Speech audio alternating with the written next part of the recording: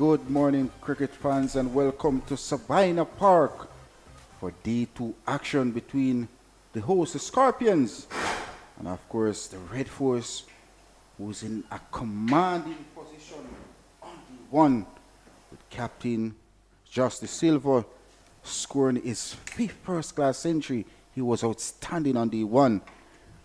But the Red Force team are 308 for 7. This is the start of Day 2. Had some rain yesterday, but we are back this morning. And so far, it's a beautiful day for cricket. As we say, special welcome to one of the greatest in the business. Good morning to you, Mr. Andrew Chang. Yeah, pleasant good morning. Viewers, once again, thank you very much, Marlon Pinnock, for that introduction. And of course, it's cricket is a game of philosophy, because there's so many questions to be asked and answered today. And Marlon Pinnock is the man with the crystal ball. So he will let you know. Yeah, but I mean, if you look at it, the questions that have to be asked, how long can Trinidad bat? How quickly can Jamaica get rid of the tail? As the overnight score, 308 for 7. Just about, I would have said, honors even.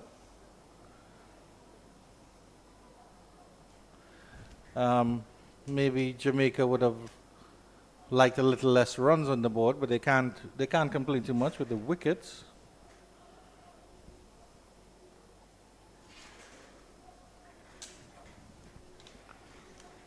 Well, this time around, the Scorpion will start with the debutant Andre McCarthy as well. Picked up a wicket early yesterday morning. So far, he has figures of 1 for 38 so far in 10 overs. His first 4 overs was brilliant, Andrew, but he came back. The second spell wasn't that brilliant, but it's a learning process for McCarthy as well. And if you look at the Scorpions team in this game so far, a very inexperienced team. And no player on the park for the Scorpion played over 15 first-class game. Yeah, quite so. Quite so, Marlon Pinnock. So it will be a tough channel for the guys. But it's good to see them getting the experience at the regional level as well. First ball of the morning from McCarthy. Starts bang on target, Andrew. Yeah, not bad start, yeah. Good to see him coming back. He had a very good first spell. His second spell was not as pleasant as he would have liked. But I think it will give him a world of confidence if he can get some of these tail end wickets here. Well, of course, this is where he got his first class wicket from this end here, the Courtney Walsh end as well. Realized yesterday he started here at the Courtney Walsh end, and then in his second spell he went to the Michael Olin end, and he wasn't at his best from the Michael Olin end.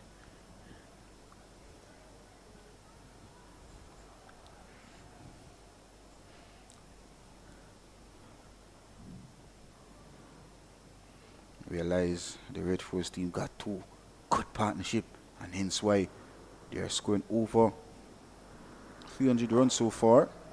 Nice push there. Well fielded by Dennis, I think That's that Geoffroy Royal in this That's occasion. Geoffroy Royal. No, yes, it is. My apologies. Andre Dennis had a torrid time in the field yesterday, poor fellow.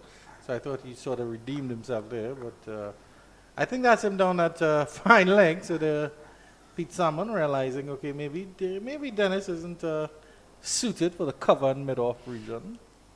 And I think that wasn't a wise idea yesterday on the part of Pete Salmon as well.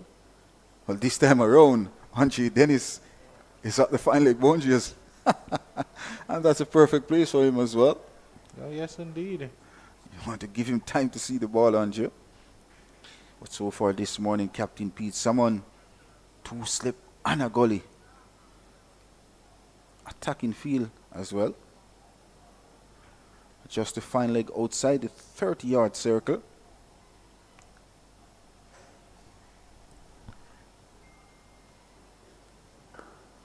Taking a look at what's going on around the region, the Barbados Pride, after being bowled out for 153, the West Indies Academy doing quite well. They're 134 for 4. Good fight from them.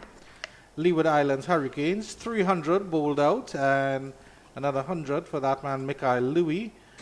Windward Islands Volcanoes in response, 57 for 1. Combined campuses and colleges were dismissed for 200, and in reply, the Guyana Harper Eagles are in a comfortable position enough, 167 to 3. Perez, who was doing quite well, only got to 62, end of the over. 308 for 7, live here at Sabina Park. Need to start here from McCarthy as well. McCarthy, over the years, playing for St. Elizabeth in the Jamaica Cricket Association competition, always been dominant, always scoring runs, always getting wicket. Remember, last year scored a brilliant century. I think it was the year before against the Jamaica Defence Force in that 2-day. Akim August, batting for the West Indies Academy, has a good 69 of 121. That's a good little knock from him, considering the bowling that the Barbados Pride have at their disposal. Akeem Jordan, Jair McAllister, Shakil Kamabach, Raymond Reefer. That's not a bad score from the young man. He'll want to push on a little bit. And Colin Bowen Tuckett, that young member of the Wicketkeepers Union, is with him in the middle, and he's on 25 penny. Well, So, here at Sabina those two Park, building a nice little partnership there. If they can get, I think if they're very close to the Barbados is 153. OJ Shields to resume to Terrence Hines. Extravagant leave there from Hines. I think this is a good strategy from Pete Summon as well to start with 2 fast bowlers. Don't allow these 2 batters in the middle to settle in. And if you realize so far, the Scorpions not been able to, as you'd say, kill a team when they are in charge, getting early wickets.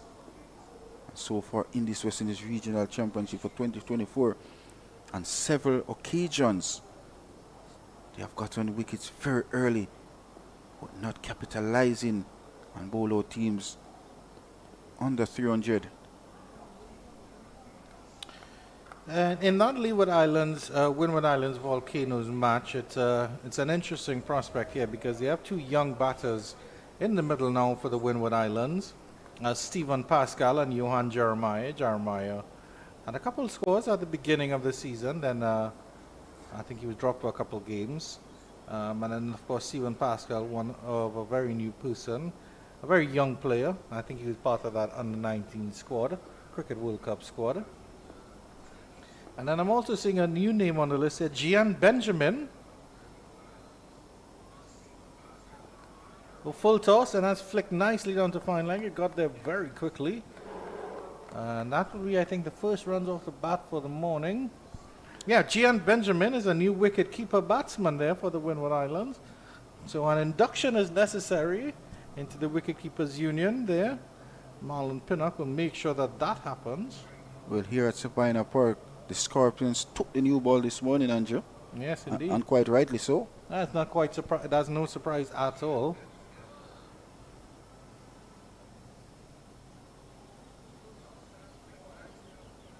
We know how Terrence Hines can be very dangerous. Last year against the same opponent, the Scorpions, with a blistering knock of 92 not out as well.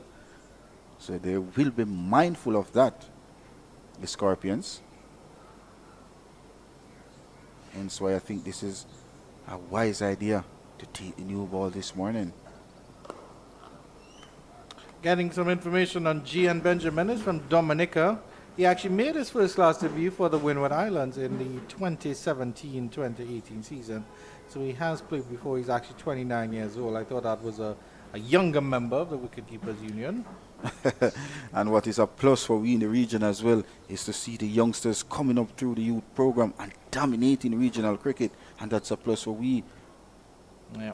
in the West Indies.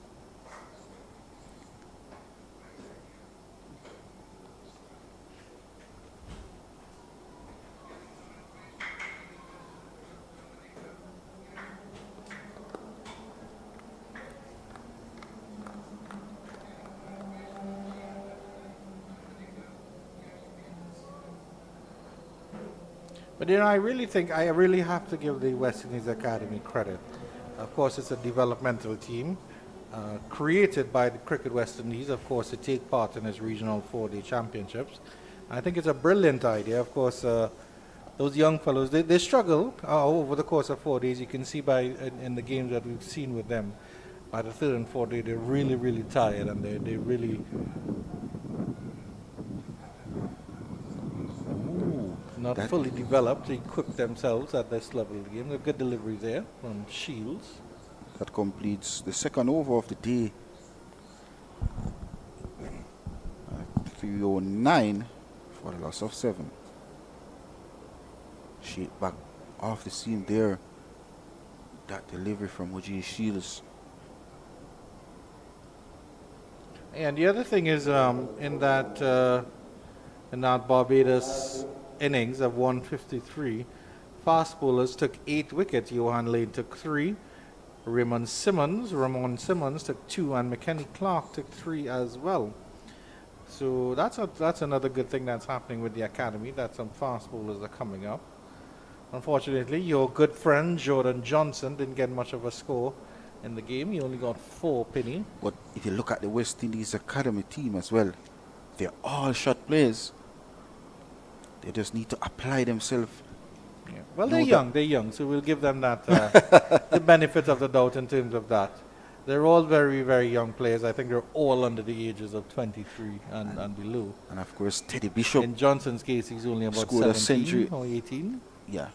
And Teddy Bishop scored a century as well in, I think it was round 5. Yeah.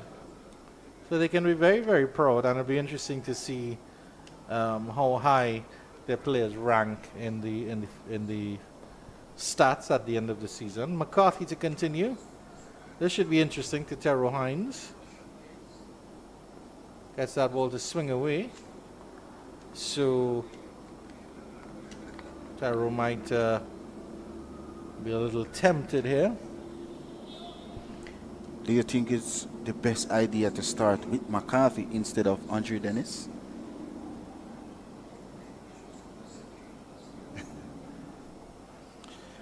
Well, I think with a new ball, he gets that prodigious swing. So, yes, I do. It's not a bad ploy. So you have your fast bowler steaming in from the other end, and your swing bowler from one end. So your swing bowler from one end and your fast bowler from the other end.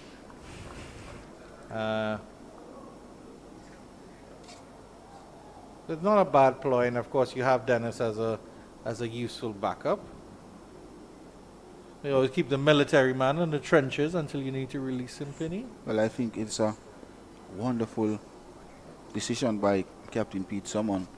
For one, in the first innings, McCarthy tended to seam the ball around, both to the left and right-handers. Yeah. And hence why with this new ball, he can be very, very dangerous. Yeah.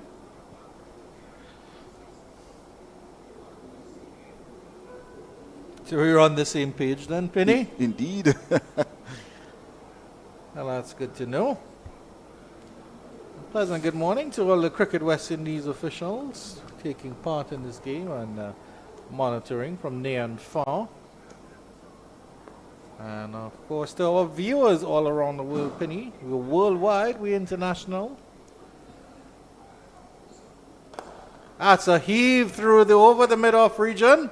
Has it gone all the way? Yes, it does. It certainly has. That was a towering 6 from Terrell Hines. He opened up his body and sent that over the ropes. Terrific timing as well in the arc, and dealt with severely by Terrence Hines for his first 6 of the contest.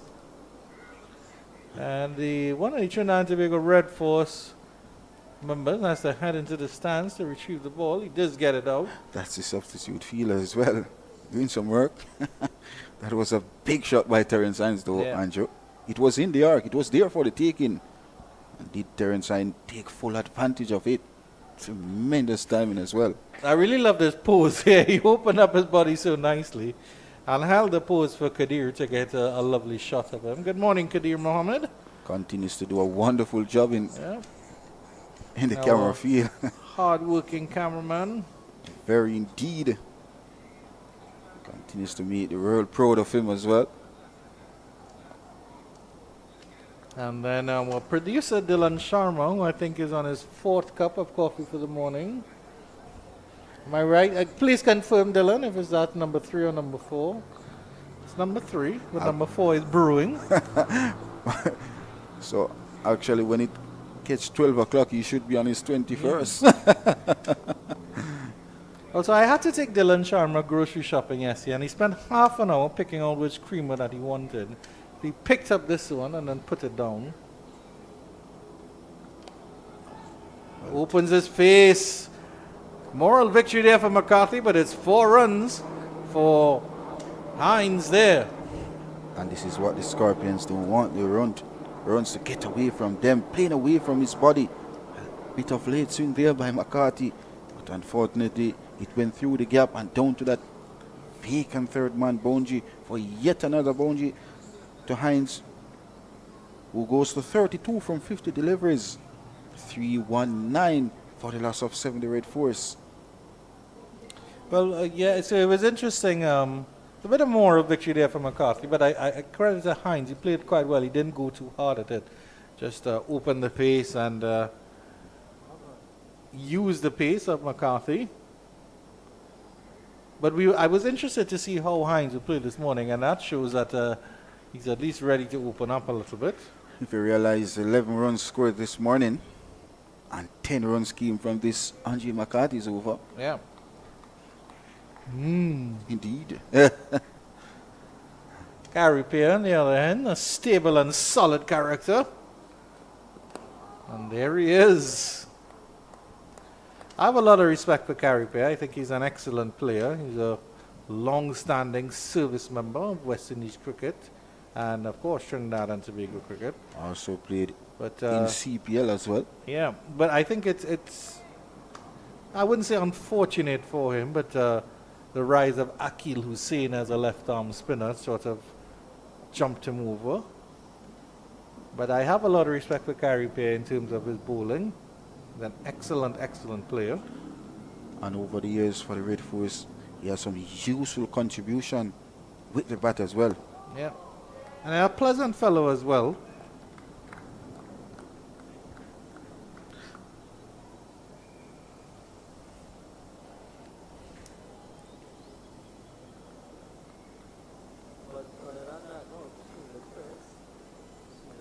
Similar batting stance as Akil Hussain as well. Both left arm spinners. But what I appreciate about them is that they're also very good friends. And a team that gels together, Andrew, always does well. Straight on him, that's too high. O.J. Shields. Yeah, so Gary Pear has played, well, this will be his 27th match. He's taken 65 wickets, a best of 5 for 44. And at an average of 27.64. And he does have 100 at this level, Marlon Pinnock, 100 and 150 for an average of 20.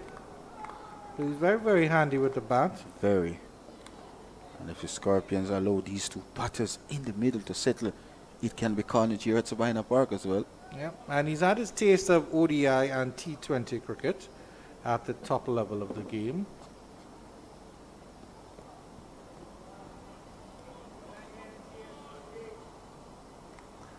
I don't think he played a lot of cricket at the West Indies level. And we have to look at the women's game, Marlon Pinnock, because the West Indies women had a clobbering victory over Pakistan, in Pakistan as well. That's brilliant stuff. Hayley Matthews scoring 140 unbeaten to help the West Indies women to 269 for 8, and then taking 3 for 17 as Pakistan were rolled over for 156. A big win for the women. Congratulations to them. Excellent all-round performance by Captain Ely Matthews. As well played by Carrie Pear, just riding that down. And this time Andre Dennis does Andre well. Dennis showing his speed across the turf. And Pear will pinch the strike with that actually. So it'll be 321 for 7. 94 overs have been bowled. Good shot delivery there coming in from OJ Shields. Not handled properly. But no harm done. And another single to the Red Force total, which brings the more aggressive of the two batters in the middle. In strike in Terence Hines. Yeah, coming back to that performance by Haley Matthews. It is only the 7th time a player had scored a century and taken 3 wickets in a women's ODI. And it's the 2nd time Matthews has achieved the feat. She batted throughout the innings as well, so she opened the batting. And it was 15 fours and 1 6 in 150 deliveries, so brilliant stuff from her.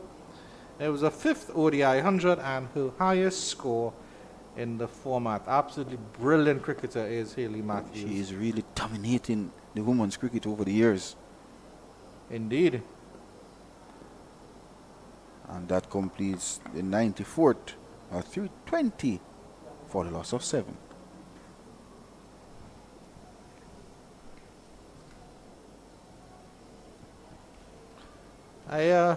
I do respect Haley Matthews, and I love her as a player. She's absolutely brilliant.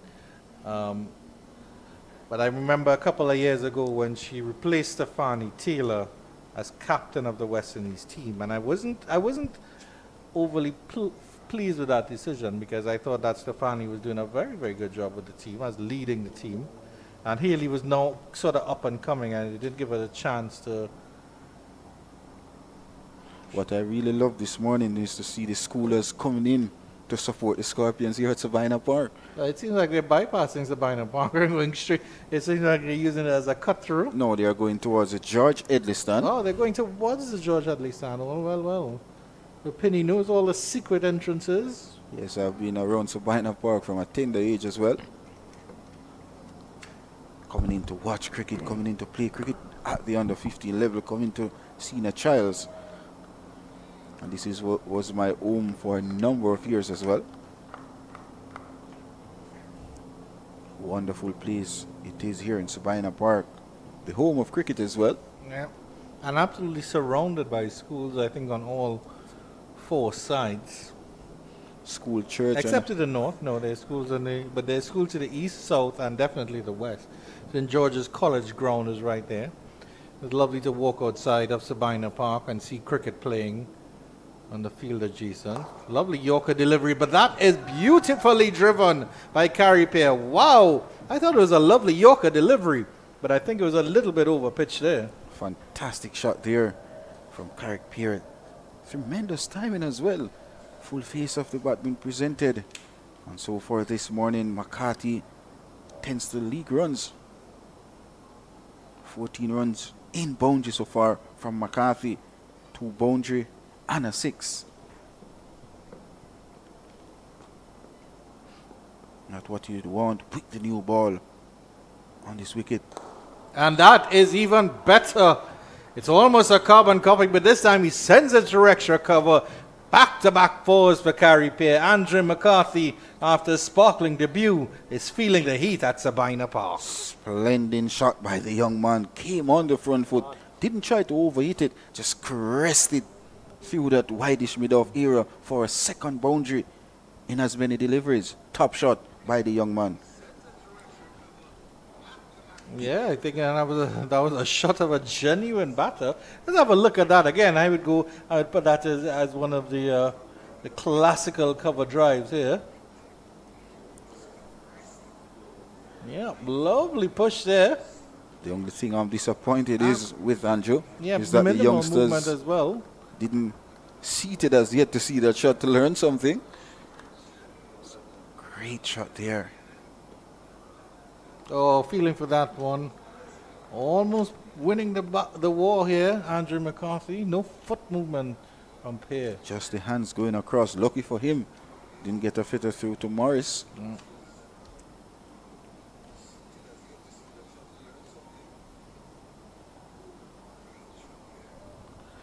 But they march on, the Trinidad and Tobago Red Force. They've added just about, I think, 20 runs so far for the morning. Indeed. And 18 of those runs came off McCarthy's bowling. Trying to get a little too fancy there, Pierre. You realize 2 short pitch deliveries bowled to him this morning, and he looks very uncomfortable. McCarthy, not the quickest in the Scorpion lineup as well. That goes to show if O.J. Shields gets it right here.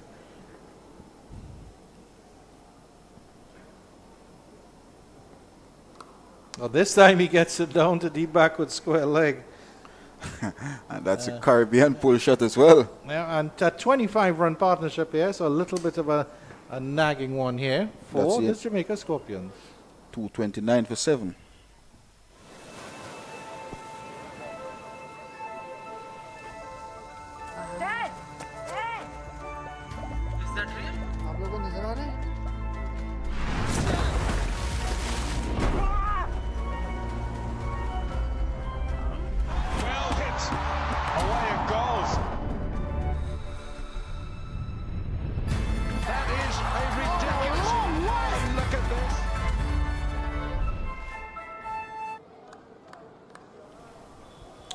O.J. Shields to continue.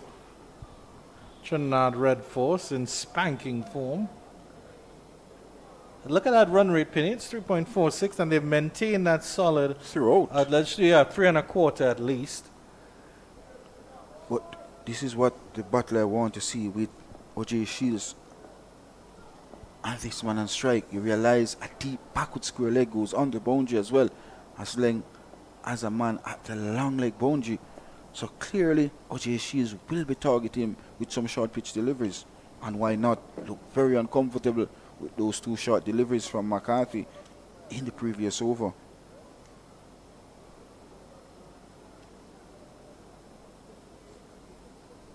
Well, another change has been made by Captain Pete Summon.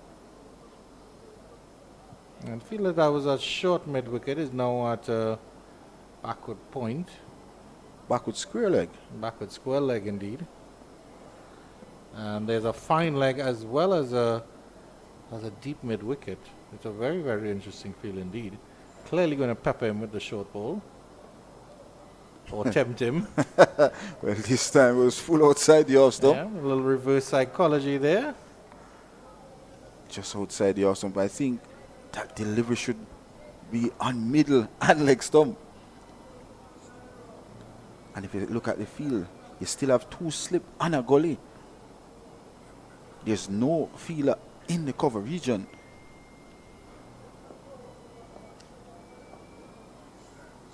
So clearly, Shields won't be pitching up.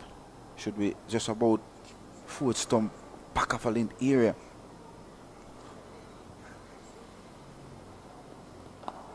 Well played by Pierre. He looks for the quick single. And Terence Hines is equal to the task. That's a good run. Excellent cricket by the Red Force team. Immediately, Terence Hines replied to the call. And this is the sort of cricket you want to see in the region as well. There's a quote about the best laid plans of mice and men. I think Carrie Pierre just shot those plans to pieces. When he was on to single in the last game, the RP Eagles was outstanding, Andrew. And the running between the wickets was special. Yeah. And hence why they scored over 400 runs against the Scorpions here at Savannah Park. Yeah.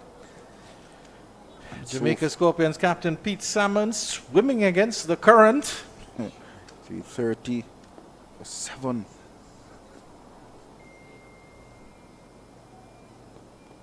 Going for that one is Terence Hines. They're appealing for a caught behind. The lazy waft from him. He's looking to uppercut that over that deep backward point fielder. As you can see here on the replay here, not afraid of playing his shot is Terence Hines, and we've seen on many occasions for the Red Force. It's been very, very positive in his approach to scoring runs.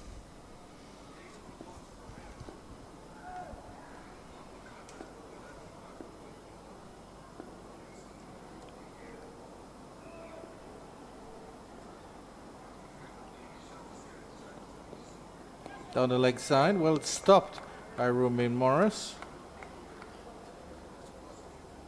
Very swift indeed.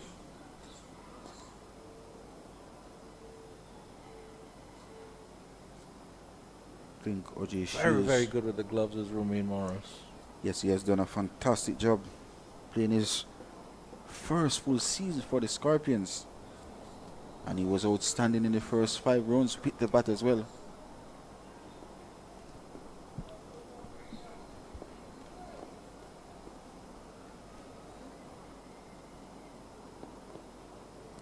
Oh, that was well, even better done by Romain Morris. I'd like to see this on the replay here. Seems to be some late swing as he's passed the batter in hands. Yeah. Wow. Did well though. Done. Lost his footing as well, but came back strongly with the right palm. But you know, what was so amazing about that, Penny, is that even though he fell, he looked quite elegant. It could be a dance move. The Morris. That shows the class of the wicketkeeper in Morris. Yeah. He was actually defeated by a couple of those. I think in the last game against the Harper Eagles, there were a couple of late swinging deliveries that sort of messed with him a little bit. But it seems that he's worked on it. Excellent stuff from Romain Morris. As, I think Dylan Sharma likes it because he wants to see it again. Yeah, there he is. Brilliant stuff there. Parried to Buchanan at first slip, and that completes the 96 at 3:30 for a loss of 7.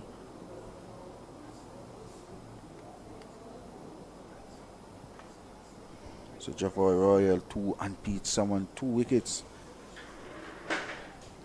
Main destroyer for the Scorpions so far. As we're going to see Andre Dennis this time around from our commentary box end. Andre Dennis bowled 10 over yesterday, none for 31. The man from Clarendon, Chedlight District as well. Yeah, I'm not surprised that Dennis is replacing McCarthy. He really hasn't had the best of overs and the best of starts this morning. And as it's mid-morning in Jamaica, Dylan Sharma has decided to have a snack. A very warm and toasty beef patty. And my good friend Kadir Mohammed, our cameraman, he had shrimp patties this morning, curry shrimp patties. He said it was absolutely excellent. I didn't even know they had curry shrimp. I'm partial to the beef and cheese. I think that's quite lovely. Indeed. Let's see. Famous Jamaican patties.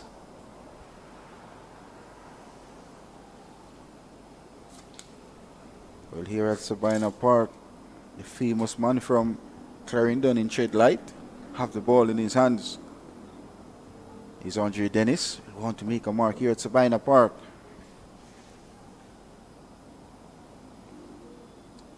Good short delivery to start with. He's still waiting for his maiden first-class wicket.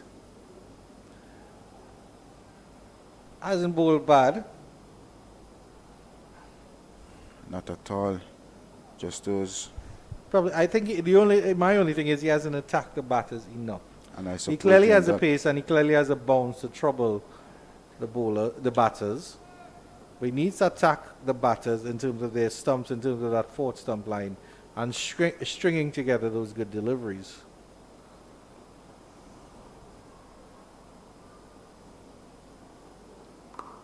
It's well played by Pear. As a military man, you want to see military precision from him. You want to see that accuracy. Well, for sure, Andre Dennis works very hard and at his game. 5 o'clock in the morning, you'll see him knocking on the door. He wants to go to the gym.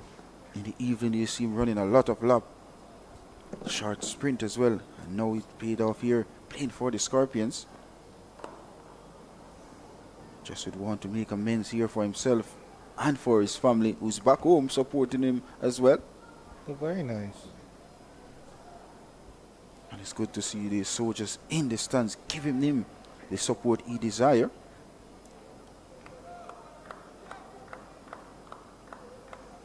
Remember, Andre Dennis started as a batter, bowling off spin. And now getting the opportunity for his country, bowling pace for Jamaica. It's quite an outstanding achievement. How much time does he spend in the nets batting, Penny? Loves to bat. Labat's well played again. Another short delivery. Ridden nicely by Carey. Played it with soft hands. He In almost fact- spared it into that gully region. In fact, in the Jamaica Cricket Association 2D competition in the quarterfinals, he was special with the bat for the Army men.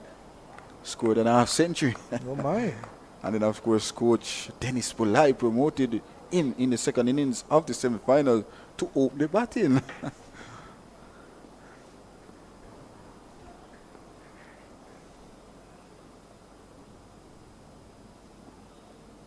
Feeling for that one. That's an excellent delivery Good delivery. from Dennis. That's a line that he wants to be at.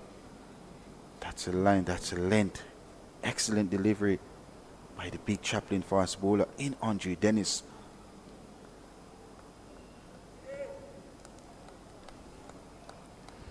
And after this over, I will take my leave. And the man Jerome Foster will take up duty here in the commentary box from Sabina Park.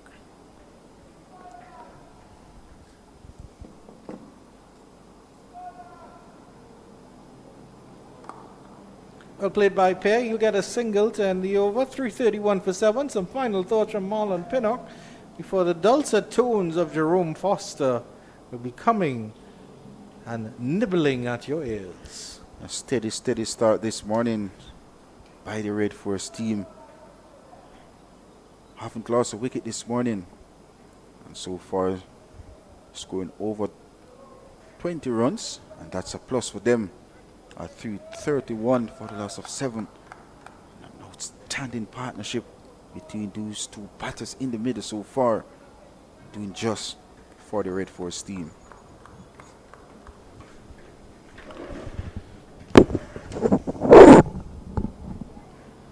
Looks like that man OJ Shields will continue. Unfortunately, the Jamaican Pacers not doing the job that Pete Salmon would have wanted them to do this morning. Just blast out this 8th wicket pair. But so far, they've done quite well. They've added some 27 runs.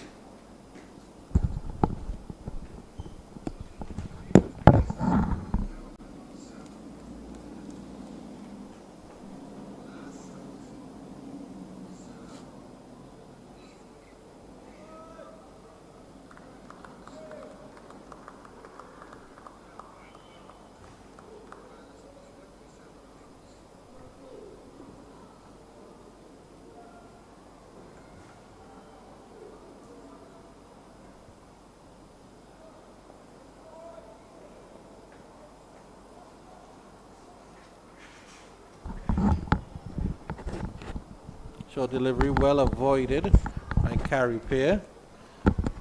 Jerome Foster will be joining us shortly, but of course he has to warm up those lovely vocal cords he has. A little bit of hot water and lime and honey. He's gargling there in the corner. Ready for you shortly, and he will not be a silent observer anymore as of this moment. Yeah, good morning to all our viewers. Or good evening, good night, wherever you are. It's continue to be a good start for the Red Force in this contest. Minimal fuss so far this morning. The bowling, that delivery really summed up the bowling performance so far this morning. It has been wayward and it has been off target for a large portion. Not many false strokes. The new ball has been taken, but it has been as easy as an old ball for Kari Peer and Terence Hines. Yeah, no pressure built at all from the bowlers. Carry Pair with some sumptuous drives off Andrew McCarthy. Other than that, they've just stood back and bided their time. It's good cricket from the Red Force batters to show that application. Yeah. And they're inching closer to that third batting point. And I think they really want to post a score where they can possibly only bat once. I think if you get over 420, 430 against this batting order of the Scorpions, you have a very strong position in the game. And well, to be honest, against anybody, if you score 400 runs, you're in a dominant position. But the feeble nature of the Scorpions batting really gives any team the comfort that once they can put something over 350 on the board, they will really cause problems.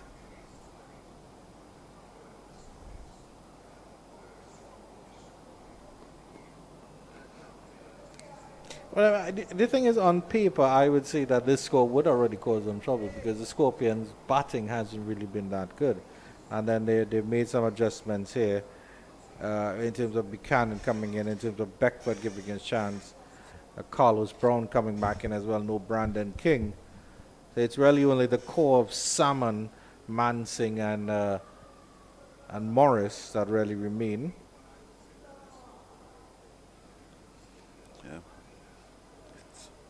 A very brittle batting order. Only one player in that team has a first-class century. Well played by Pear.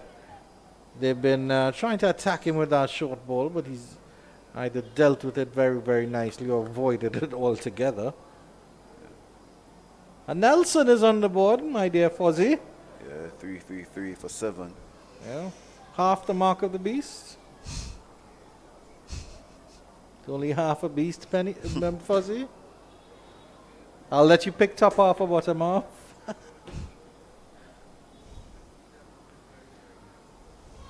And I was saying there's only one player in the Scorpions team with a first-class century, and it isn't even for the Scorpions. That's Kurt McKenzie, has a double century. Yeah. Played for the academy team last year. Feeling for that one. That was not a bad delivery at all from O.J. Shields. They need more of those put together at the end of the over. Yeah, the best delivery ball so far this morning, I would say. Derval Green, who has missed out on selection due to injury, still here.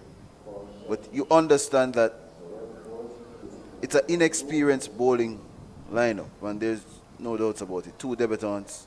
And Shields, in his first full season of cricket, he made his debut last year for the Scorpions at the back end of the season. And it's still been in and out for him as well. Exactly.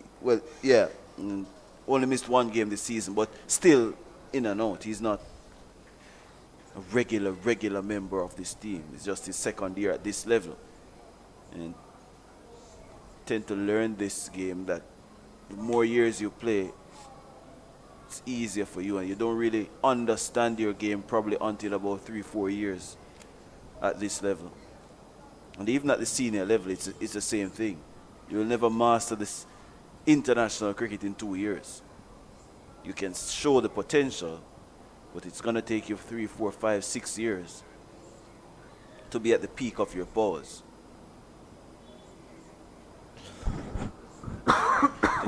And then, of course, there's the evolution of players.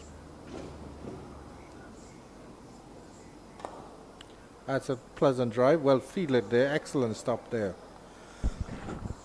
That's Ramal Lewis. Substitute Ramal Lewis. But yeah, coming back to the evolution of players, because yes, you have the potential, but when you come up against teams, they're going to have plans for you. They're going to prepare how to do it. So from a batter's perspective, you might have to learn a different stance or adjust your stance in some way. From a bowler's perspective, you need to get another delivery in your repertoire that batters aren't aware of. Yeah, that one bounced off the surface, reared off the pitch. But Kari Peer dealt with it as an experienced player, almost like a top order player. Got his hand off the bat to ensure that it didn't loop in the air to Gully, who is Kurt McKenzie, and the Red Force get another single. But Dennis, he's really bending his back here. He's trying to put some effort into his bowling. You saw it from his first over in this spell. He hasn't been great by any stretch of the imagination, but he hasn't been bad. No, he hasn't been bad at all. He's still finding his radar. I think it's unfortunate that Kari Peer had the presence of mind to get a single, because after that delivery, you'd have been rattled, so you'd have had a chance to bowl at him. And you see the effort there. And there was a delivery, I think it was in the 65th over yesterday, where Andre Dennis managed to get a bouncer out of a ball that was 66 overs old. So it shows that, well, I don't think fitness was ever a concern with him. Yeah. It just needs to find his radar, and he needs to find that length, I think. That batter, on every pitch that you would bowl on, the length the ideal length will be different. Yes, it's sort of in an area, but sometimes because of the pitch, because it's either low or slow or faster, you might have to drag that length back an inch or two, or push it forward an inch or two. That's not a bad length there. Yeah, I'm not too sure what the plan has been this morning. Well, we have taken the new ball, and when I say we in this context, I'm just talking hypothetically as a Scorpions player. We have taken the new ball, but what is it that you're going to try to do to create an opportunity? What is it that you see is the best way to take a wicket on this surface? It's not a wicket that you're going to blast people out. It has to come down to patience first.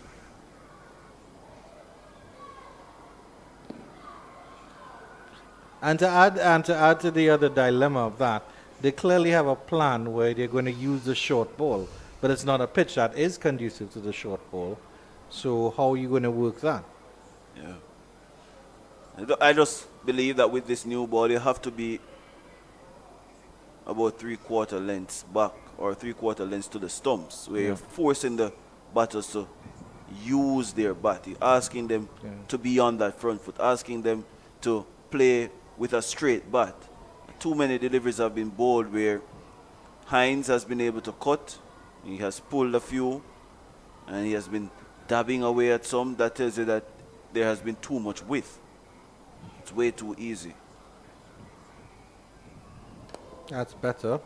Yeah, that's a length. 99th over completed at 336 for 7. And I was speaking to the Red Force captain yesterday, that's Joshua Da Silva, after the day's play. I was a little bit surprising that he actually said it the way he said it. He said that the Scorpions bowlers were very inconsistent today, and I just took advantage of it. He just created the opportunities for me to score. It's not to say that he's belittling his opponents, but because he has played at a level where he has faced consistency for a large portion of his innings for a sustained period of time, he can then come to this level and understand that, hey, this is runs for me. This is going to be easier than what I have been experiencing. And it's great to see that he took advantage of it as well. Yeah, his innings of 101, I think it only took 130-something deliveries, if I remember correctly. It was a really, really good strike rate. So that just shows, how bad it is. And if you think about, at the test level, if a batter faces 100 deliveries, you expect that maybe 60 or 70 of those are top-class testing deliveries, or deliveries that there's nothing that you can do about them. I agree. While Jamaica, if they got 10 or 15 to maybe 20 at Josh Da Silva in total out of his 130 delivery knock, that's giving them a lot of credit.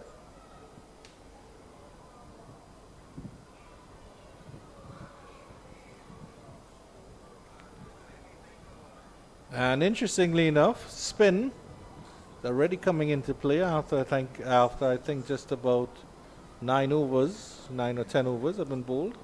The new ball. 3-4 Royal. And he's bowling from the Michael Holding end now. Bowled majority of his overs from the Courtney Walsh end. I really don't remember him bowling an over from that Michael Holding end yesterday. But just for safety, good save there from Pete Salmon diving away in the covers. Yeah, knocked down nicely there. Tall man, had a long way to go. Well.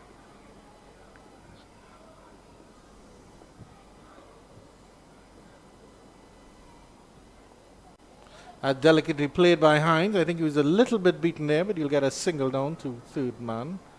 McKenzie runs around from backward point.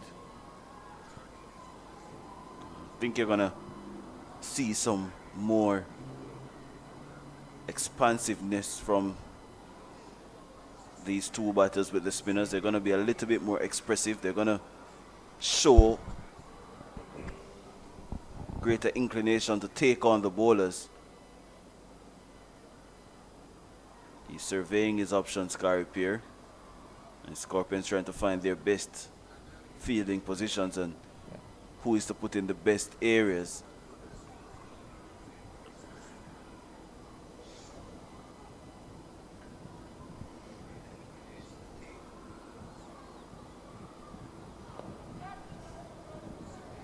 Goes high over this one and pulls that over mid-wicket. You were just talking about they're going to take their time, but they're not going to waste scoring opportunities. Gary Pierre tonks this one into the Kingston Cricket Club. Yeah, expected. And he's hitting to the shorter side, and it's with the wind as well. So it's going to be, that shot is always going to be on for the left-hander.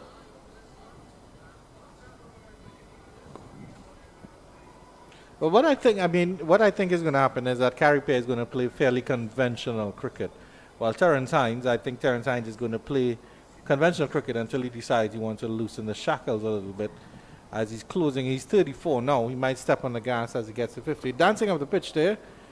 But Royal makes the adjustment. And Gary Pierre eventually gets back into his crease.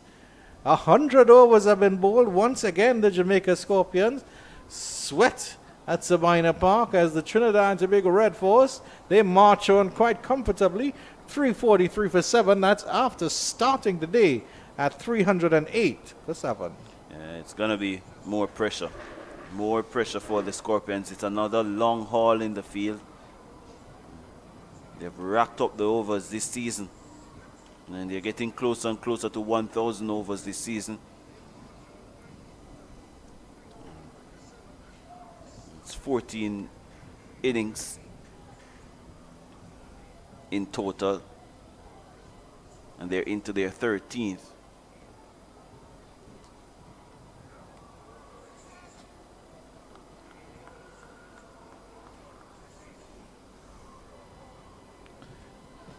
The other games in the region are a little bit more evenly balanced than this one for sure. And so we'll give you an update as to what's going on as Dennis continues here. Well played by Hines. That's good cricket. Just a single. Flicked nicely.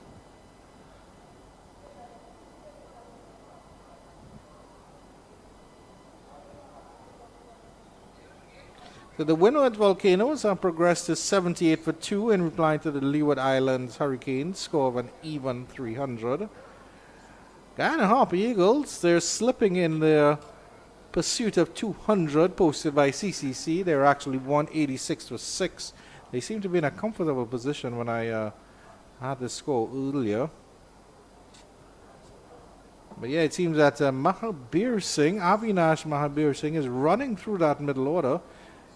1, 2, 3, 4. That's 5 wickets for Avinash Mahabir Singh actually.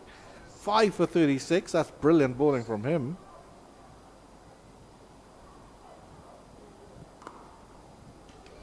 It's been sort of unfortunate for the CCC.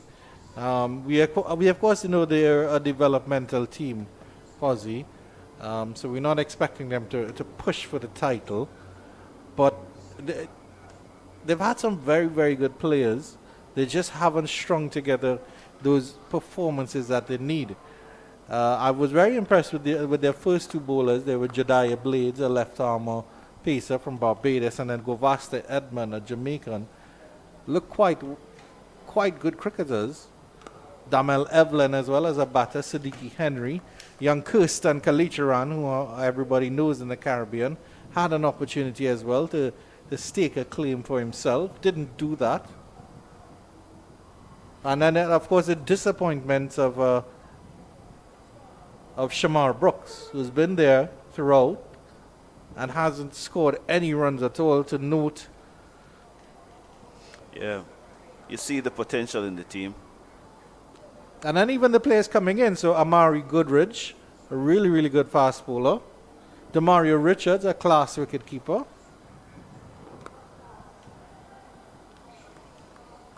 Jediah Blades actually coming back for this game, so that's good to see. There's also Jarion Hoyt. So there are players around that can do a job for the CCC, and the whole point of them is to be able to push and compete and try to say, okay, I'm going to graduate now, because Kevin Wickham has had a brilliant season here for Barbados, and he started off with the CCC. So the CCC as a feeder team is producing players, but there's something maybe in the back end that they just not have together. Good Yorker length delivery, well dug out by Pierre, maybe a little bit too much to the leg side. And they continue to accumulate here, Red Force. Yeah, they're only 5 runs away from a third batting point. This partnership is now 41. Joshua Da Silva fed at 304 for 7. You must be pleased that the scoring rate has continued. They're scoring at over 3 runs per over, almost 3.5. Yeah, they've been steadily over 3.25, 3.25 throughout the inning. There's been good work from them in that regard.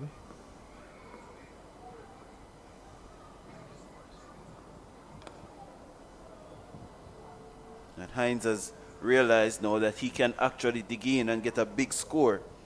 He has thrown away some of these loose shots that he has played this morning. It's 346 for 7 at the end of the 101st over.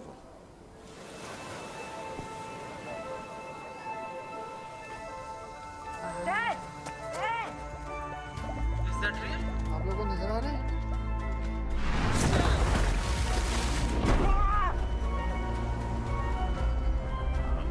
Well hit. Away it goes. That is a ridiculous. Hey, look at this.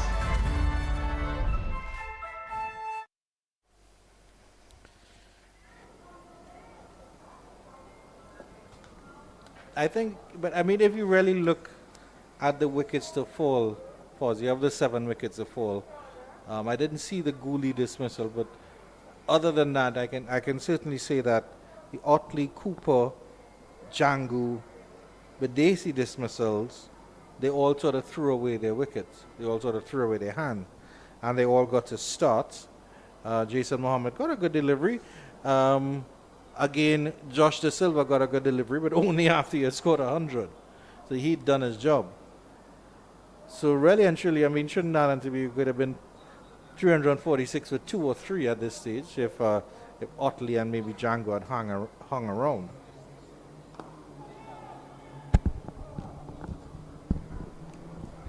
I don't think Django would be too proud of how he was dismissed, because he really gave it away. And after taking, I think, 14 runs from that over, Yeah. had no reason to be going for another boundary. I think it was actually 10. Yeah, 6 and a 4. Yeah. And he brought up his half century as well. And there was also a wide in the over as Yeah. well. So yeah. But the thing is, if I remember correctly, he hit the first one absolutely cleanly, so that went for 6. The 4 was a little bit lucky because he skied it a little bit, got to his 50, and then immediately went after the shot again. It was just completely ill-advised. Kean Otley, his innings was very stand and deliver, and then just basically hit a straight ball, to the extra cover, to the short extra cover region. You just sense that he was trying to get out. Yeah. As if it was just too easy for him. He was just trying to find a way to get Yeah. out. Badesi played a very lovely hand, but then had a silly waft against, and that was against the part-timer Buchanan as well.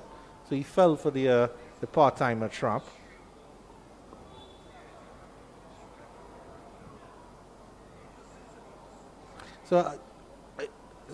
My point, the point that I'm actually trying to make for us is that as we talk about this, is despite that the fact that Red Force are in a very healthy position, you can still see the glitches in their batting, which has sort of let them down this season.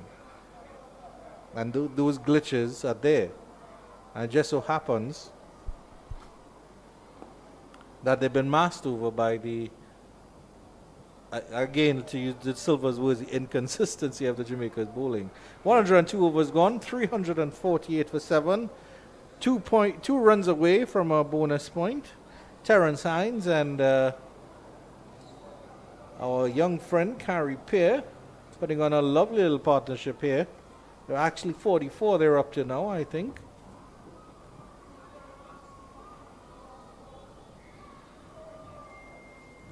Tends to work the 12th man a lot, Terrence Hines. He's always asking for something. Always changing something, always wants something different. Well, during the last over yesterday, Carrie Pear changed his hat 3 times and 3 deliveries. Still got through the 90 overs, however you look at it.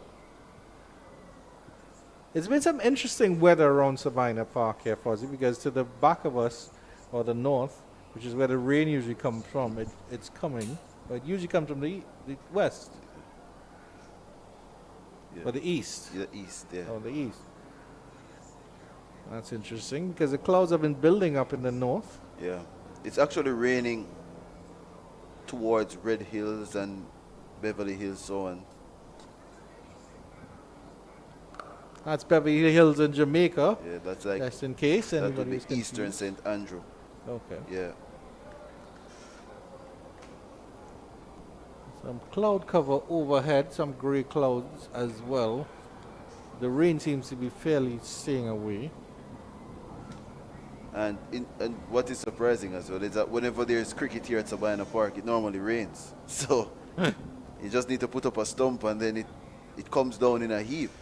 So Now that's how your legend with cricket goes. Should be the drinks break at the end of this over.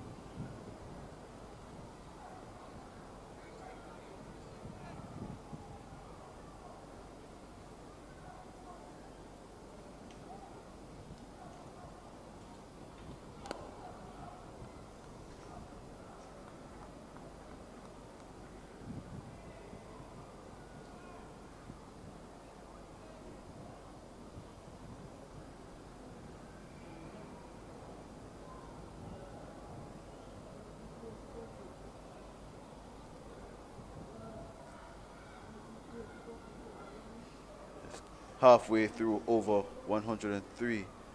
It's obviously going to be drinks after this over because you just saw the reserve umpire.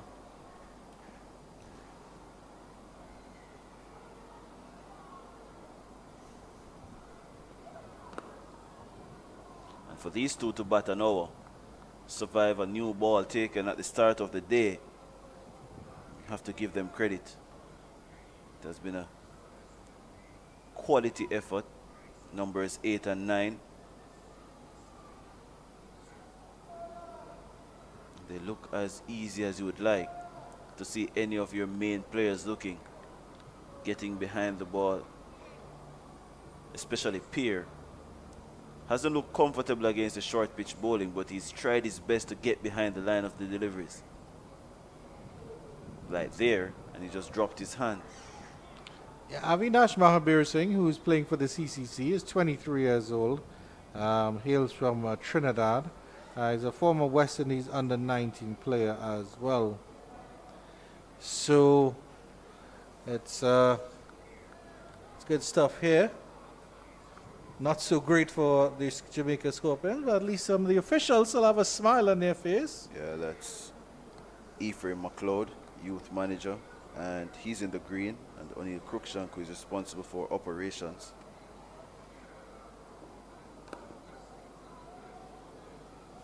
And that is the end of the over. 103 overs have been bowled by the tiring Scorpion. The Trinidad and Tobago Red Force are doing well, 348 for 7. We'll take a short drinks break, and afterwards it will be the Jamaican pairing of Fozzie and Penny to wax lyrical on the Scorpions' problems.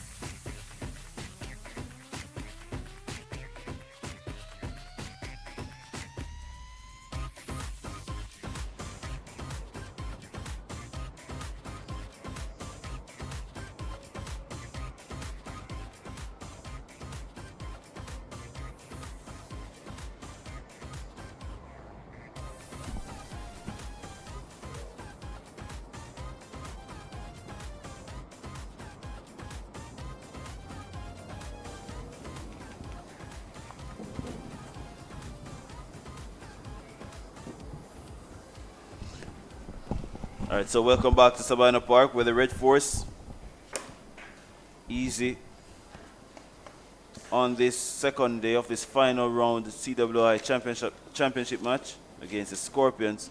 Well placed at 348 for 7. First delivery after drinks, and it's still just the way you are. Comfortable for Terence Hines, who has 37 from 67. Tyree Peer has 24 from 67. And this is going to be buys, I think. There were no shouts of a catch, so let's see if it was a chance, or is it that runs will be added. It's going to be buys, so it's now 349 for 7. And the Red Force, they need another run to get to 350 and to get 3 batting points. Another day where the Scorpions bowlers are struggling to take wickets, Marlon Pinnock. Yes, so far, 2 batters in the middle did a fantastic job this morning. Batted out the first hour without any further loss. Putting on a wonderful partnership. And this is a plus 8 wicket partnership plus for the Red Force team. The Scorpions continues this season to not getting the killer instinct to get the team out under 300. Yeah, that was a near chance for Pierre. He took the edge off the bat. And it just bounced in front of Man Singh, who is at first slip. Let's see if we can take a look at it here. Well, that's not the right one there. So the 350 is up, so 3 batting points for the visitors. It's been consecutive matches now. The Scorpions have given up 3+ batting points. The Harpy Eagles scored 424 in the last game. They recovered from 61 for 6. There's a bounce. Yeah, we bounced well in front of Man Singh. There was no chance really, but a moral victory for Pete Summer. But if you realize, the Red Force was at 84 for 4. And 2 wonderful partnerships in the middle. They are 176 for 5. They were 268 for 6. And they were 304 for 7. That means a 46-run partnership so far between Terence Hines. This is what you want to see. A valuable contribution. And so far, valuable contribution from the Red Force at the middle and lower back end. And it is a plus for them as well. Nice shot. That's going to be at least 2. It's a quick outfield here at Sabina Park. The grass has gotten a lot lower over the years, or in recent times, given the amount of football that is played here. It's forced the curators and the groundsmen to really work on the outfield. It has left some patches here and there on the surface we think need some work, but it has become so fast, this outfield. Generally, that hasn't been the case here at Sabina Park. Probably 10 years ago, if you made 350 here, you felt as if you had 420. Especially to the scoreboard side, that side of the field tend to be a little bit heavy. But now it's even out, and you're getting value for your shots here. Yes, it's a lightning fast outfield here at Sabina Park. So far, the last 2 games the Scorpions played here at Sabina Park, it's a middle and lower the back end of the opponents that really took the game away from them. And it has been shown here at Sabina Park in the 7th round. Yeah, the bowling just lacks a little bit of bite. Need something special, need to see if he can prize out a wicket. It's easy for the players to bat on the wicket. The surfaces have become easy. You have that first 35-40 minutes where it is a little bit tricky with the moisture that is in it to hold the surface together for the 4 days. Yesterday there were some overcast skies. Didn't really factor into how the Scorpions bowled, especially when you have 2 of your 3 bowlers being debutants. It's a lot of pressure on them to deliver in conditions which you think are favorable, but it didn't do as much as they predicted. And an inexperienced Scorpion team as well. As Yes, this one is it straight. Is it straight enough? It goes, it's gone. A big shot here coming in from Terence Hines. That was hit with ferocious power. Yeah, well timed. Flighted delivery, and he backs himself to clear the boundary. It's not a large hit by any stretch of the imagination. And Javor Royal is pumped over the boundary, and the 50 partnership comes up. It's now 55 at 3:59 for 7, and Hines has 43. Poor delivery there coming in from Javoy Royal. A lot of here inviting Terence Hines into the drive. And he obliged and stroked that ball effortless, Foster, over mid-off for 6. Scorpions trying to find out which plan works best. A meeting is taking place between the 3 spinners in the team. Who bowls from which end?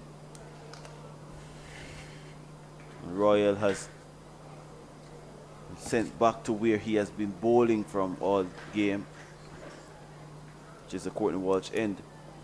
And Pete Salmon has the ball in hand. He has bowled most of his overs from that Michael Holding end.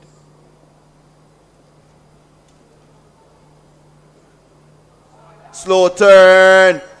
Romain Morris throws away the ball, but it's not wicket. It's not a wicket. Let's see what happened here. Wide of the crease. Well, one thing for sure though, it was a good delivery. Pitch on middle and leg and spun away from the left-hander. Good delivery from someone.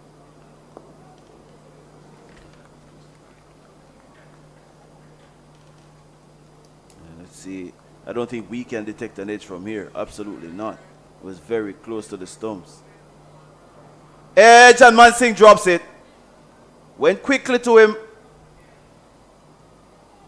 And got both hands to it, but just couldn't hold on to it. It went very quickly from our vantage point. Full-blooded cut. Got to him quicker than he expected. And another drop chance this season for the Scorpions. Go no 11 in 2 matches. Well, the slip catching for the Scorpions this season haven't been at the best. Remember, Jermaine Blackwood spilled a few in the earlier rounds. Mansingh himself is not at the best. And will this be costly for the Scorpions? Yeah, the previous one was a little bit more difficult. The one off Tevin Imlach. That one was bowled with a lot of pace. Went at it hard, but he had to throw his right hand at the ball. This one came closer, but it was still quick, and there are never ever easy catches in the slips. But that one, he felt as if he should have taken it. Had 2 hands to it. Once you can get 2 hands to it, you feel as if you're in control. And yet another team eyeing up 400 against the Scorpions. So the chance created, not taken. 361 for 7 at the end of over number 106.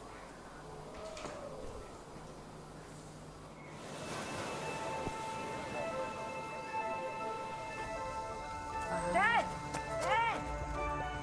Is that real? आप लोगों को नजर आ रहे हैं?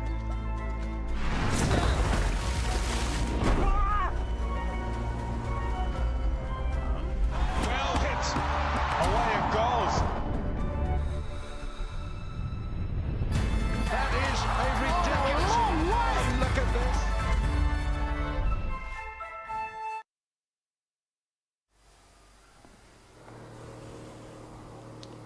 It's going to be Royal to continue. And just an update for viewers who probably missed out on the happenings of the West Indies women's team. Hayley Matthews scored her 5th ODI century. That's the West Indies women's captain, unbeaten 140. And continuing on her super run that she had last year. And she ended up being named the Wisden T20 Cricketer of the Year for 2023. The first time a woman has won that award, a prestigious award. Her 140 led the West Indies women to a 113-run win over Pakistan women, and that was the first of 3 ODI matches in Karachi. So he got 3 wickets as well. And she followed up that 140 with 3 wickets. Jamaican Chanel Henry got a wicket. Afi Fletcher from Grenada had 2 wickets, and so too Zayda James from the Windward Islands, also from Grenada, had 2 wickets. So good start for the West Indies women's in Pakistan. I think she became only the 7th. Here's a chance for a run out here. It's a bad mix-up. I don't think Beckford was aware of how much time he had there, or how long he could have set himself to throw the ball. Went to his left. Pierre thought it was a single. Hines realized he was too close, and the throw was a little bit off.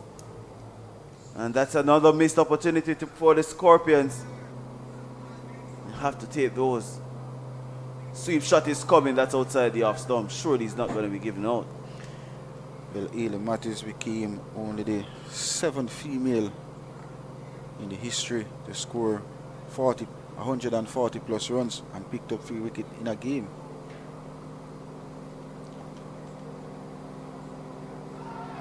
There's a chance down the leg side. Umpire Wilson says it's off his trousers.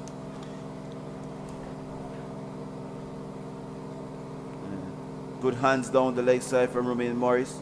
Yeah, that was clearly off. Excellent decision by umpire Joel Wilson out of Trinidad and Tobago as well. Umpire Christopher Wright, next umpire from Jamaica. 2 opportunities created in 2 overs for the Scorpions, none taken. And Royal clearly being better there.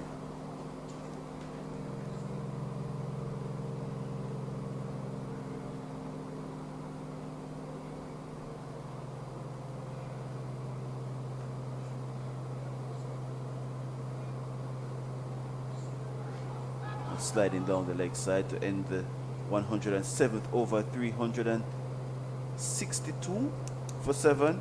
Yeah, clearly missing the stumps. 54 runs added this morning, Foster. And no wicket lost by the Red Force team. Outstanding performance this morning. As you can see, the members of the Jamaica Cricket Association watching the game of cricket here at Sabina Park.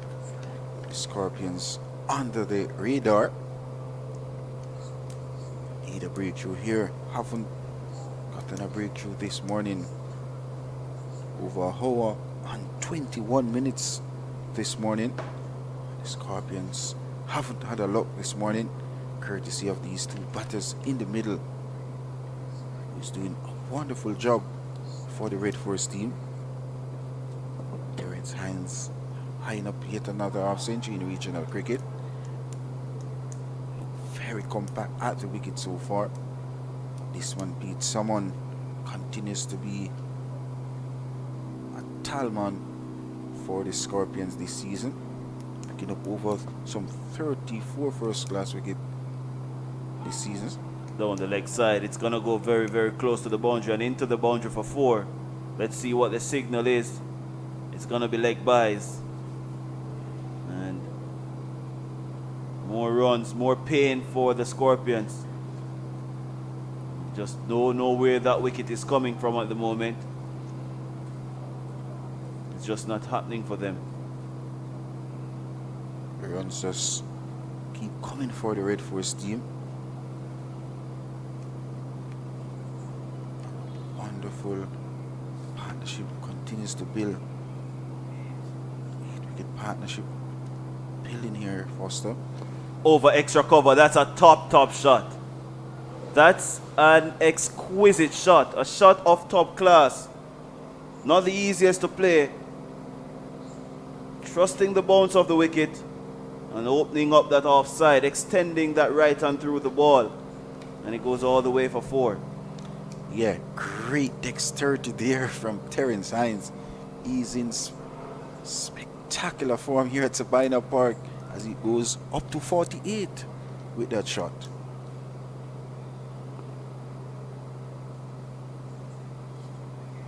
And if you realize with that shot, Foster, he made it look so easy. Hitting the off spinner over extra cover. That's a remarkable shot.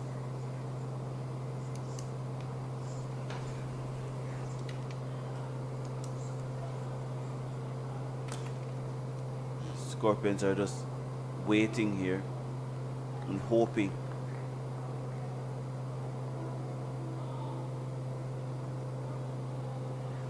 Just not been able to maintain pressure for a long period. This is gonna be his half century, Terence Hines. It's tickled fine and he will come back for 2. And the celebrations will come now for the all-rounder. And he raises the bat after thanking his creator. And another 50, 51 from 80 balls, 6 4s and 2 6s, and not one risk taken from Terence Hines. And the good thing is that the Red Force, they're still in command. Yeah, and Terence Hines tends to love the Scorpions' bowling attack as well, Foster. Last year he made 92 not out, and now back 2024 here at Sabina Park, getting yet another half century. Yeah, that's his 6th first-class century. Half century, I beg your pardon. He would love for it to be a 6th first-class century as one.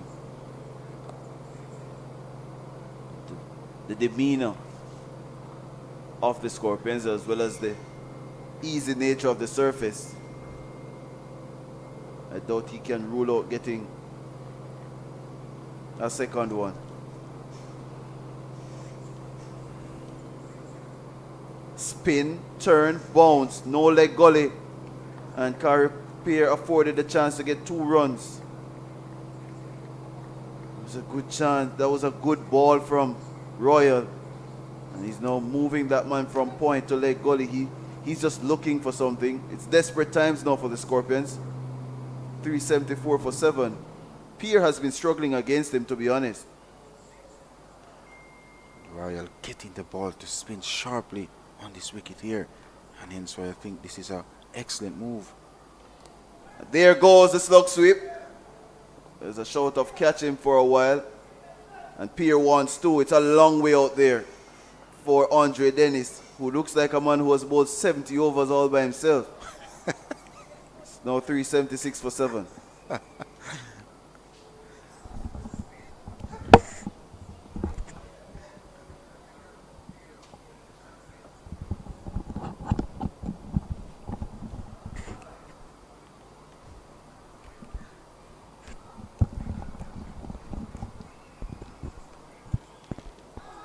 Beaten outside the off stump. Good delivery there from Royal, threatening both edges.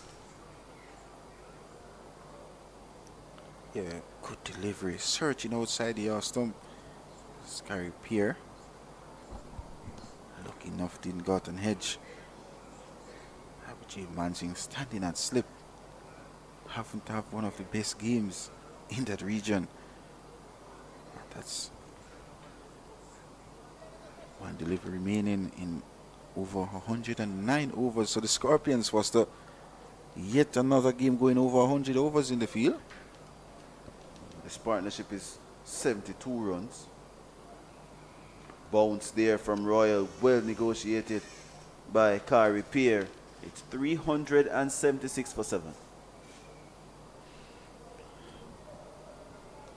Yes, this season, the Scorpions,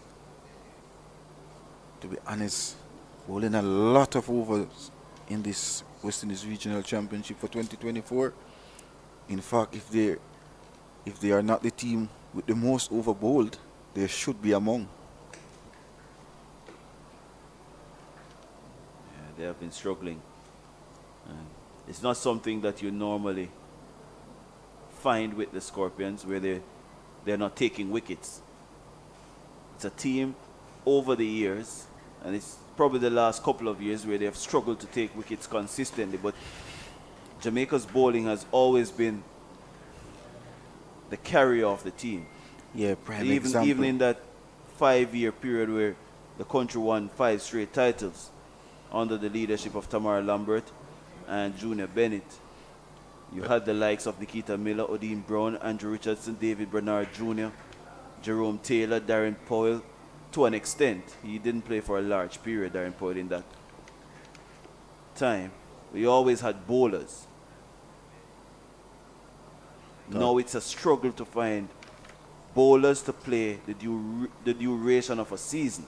Well, if you had a bowler who is getting 600 wickets in Nikita Miller, you're sure of wickets there. In this team, the highest wicket takers are Derval Green and Marquino Minley, and they tend to struggle a bit with their fitness.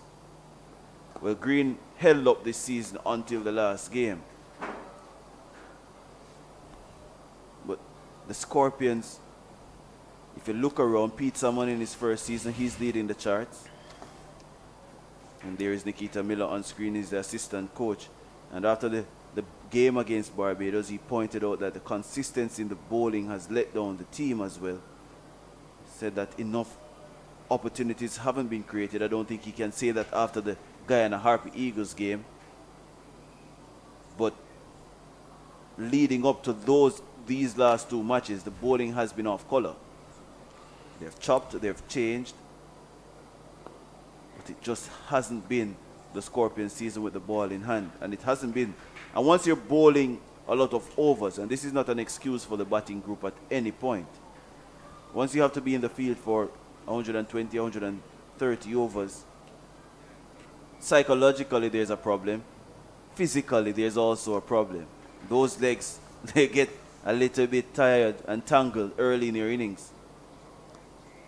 That's down the leg side by Man Singh. So it's a combination of factors. And you look at the teams that are doing well in the competition. You see how many overs they bowl and how many overs they bat. So if the batting is not doing well, the bowlers are not being rested properly. That's one. And if the bowlers are bowling a lot of overs, the batting is going to struggle. There's a chance for long on. He's in trouble. He's not going to take it. He was inside the ropes. He was going to his left. Terence Hines has power. You have to get it right.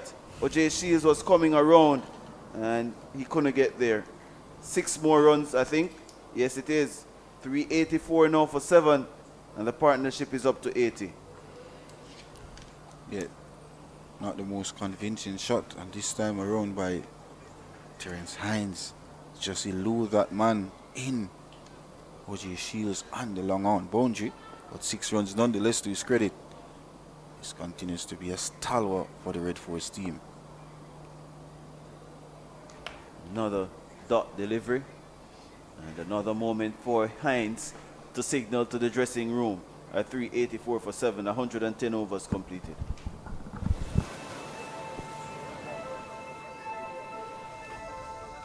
Dad! Dad! Is that real? आप लोगों को नजर आ रहा है?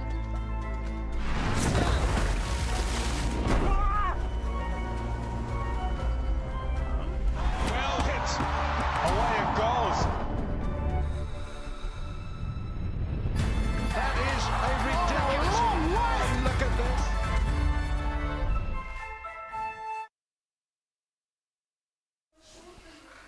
So the Scorpions bowling over 110 overs so far in this innings. And the Red Force totally in command in the game and of course in the session so far. As we welcome back Andrew Chung to the commentary box. Yeah, thank you very much, Penny. From the Red Force perspective, I thought it'd be interesting to see if the overnight pair managed to get past the first hour. And they've gone for an hour and a half, Penny. In fact, they are closing in on 2 hours. Oh my. Unbothered. And they are still scoring at a rapid pace as well. And that partnership is growing, it's continuing to grow. 81 now. Yeah, that was always one of the questions, if the Trinidad and Tobago Red Force tail would wag. The tail is wagging very hard indeed. As happily as a dog in a pile of leaves, Penny. But if you realize, every time Terrence Hines sees the Scorpions, always have some runs in the bat for the Scorpions. And it looks very easy at the wicket. Tends to wait on his deliveries to score. Once the ball is up in his heart, he's willing But to in play that, shots. in that last over, I mean, Jibor Royal has asked some questions. I think it was the peer. Yeah, so it shows that there is something for the bowler, and unfortunately, there's a difficult drop catch for Mansing. I think that was off the bowling of Salmon, but it was a gain carry pair. So it shows that there is something in the pitch for the bowlers once they can use it properly. But very close to cut, but Terrence Hines gets away with it. Fast hands there outside that off stump. And that is the end of the 111th, the dreaded Nelson of overs that Jamaica has bowled. 386 to 7. Batting points galore here for the Trinidad and Tobago Red Force. Still scoring over 3 runs and over. 3.48 to be exact.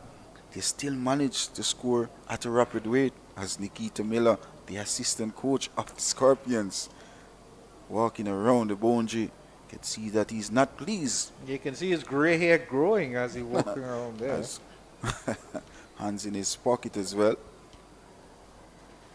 We want to see Standing at wide long on position, Nikita Miller. talking about great. He was great at regional cricket. Mansing into the attack. Carol Hines pushes that nicely square for a single.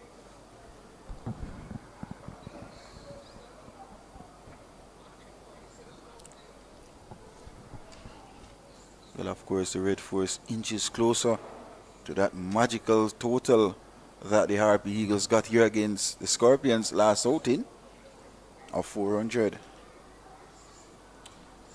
I think rain is affecting the match in Coolidge, Antigua, the West Indies Academy. Still 134 for 4. In reply to 153 posted by Barbados Pride. Windward Islands Volcanoes 85 for 2. Solid in response to 300 posted by the Leeward Islands Hurricanes. A Spartan score 300 Penny.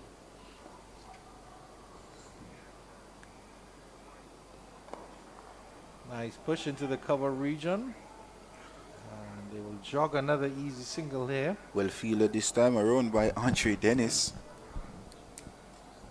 Guyana Harpy Eagles have progressed to a lead. They have a lead of exactly 1 run against the combined campuses and colleges after they were dismissed with 200. Permal not out on 210. Imlak on 36. We know Imlak can bat. And we know Permal can bat as well. Indeed. So it's up to those two to see if they can get a score. Moti actually hasn't batted yet. Up in the air. That's off the pad. Nothing doing. RBJ Mansing getting into his work here. Yeah, just pitch outside the line of the leg stump, as you see here in the replay. Easy decision for umpire Christopher Wright of Jamaica. Surprised there's not a close infielder just to keep Terrence Hines honest.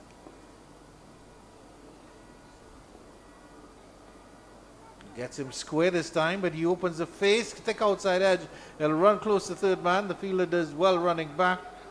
It's Carlos Brown. Very quick across the ground is Carlos Brown.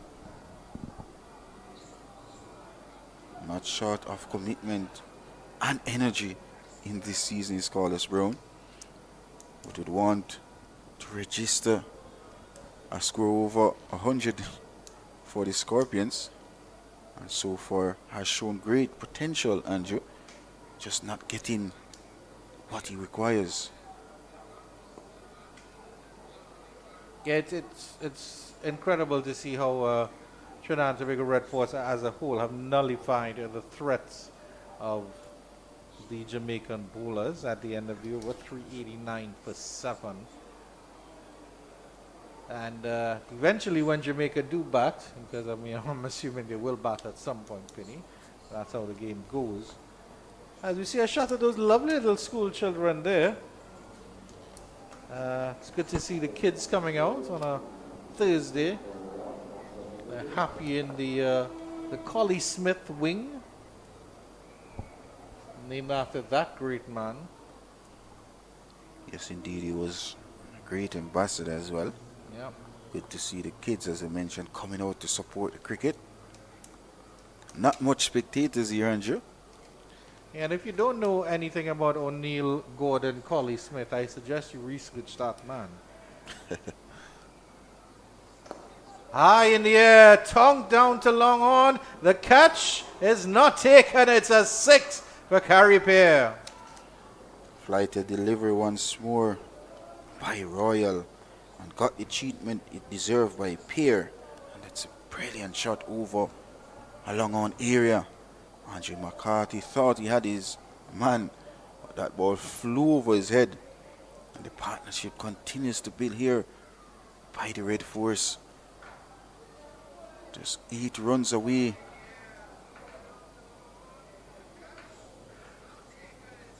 Should say 12 runs away from that 400 figure.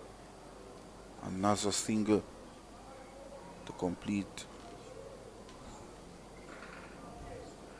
Seems like we're having some error on the screen. Its score should be 395. 395 for 7.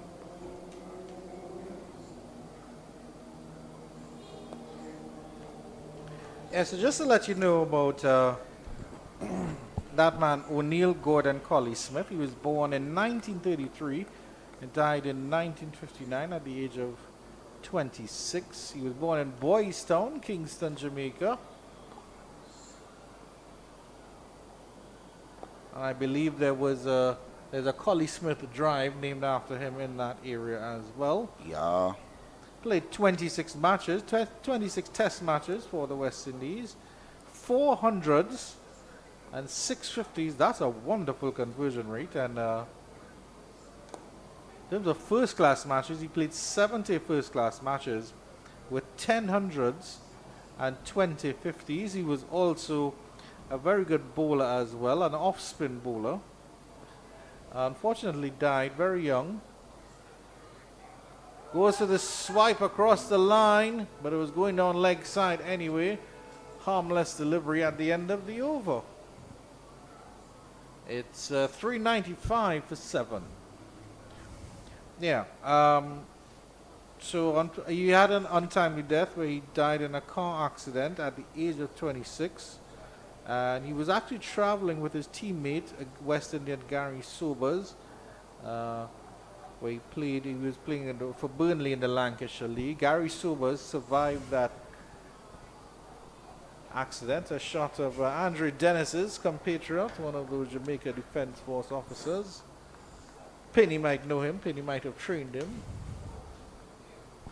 Good to see Jamaica Defence Force soldiers coming here as well to support Andre Dennis.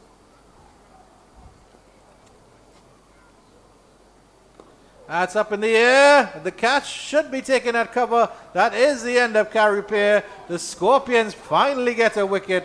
395 for 8. Abby J. Mansing strikes. And that partnership, unfortunately, of 91 comes to an end. And guess what? Andre Dennis took that catch as well. His first catch in regional cricket. And a very important wicket for the Scorpions. Just about 18 minutes before the lunch break interval on D2. Gary Beard must be a disappointed man. Just 7 runs away from his half century. And he was outfoxed this time around by Abhijit Mansingh. 395 now for the loss of 8. Just about 17 minutes before the lunch break interval on D2 as Brian Charles, the new batter, making his way to the wicket. Either way, it was a very effective innings from Gary Beard. Not that the Red Force were in all sorts of bother, but he came in at the score 304 for 7, and they've taken it to 395 for 8 now, closing in on that 400 mark. And it's a question now of how much can Trinidad and Tobago Red Force extend. Can they get 420? Maybe 450 is on the cards, Penny. A valuable 95-run partnership, well deserved by the Red Force. I seem that military man has brought luck to the Scorpion, because as soon as we saw him on camera, Penny, the military man on the field, Andre Dennis, took a catch. He's walked off now. And if you realize the Jamaica Defence Force cricketers are just making their way to Sabina Park as well, just completed their first hour and a half of training this morning. It's good to see them here as well. Actually went there this morning, get myself warm in the football warm-up.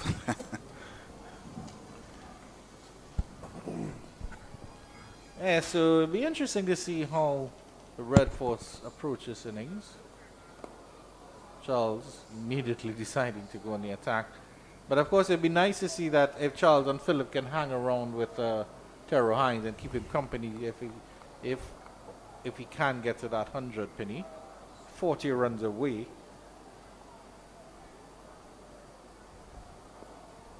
Charles will get off the mark. The nice dab down to the leg side. New batter in. Why was there no close-in fielder there, Penny? This is where I think Pete someone losing it. I think definitely should apply some pressure here.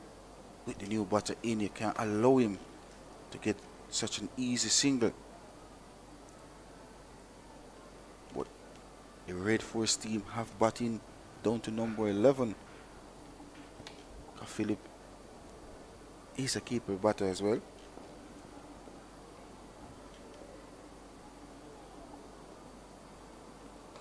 Goes high this time. Does he get enough of it? Of course he does. It's Terrence Hines. It's 6 over long off. Tremendous shot there by Terrence Hines. He's in no nonsense mood here at Sabina Park. Once it's in his heart, he's quick to capitalize. And so far, so good for him. So good news for Terrence Hines is that Brian Charles has a top score of 43 in his 44 first-class matches. That means he can hang around with him for a little bit. And that's a 400 up as well for the Red Force. Late at 402. Goes again, this time wide over long on. Does he get enough of it? Well, it doesn't go all the way, but it's 4 for Terrence Hines. Well, he moves swiftly on to 70. Well, this is carnage here at Sabina Park for Abhijit Mansingh, courtesy of this man. And that's the 400 up as well, I believe.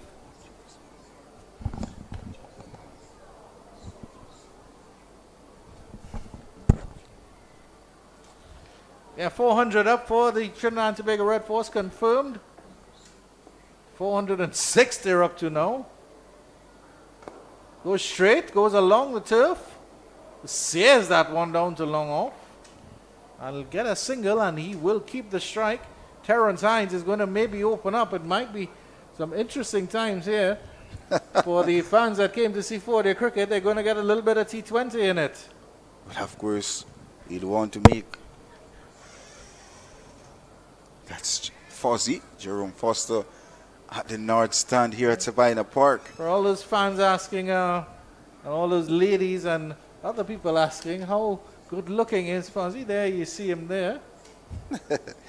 Getting a lot of private messages about Fozzie. Is he as good looking and as sweet as his voice? Well, Terrence Hines is closing in on a second regional first-class century as well. Yeah, 71 of 99. It's been a brilliant innings by Terrence Hines. And the way he's batting, it almost seems like if he wants to get it before lunch. I certainly hope he doesn't chance his arm that much. Well, Here's G4 Royal. What will he do? 13 minutes before lunch. It's possible. Maybe message coming out of the dressing room as well that they're going to have a declaration at lunch. Could be not. Punches this nicely into the cover region. The super comes off the boundary. That's that man, Andrew Dennis. Very elegantly underarms it back. Very stylish cricketer as well as Dennis. Yeah. Loves the game of cricket. Shows great commitment. Happy to be in Jamaica colours as well. And why not representing a country at the highest level in regional cricket. Good to see him. His twin sister as well is Dennis, tuning in and watching the game as well. In terms of the army, Penny, you'd have two uniforms. You'd have your dress uniform and then your camo as well. Is that correct? You'd have your dress uniform and then your camouflage uniform as well. Is that correct? You'd have those two uniforms. Yeah, we have KP dress, we have our #1 dress, and also our DCU. Oh, it's 4 uniforms. It's more than 4, It's more than 4. but I just don't want to see any more. But there's a whole lot Revealing more. top secrets. Sometimes you have to keep. Well, I'd love to see if you can bring your camouflage jacket. I would love to see you in it tomorrow. If you can bring it tomorrow. Might be a little warm here in the commentary box, but I'm sure you look resplendent in it, Penny. Very sharp indeed. The man in the book, Yeah. Mr. Marlon Pinnock. Yeah, we'll have to give me a lesson on how to shine your boots. I want to see my face in mine. Not a problem. Always a pleasure, Andrew. The Brian Charles, as expected, is hunkering down. 104, new batter to the crease. Team in a comfortable position. Doesn't need to do anything fancy. Might have he has a job to do as an off-break bowler later today.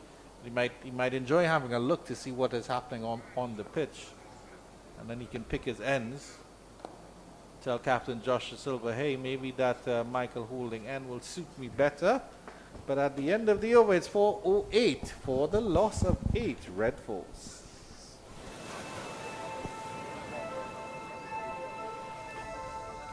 Dad!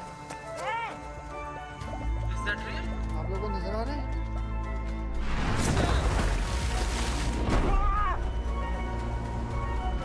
Well hit. Away it goes. That is a ridiculous. And look at this.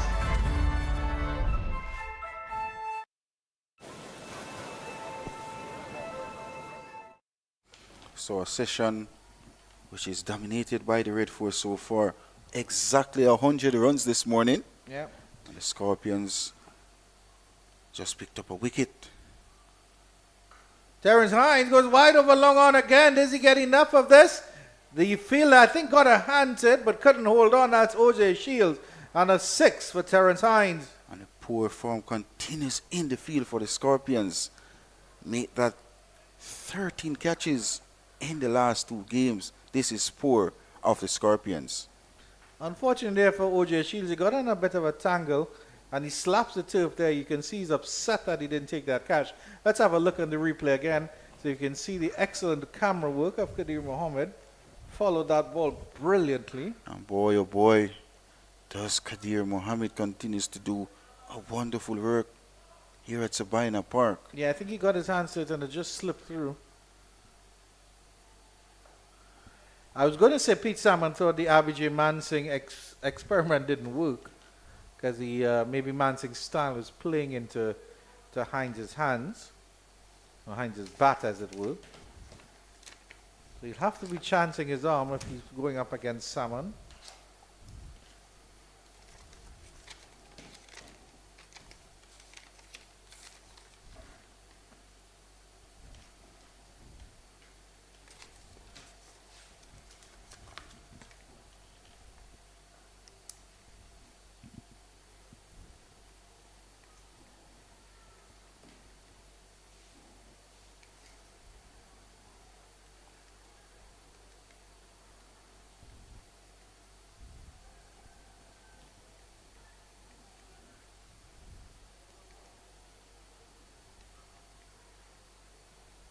I think I can sort of understand what Hines is doing. He's at least trying to get one boundary in every over to unsettle the bowler. And then maybe if he gets a single now, is he looking for the single? He isn't looking for the single to try to shield Brian Charles from the strike. And that completes over 116 with the red force 4-1-4 for the loss of 8.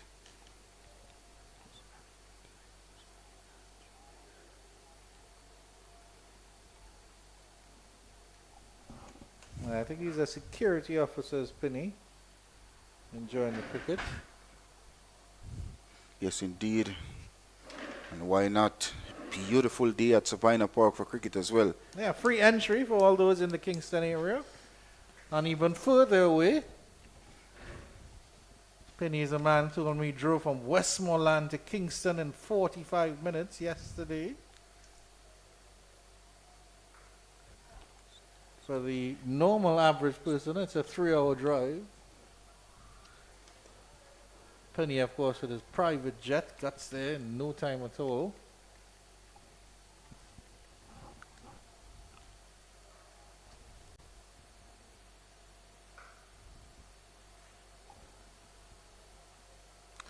Looks solid from Charles, looks capable.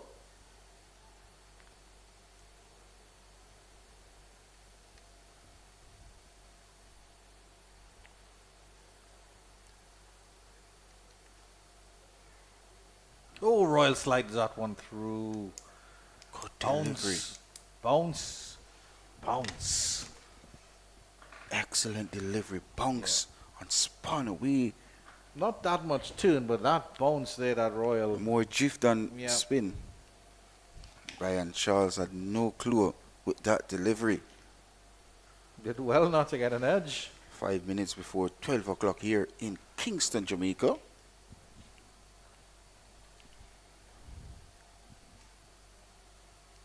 This time he goes over the head of long on. Will he get enough on it? It will just dribble into the ropes, and it is 4 for Brian Charles. Just about got enough on it as he opened up his body.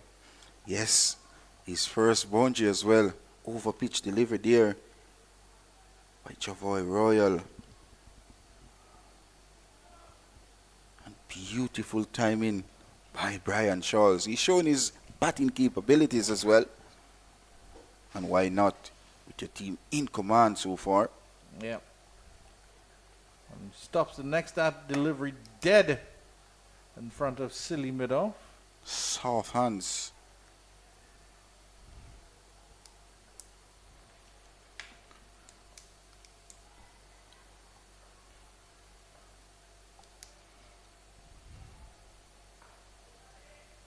All batters for the Red Force team in this game so far. Look, a complete batter. Yeah, end of the over. 117 ball, 418 for 8. Terrell Hines changes his gloves yet again. Probably trying to, well, of course, he's probably a bit sweaty as he's going at the batting a little bit. At the bowling, I should say. But we employ as well. Realizes, hey, I maybe don't think I can get to my 100 before lunch. So now it's just time to kill a couple milliseconds. Well, he tends to enjoy the Scorpion bowling attack. Scored 92 last year. I know he's back here at Spina Park in Kingston, Jamaica. And he's on 82. Hit some ferocious shots so far. And if you realize how he bats, he tends to wait on his deliveries. Once it's in his heart, he's quick to pounce upon.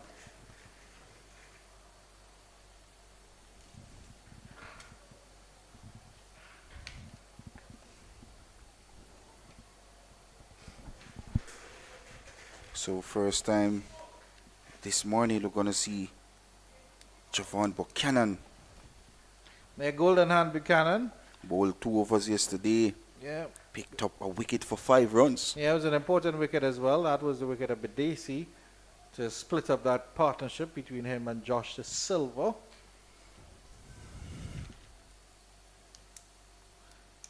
Just bowled 2 overs, 1 for 5. Gets that one through. Will it? The fielder is well running around from short fine leg. You can call that.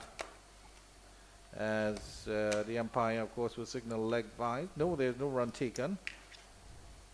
You realize 4 fielders out on the deep for Terrence Hines. Deep backward square, deep mid wicket, long on, and of course long on. That's a young boy, Justin Beckford. You'd expect that he'd have the strength and energy to run around like that, Penny. Should be pumped as well. Getting a first class game at the age of 19. Still in your teenage. Down the leg side there. Sort of avoided it, Terrence Hines. Have a look at the replay on that one if we can.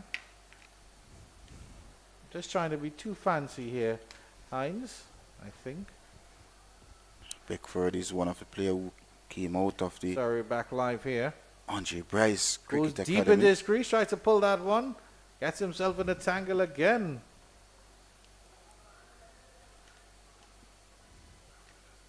Yeah, just let it hit his pad there, going down the leg side.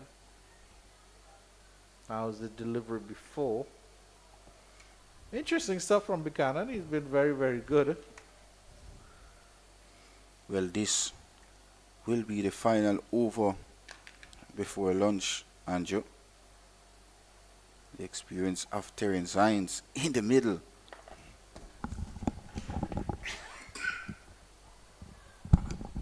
Terrence Hines calls for the run. Charles has to hurry. Beckford a little bit slow getting around. Well, of course, it's 12 o'clock here in Kingston, Jamaica. 2 deliveries, should be a delivery remaining. And the Red Force team 4-1-9 for the loss of 8. And Terrence Hines will deserve extra helpings of lunch if he wants it. It has been a brilliant innings by the number 8 batter for the Red Force. He's overnight. He's unbeaten overnight as well, and has since added a number of runs.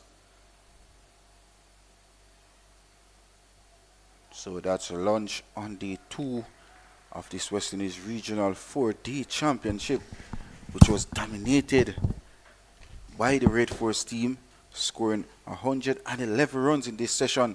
And of course, the Scorpions just picked up a wicket in Carripier, who made 43. So we'll be back for a resumption in 40 minutes time. We'll see you then.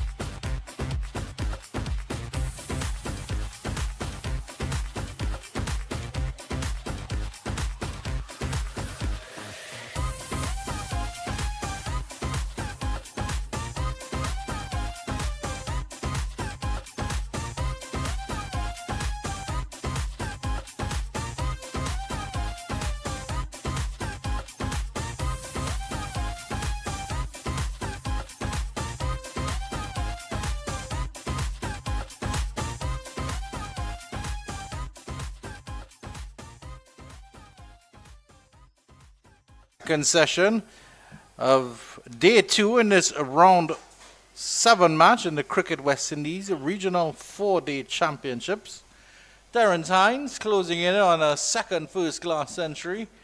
Brian Charles hoping to offer able support with the Trinidad and Tobago Red Force in a very comfortable position at 419 for 8. The Jamaica Scorpions, they won the toss and they actually elected to bowl. That seems so long ago yesterday. A century from Captain Josh De Silva, the backbone of that 419, as well as a half century from Amir Jangu, 45 from that man Keon Otley, and a well played 43 as well laid down in the order from Carrie Pear. The man Fozzie settled into position as the Jamaica Scorpions also settle into position for this round 2 session. Fozzie, they've had a chance to rest and take a breather. How did the Scorpions approach this innings? This session, I should say. Well, first of all, good afternoon from Jamaica. Good evening, good morning, wherever you are.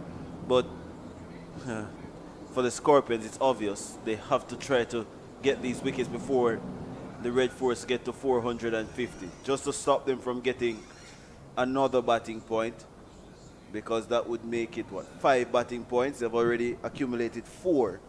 I think the Scorpions want to stop that first of all, and by doing that, they have to find a way to bowl more deliveries to Brian Charles. Terence Hines has shown the propensity that he's going to be clearing the boundary, and he has done so with a couple of chances, really. But it's not going to be different. The Scorpions have to motivate themselves first and foremost. They looked a little bit dejected at the back end of the last session, and the shoulders dropped, the heads were bowing.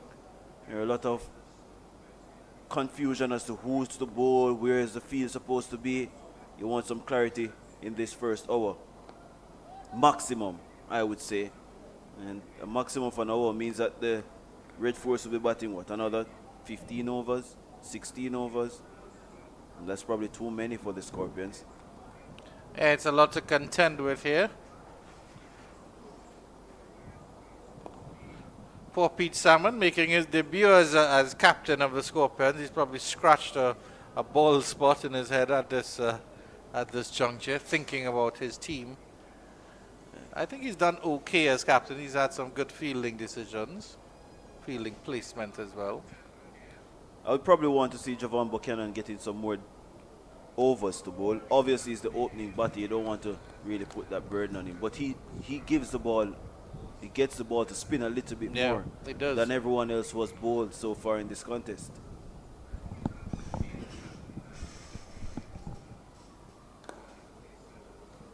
And he's a part-timer, so he's not supposed to be doing that, but he gets more revolution on the ball. You can see it from where we are.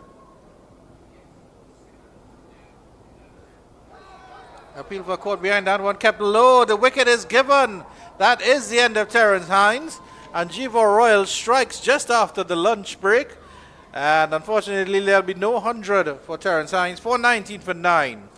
Yeah, very soft way to go. Unfortunate, he was looking to pull away. Then he realized that it was not really in his area to hit. And the ball took the faintest of touches through to the wicketkeeper. A perfect way to start the session for the Scorpions. And it's never too late to get a wicket, you bet. But they're probably saying this should have come long, long time ago. Ball kept a little bit low as well. Hines looking to play that forceful drive off the back foot. Realized that the ball was spinning away from him. Was trying to draw the bat away, but it was just a little bit too late. And the Scorpions are celebrating, and now Andy Sir Philip will be making his way out. Yeah, the absolute finest of tickles here. I'm sure they're not going to be blocking about here for the rest of the day. Let's have a look at the replay here again. Got into a good position, then realized that the ball was going away from him. Didn't need to play because he's closer to 100. And then the trying to preserve his wicket ended up being his demise because he was just caught in two minds. If he was on 15, he wouldn't be overly confident of going across to slap that ball through the offside. We'd probably just think about leaving alone immediately based on where it pitched. So that's just how the game is, and this is a good move from the Scorpions. Get their fastest bowler into the attack. Yeah, still a useful partnership there. They took it from 395 to 419. So the tail really has wagged here for the Red Force. Charles is on strike, and it will be OJ Shields who will get another opportunity to take a wicket, to take a second wicket in this game. He, of course, got rid of Amir Jangu.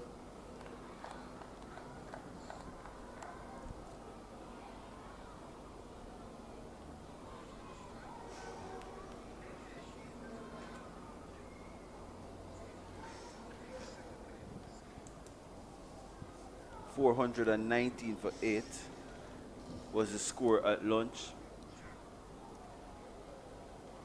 307 for 7 is where they restarted the day.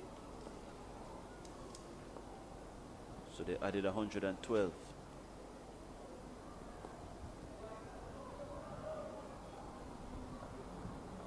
.420 now on the board. That delivery from Shields was just a warm-up delivery. His rhythm was all over the place just now. His head was going to almost extra cover when he ended up that the ball slid down the leg side. Well, it has gotten Brian Charles off the strike, which is what the Scorpions probably need, and have Andy Philip facing. Made his test debut against Sri Lanka a couple years ago, if my memory serves me right.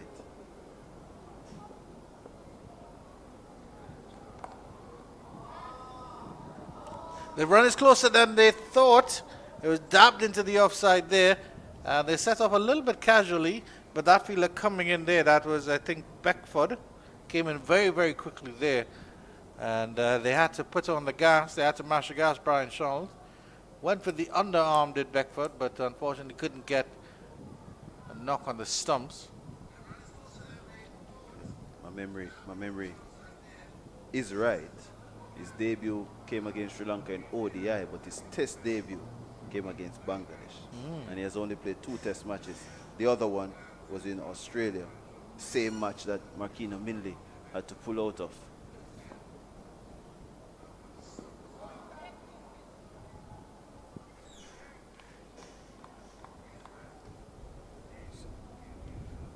You expect some entertainment from here, at least. Throwing the hands at the ball, these two, numbers 10 and 11. And Brian Charles was ordained to be a cricketer, really, just by the name. Yeah. He had to be a cricketer. He had no other option. It's a good thing his middle name isn't Lara, but it's Nigel Lennox. Had to be. Probably the only disappointment for the parents is that he's a spinner. He's not a batter. And he gets a thick outside edge on this one. That will run down to third man for 4. A fortuitous 4 for Brian Charles, but they all matter to the Red Force.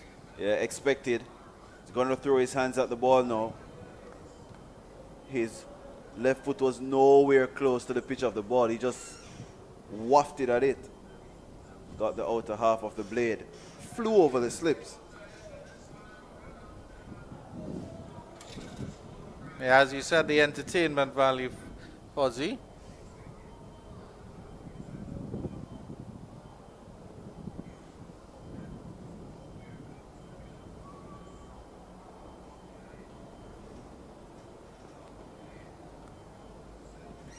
Wasted bouncer there. Gonna be interesting to see how the Scorpions try to get this last wicket, because the last game, it was really the back end of the Harpy Eagles batting which really created the difficulty for the Scorpions. And if you go back to probably the West Indies Academy game as well,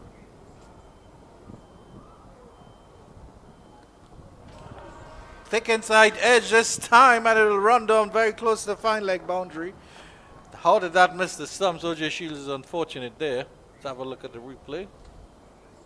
looking to drive on the up. No footwork, just planting his left boot towards the ball and then just throwing the hands at it. And lucky for him, it didn't ricochet onto the stumps. Yeah, absolutely brilliant sun here now. It's come out in all its glory. 426 for 9 at the end of 120 overs. It's been a long day of toil. A long day and a half of toil for the Jamaica Scorpions.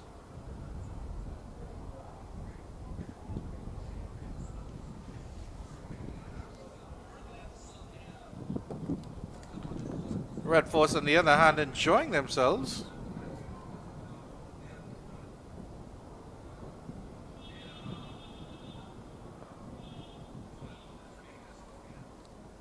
Slow turn there from Royal. Almost created an opportunity. I'll be probably tempted to have another person in the slip. Guess that Brian Charles is going to be opening up his shoulders soon. A little bit concerned, I guess, the Scorpions about protecting the fences. 5 men are out. It's almost like a one-day international field.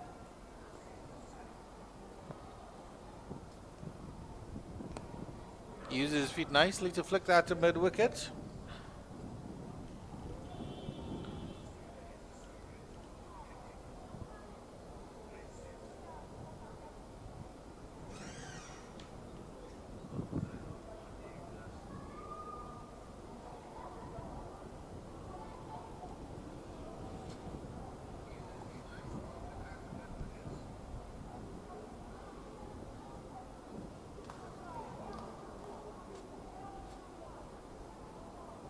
Now the second slip comes in. Kurt McKenzie, man from deep mid-wicket, is into a normal position, regulatory position. Maybe because it's Anderson Phillip who is facing.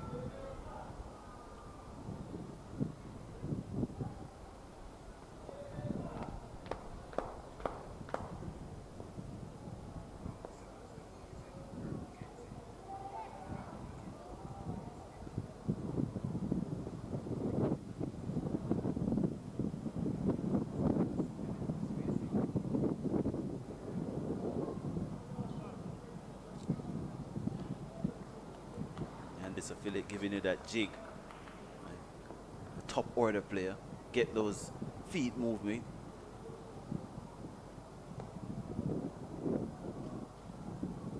But at least he negotiates 2 deliveries.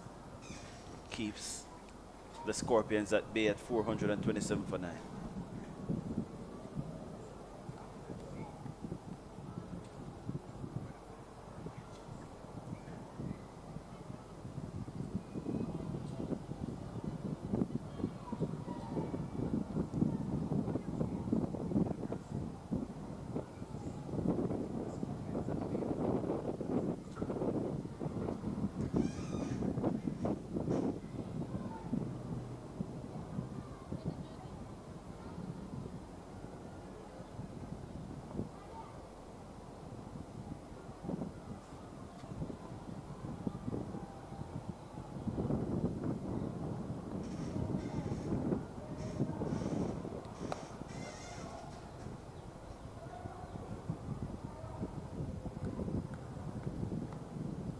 Let's take a look around the region. Remember, these 2 teams can't win the league based on what has happened so far in the season, just the positioning. And the Harpy Eagles surpassed the 200 made by the CCC. They made 223, the CCC in their second innings, 36 without loss. They're leading by they have a 13-run lead. Not a mountainous one. Good bounce of that from OJ Shields. That one was sharp. Leaders, Windward Islands Volcanoes, they're in some trouble. They are 143 for 6 against the Leeward Islands Hurricanes. And at the crease, Shamar Springer 25, Kavem Hodge 20. They trail by 157. While the West Indies Academy, they're trying to turn over this Barbados Pride apple cart. They are 208 for 8, a lead of 55 with 2 wickets in hand. Akima Geest made 76. Carlin Bowen Tuckett made 49. McKennie Clark is at the crease with Johan Lane. McKennie Clark has 29. Lane has 10. So at the moment, I would say Guyana Harpy Eagles and the Hurricanes are the teams on course. Charles gets another French cut down to fine leg. 428 now for 9. This is the most runs the Scorpions has conceded all season, and it has come in the last game of the season. Yeah. Annoying little itch and scratch here for the Scorpions with the Red Force last pair. Adding a couple annoying runs here, just 8 annoying little runs, like mosquitoes buzzing in the ears. Philip is on strike.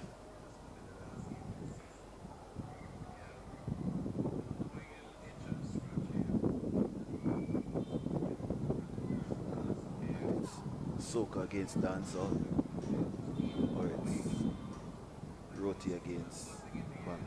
What is the clash? Sorry? It's Roti against Bami, or it's Soca against Dancehall. What is the clash?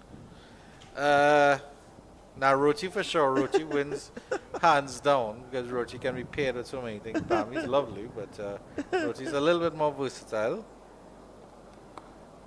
No ball In there. terms of that soca versus dancehall, that's a hard one. I think that's a hard one. That's a hard one. I mean, I appreciate soca in terms of what it is, and I mean, it's good to get a party going. You want to get a party hopping and stuff like that. But I think that sort of 80s, 90s dancehall, which was around when I grew up, sort of has a special place in my heart. Yeah, So. undefeated. Yeah. This one, he goes towering over long on. Does he get enough of it? It goes all the way for 4. Anderson Phillip opening up his arms. Yeah, that was hacked away, really. It was a full pitch delivery from Shields. And it meant nothing to Anderson Phillip. He was just trying to hammer it out of the ground. Didn't time it as well, but so much power in the shot. Primary school kids are here. Yeah, they probably would have enjoyed that shot. I saw Anderson Phillip. Of course, he has played Test cricket for the West Indies. I think he's a 1-test wonder at the moment. 2 tests. He got 2 tests in. And I remember when he made his debut.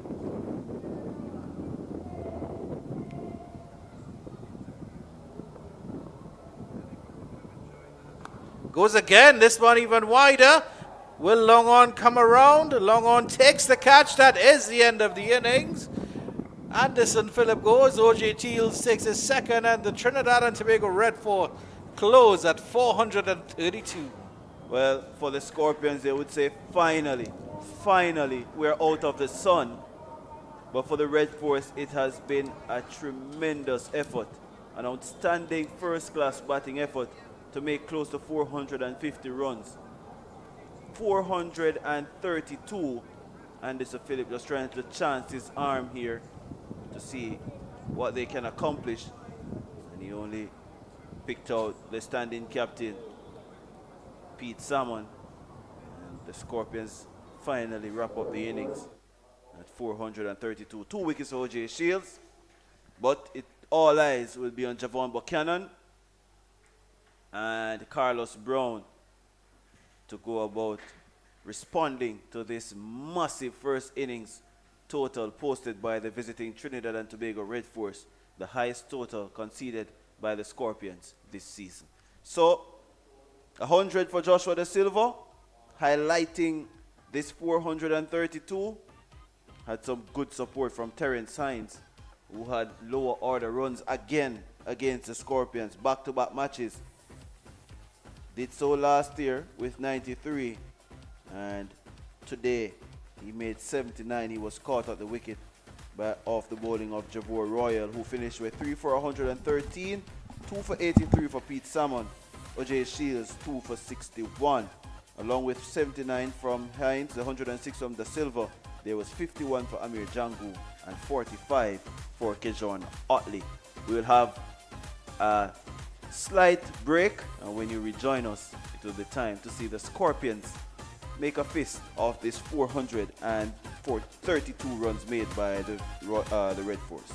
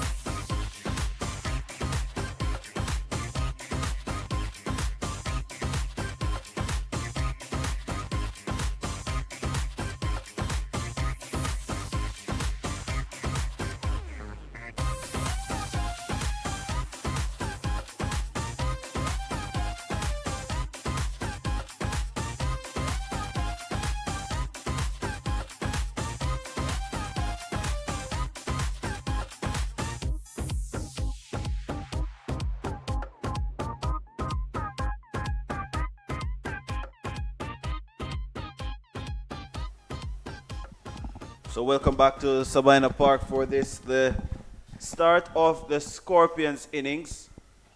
It's going to be in response to a hefty 432 made by the visiting Trinidad and Tobago Red Force.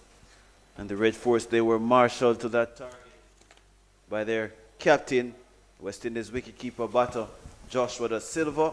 He made 106 from 140 balls, 15 fours and a 6. Terrence Hines, once again, being a thorn in the sides of the Scorpions with 79. Kari Peer made 43, batting at number 9. 51 from Amir Jangu at number 5. That was yesterday. Kejwan Otley, who opened the batting, he made 45 and played a couple of ODIs for the West Indies. The left-handed batter should have made more in my estimation. 3 for 113 for Javor Royal from 37. But now it's time for Andy Phillip to bowl to Carlos Brown. And he's met with the full face of the bat. And Pete Salmon has said that 2 for 83. For Jay Shields, 2 for 61. He picked up the last wicket. Abhijay Mansingh, 1 for 54 from 10. Javon Buchanan, 1 for 6. And Andre McCarthy on debut, 1 for 57. The only man not to take a wicket, Andre Dennis, none for 36. 2 maidens, 14 overs. And it's been a tough time for the Scorpions in the field all season. Who has had a decent showing so far is Carlos Brown. We're looking to finish this season on a high. Try to get that elusive first-class century. But the man who have a decent tournament so far is Anderson Phillip. Made his international debut for West Indies back in March of 2021.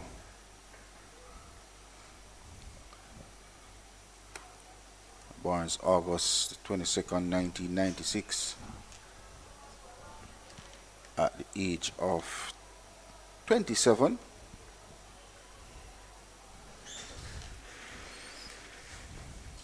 I think his last test was back in December of 2022 against Australia. And of course made his test debut 24th of June 2002 against Bangladesh.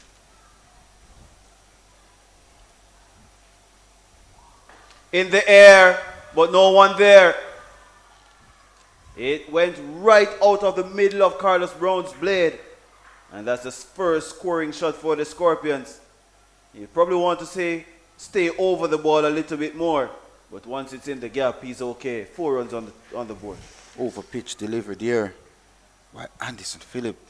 And terrific timing here on the part of Carlos Brown for the first run for the Scorpions and also to Carlos Brown.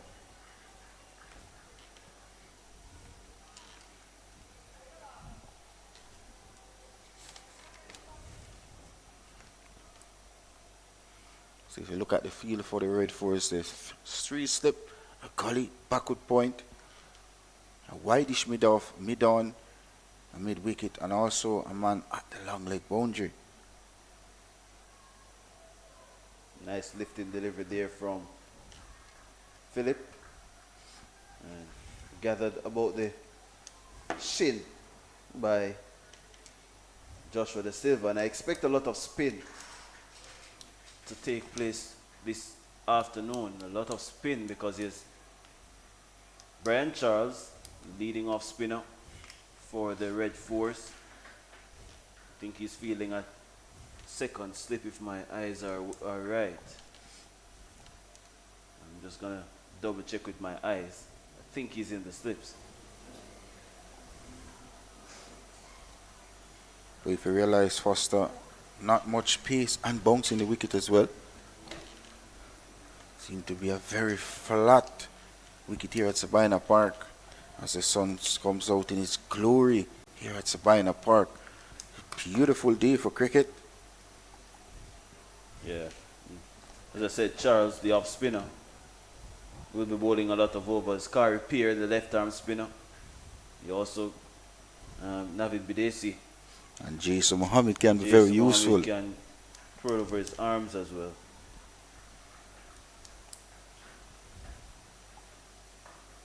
Just a quick single.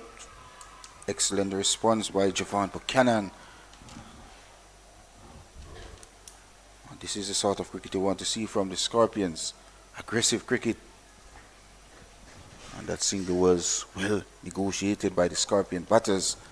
So as it stands here, it's 5 without loss. And we're in the very first over being bowled by Anderson Phillip.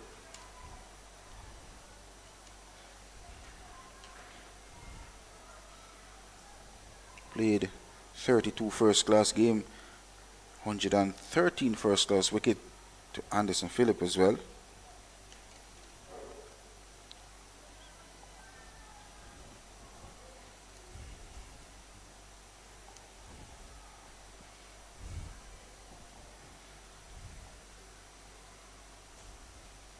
Turned away by Buchanan, and that's gonna be 4. Went very fine offline from Phillip. The left and right hand combination creating that problem for him. That would have been a perfect delivery to Carlos Brown. But was sliding down the leg side, and Buchanan got inside the line on his own pitch and got 4 useful runs. It takes the Scorpions to 9 without loss at the end of the first over. So 2 boundaries coming in from that first over by Anderson Phillip. 1 to Buchanan and also to Carlos Brown. A good start here by the Scorpions as we see Terrence Hines getting ready to take up bottle from this commentary box end. Yeah, the Courtney Walsh end, Terrence Hines. No Shannon Gabriel. No Jaden Seals. He's a little bit below those pace bowlers in terms of speed.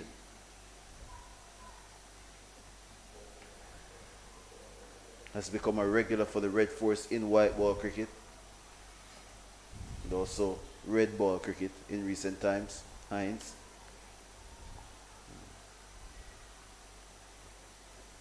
The Red Force, Trinidad on a whole, they tend to produce a lot of all-round cricketers. So Gooley's at first slip, and there is Charles at second slip, and Hines has to abort his run-up. Well, he made his first class debut back in January of 2020, is Terrence Hines.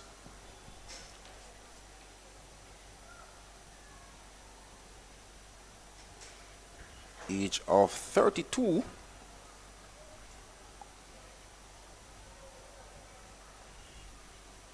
Also played CPL, made his debut back in 2018. Has a slinging action, but that's a no ball signal by the umpire. Joel Wilson, who is also from Trinidad and Tobago.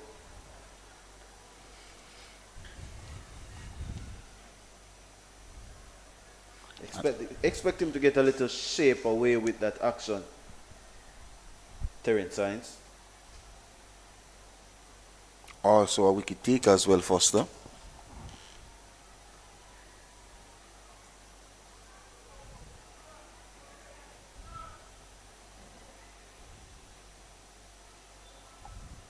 Nice carry through to Josh Da Silva. Collected that one above his waist. Left on a length by Brown.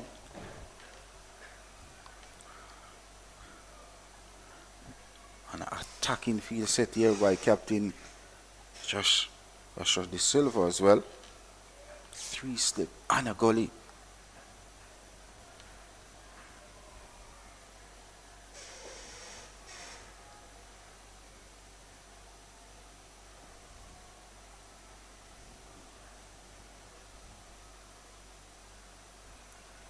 Nice lifting delivery, that one.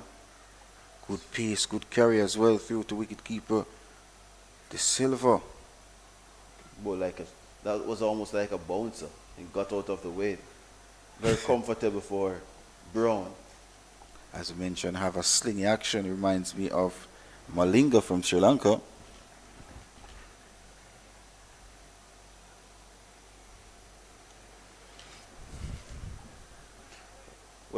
would say it's not that low, but it's a little bit whippy.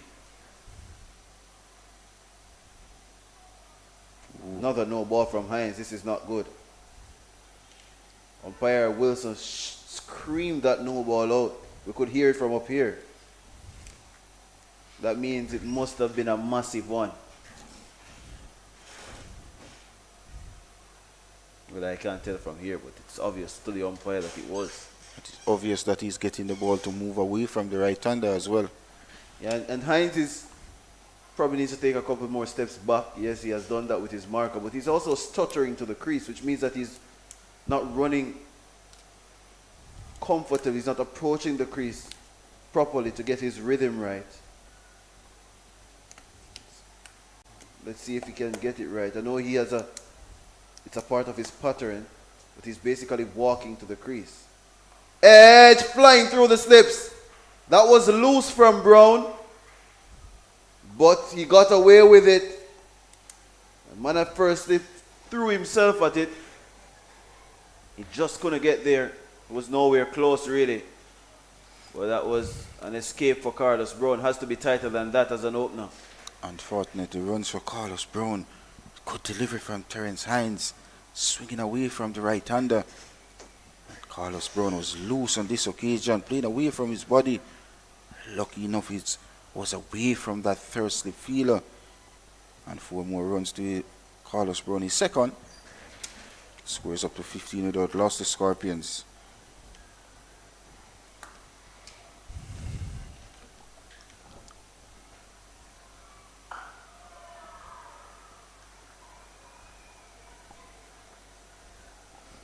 Terence Hines so far playing his 19th first-class game. 29 wickets. 37.2 average.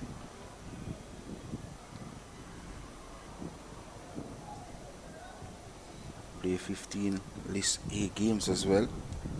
Just 18 wickets.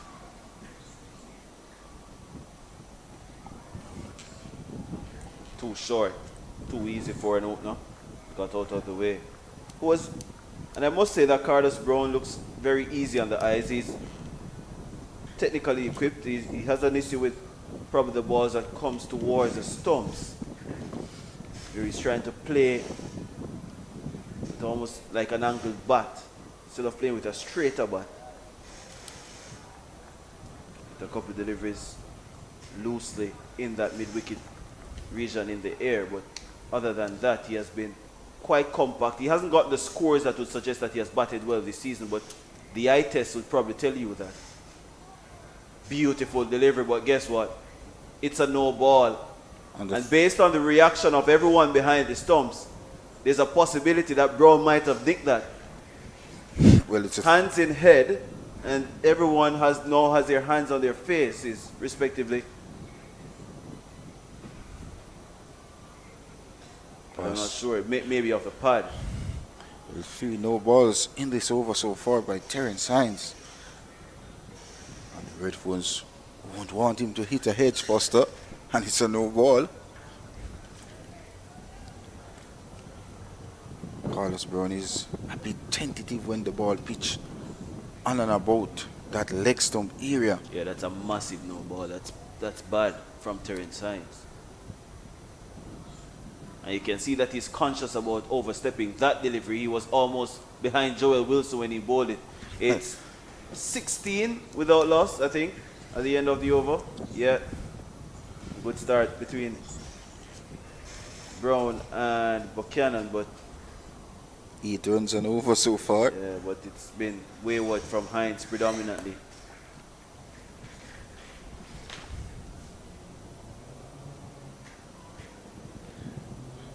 As I mentioned, Carlos Brown looks good this year in this West Indies Regional Championship, but just not been able to get to that 3-figure mark. So realize how the Guyana RP Eagles bowlers bowled to him. It was on and about that middle and leg stump area. Carlos Brown tends to fall over when playing through the onside, Foster.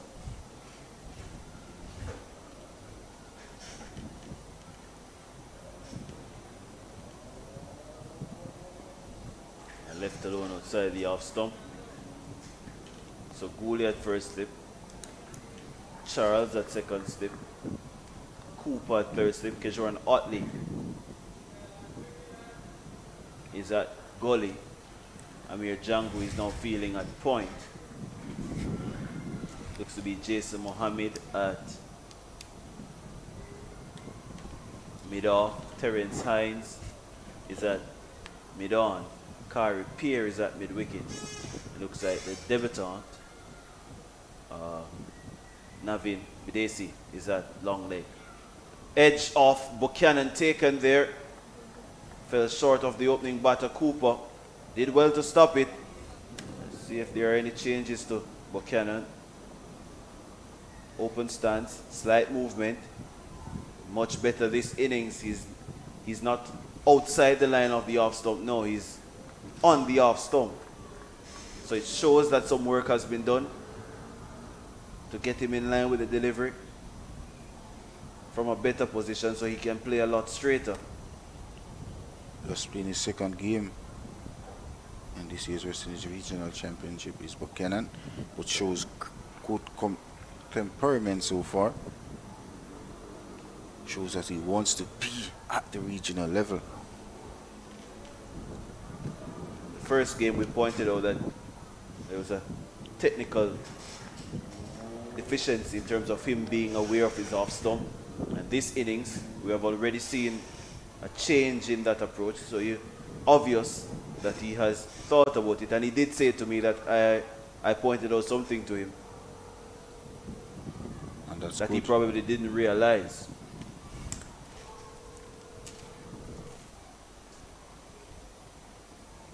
So now he's right on the off stump, so he's in a much better position to play the deliveries that are coming back to the stumps. Not have to worry about the bat coming across his body. So he can definitely drive those deliveries towards mid-on or to the left of the man at mid-on a lot better than what he has been doing.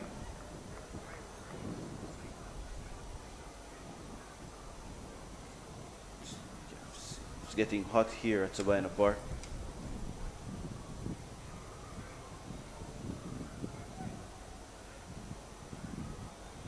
You'll want to make good use of this opportunity at the regional level though, Foster. Good delivery by Anderson Phillip, beating Buchanan outside the off stump. Feature for delivery. Good for Buchanan. Didn't got the head through to the wicket keeper. Excellent delivery. Beautiful day it is here at Sabina Park, the home of cricket. Yeah, but that delivery from Phillip was coming towards the stumps and then it just shaped away at the last minute. So Buchanan had to play, had to think about using the bat, and did well not to take the edge. That's the area you want to be bowling, just outside that fourth stump area as well.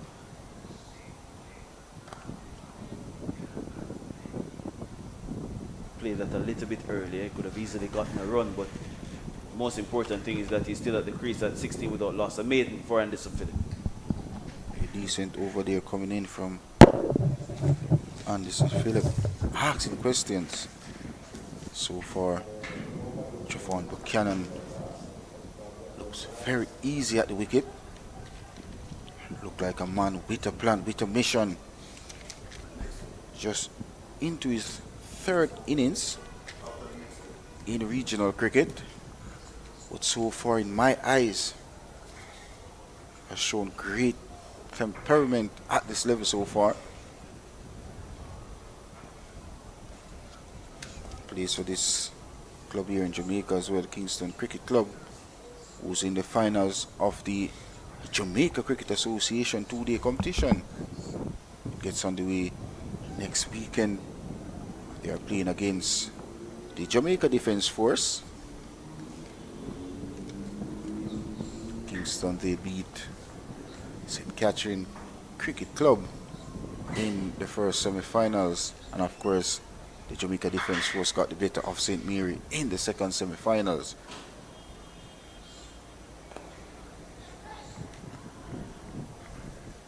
So far, a steady reply by the Scorpions. They are in proceed of a massive total made by the Red Force. 4-3-2 all out. And that of a magnificent century. Should say a fifth first class century for the Silver. A wonderful half century for this one with the ball in hand. Terence Hines, who made 79.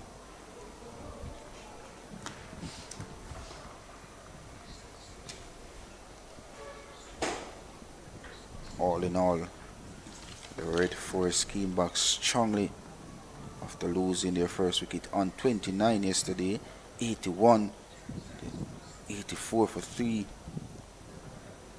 At one stage it was 176 for 5, and then 102 partnership pushed them to 268 for 6, and then 304 for 7. Good delivery, and then a partnership of 95, see them at 395 for 8, and 9th wicket fell on 419, and then the final wicket at 432. All in all, it was an outstanding batting performance of the Red Force team to get to that massive total on this classical Sabina Park batting strip.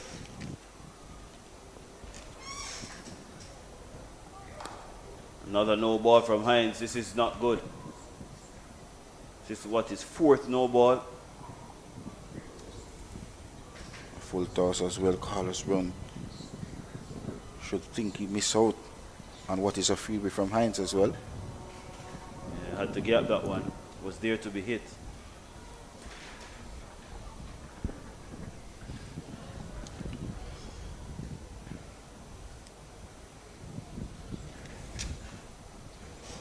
Change of bat for Buchanan. Gonna be on strike because Brown did get a single with that full toss.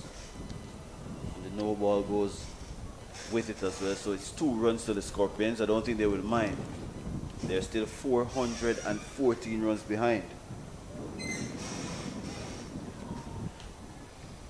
Gonna ask the director to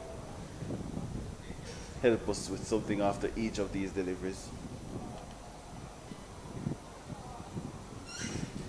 Something that I've picked up with the Scorpions batters as well throughout this season.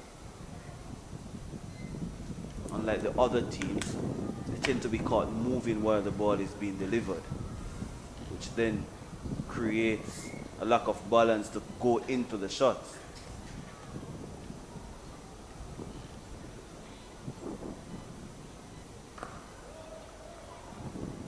Good delivery there from Hines. Played firmly out to cover.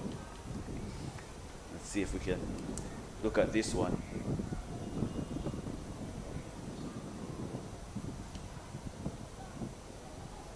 Buchanan has a slightly open stance. So at the point of delivery, he takes a step back. Plays that one a little bit better. Probably want that back foot to be a little bit more stable so it doesn't come around. Stable as can be. Said not many players in modern day cricket has the back on a cross trigger anymore.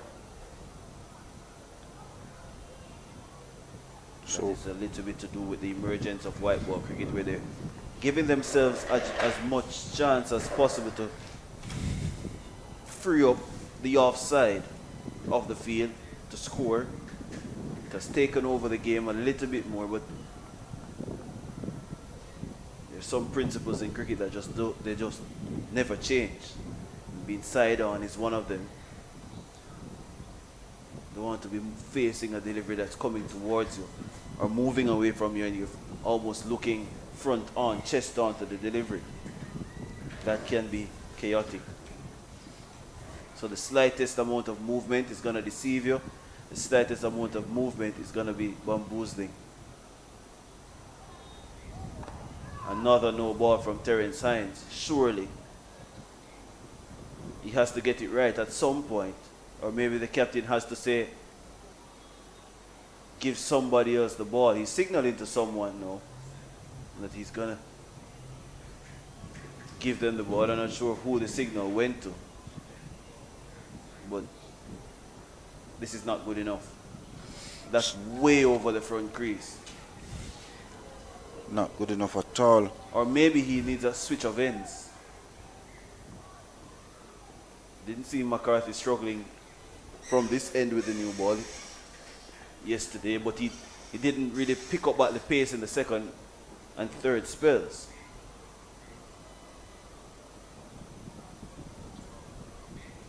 And because he's worried now about bowling the no ball, he goes well beyond or well behind the crease this time and just fires in a short delivery to close out the over at 19 without loss. Yeah, you realize he's not happy either. What has transpired so far in his 2 overs. Dad! Dad! Is that real? आप लोगों को नजर आ रहा है?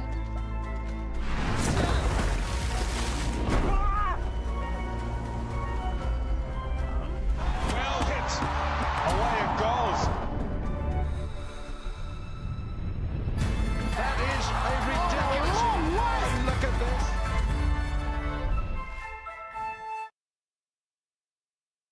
So Anderson Phillip is going to be continuing. He has been better. Bowled and maiden in the last over to Buchanan.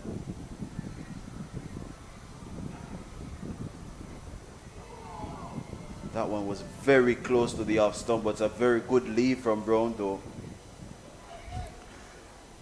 Well, probably needed to be a little bit closer just in case that ball nipped back. Luck favors the brave in Carlos Brown in this occasion. That was mighty close to the off stump. Excellent delivery by Anderson Phillip. Into his third over, none for 9.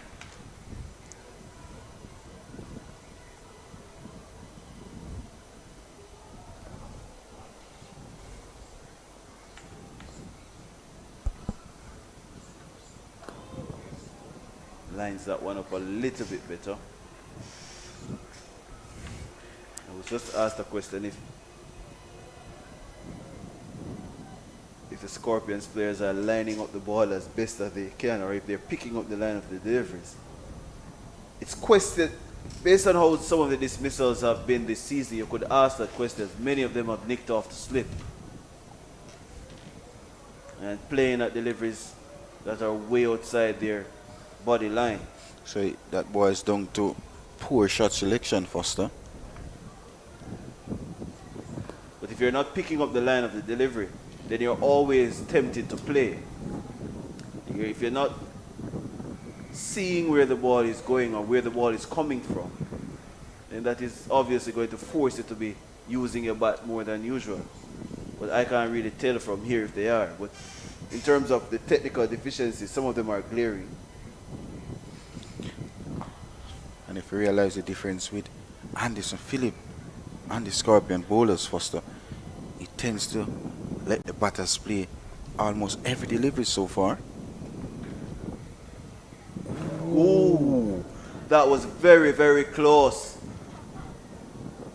Wow, Went just a couple centimeters over the stumps. Let's look at the replay here, Foster. Was coming back. Ooh, over the middle stump as It was well. a different one from the previous deliveries. This one came back. The others just went on. A slight shape away. But Brown trusted the bounce on the wicket. And, oh my, you'd say that's a great leave. It's an absolute great leave. It didn't hit the stumps. Perfectly judged.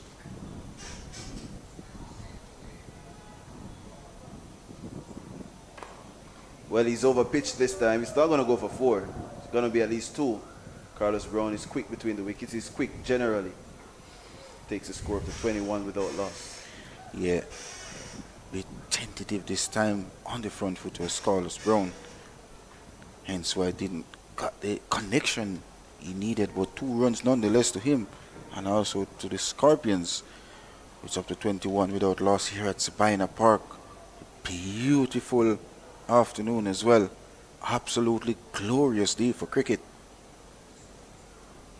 But it's 1:41 here in Kingston, Jamaica.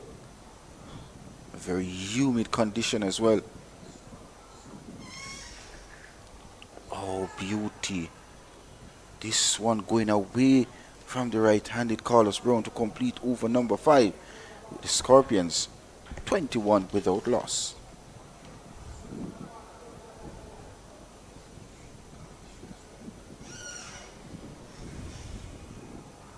Shaped away at the last minute.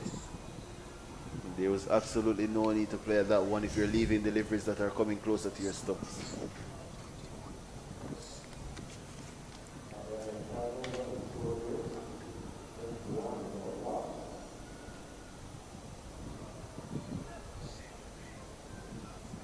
I think it was just a second of concentration lost there by Carlos Brown. The deliveries that were coming back sharply, he left them, and that one was going further away. And this time just fishing outside the off stump. As we see Terence Hines getting ready. Deliver this time to Buchanan, who so far to me, in my eyes, looks very easy at the wicket is Buchanan. Batting for Kingston in the same position for a number of years. So opening is nothing new to him. Always been scoring runs for Kingston Cricket Club as well, season by season.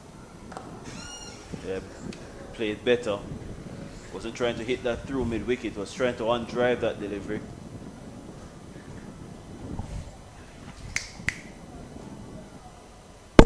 It's a single.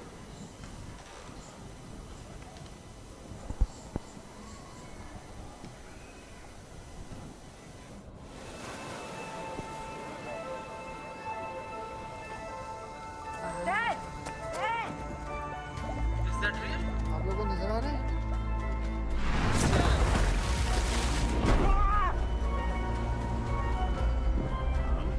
Well hit. Away it goes. That is a ridiculous. Look at this. Another wayward delivery from Hines.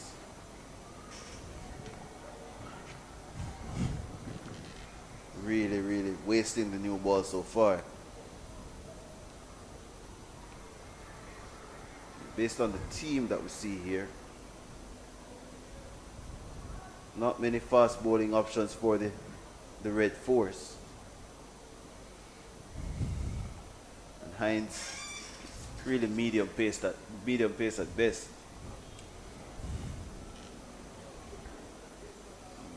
He's the first change. Well, sharing the new ball really.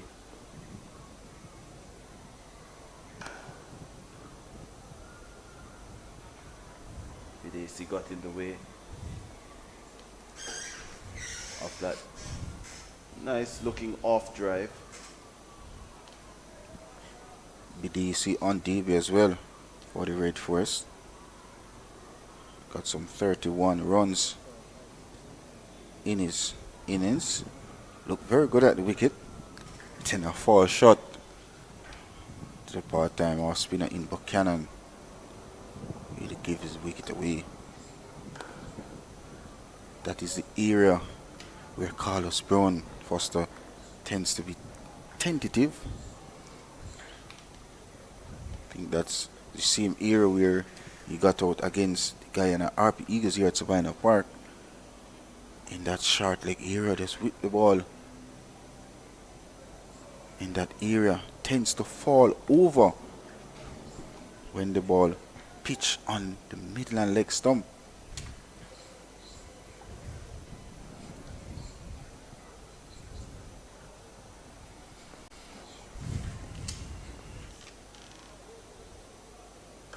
Yeah, I don't think Terence Hines is loving this Courtney Walsh end at all. He's really struggling to get to the crease.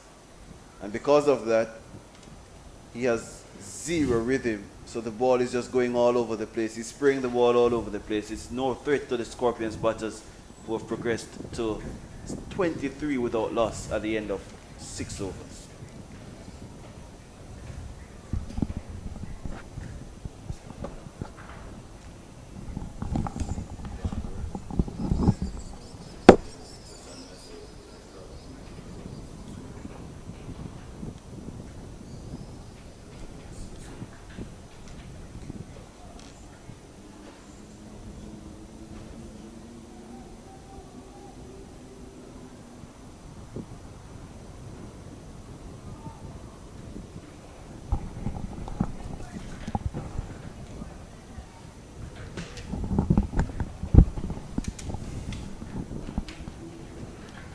Anderson Phillip will be bowling his 4th over. Conceded only 2 runs in the previous over. Had a maiden in his 2nd.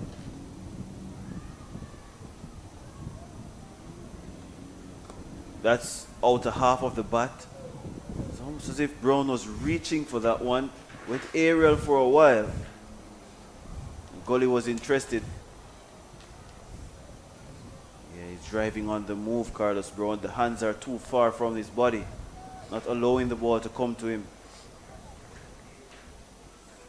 And of course, Anderson Phillip will be glad to see that Carlos Brown is playing away from his body. And with 3 slip and a goalie waiting, getting the ball to move away from the right-hander could cause a lot of problem for Carlos Brown. And came back. It came back late. Got the bat down in time. But the important thing, he played with a straight bat as well.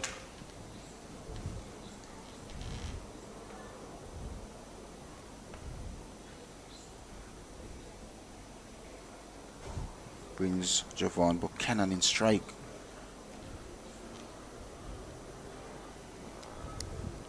Left-hander who made his first-class debut in the last game against the Guyana RP Eagles here at Sabina Park.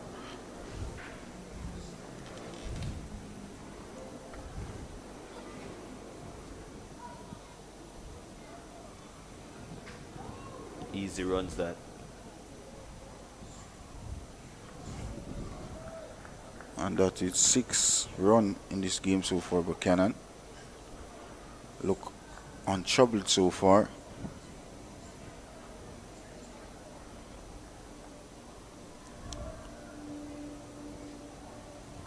And I think these 2 youngsters in the middle for the Scorpions,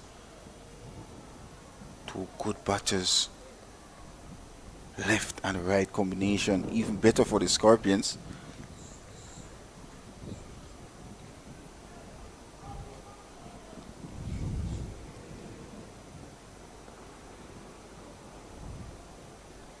This time we're left by Brown. And a testing line, a testing length, being offered outside the off stump by this man, Anderson Phillip. Mentioned just played 2 tests for the West Indies. One against Bangladesh, and of course, one against Australia. Putting more effort in his deliveries. He's hitting the pitch harder than the Scorpions bowlers. Clipped away. It's going to go down to fine leg. He's really running in, Anderson Phillip. He looks a natural athlete. And really hitting the pitch hard. It's a surface that hasn't really offered much for either bowling in terms of whether it's spin or pace. So you have to have more energy into the ball, onto the pitch. Hit that seam. And hit it on a good length. And I think the Scorpions bowlers, they were hoping for things to happen. They have to really put some more revolutions in, especially the spinners. As I said, based on how Buchanan was bowling, he was really trying to rip that ball down the side to create some problems. and he's not the main spinner. He's opening now and he's guiding that to Gully to complete the 7th over, 26 without loss. And it's going to be Jinx here at Sabina Park.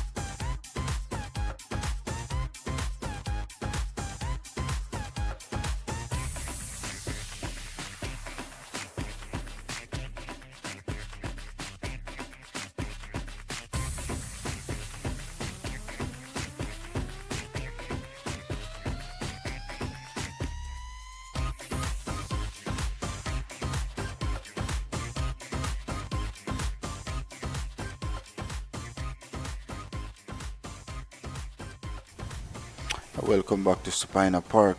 And as I mentioned, there's a change of bowling immediately after the Jinx break. Kai Pierre has replaced Terence Hines from this the commentary box end of the ground.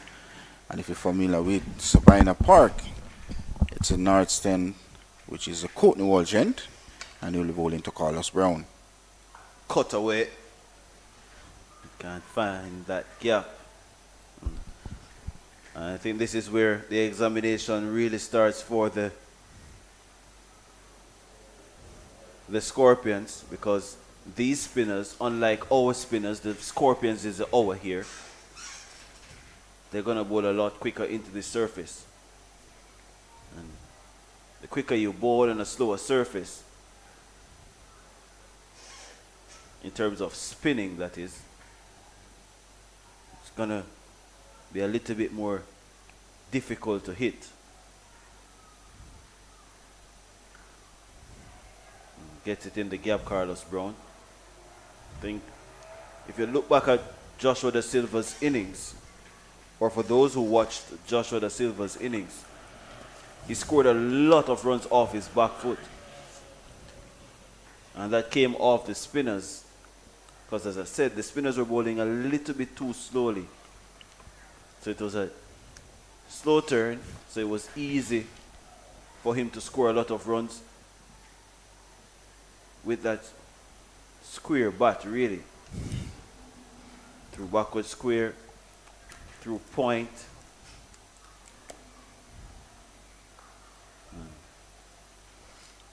Well, in fact, Carrier made his international debut for West Indies back in November of 2018. Well, that was with white ball cricket. Hasn't played red ball cricket.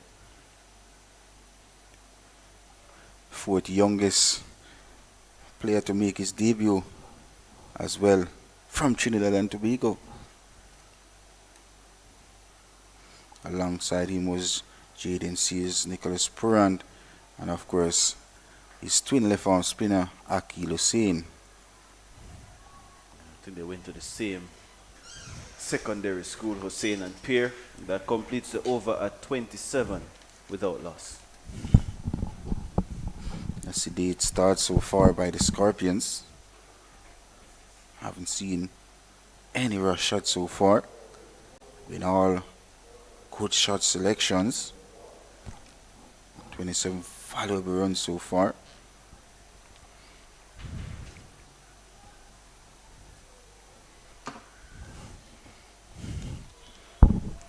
The man who's asking a lot of questions so far, Anderson Phillip, will be continuing.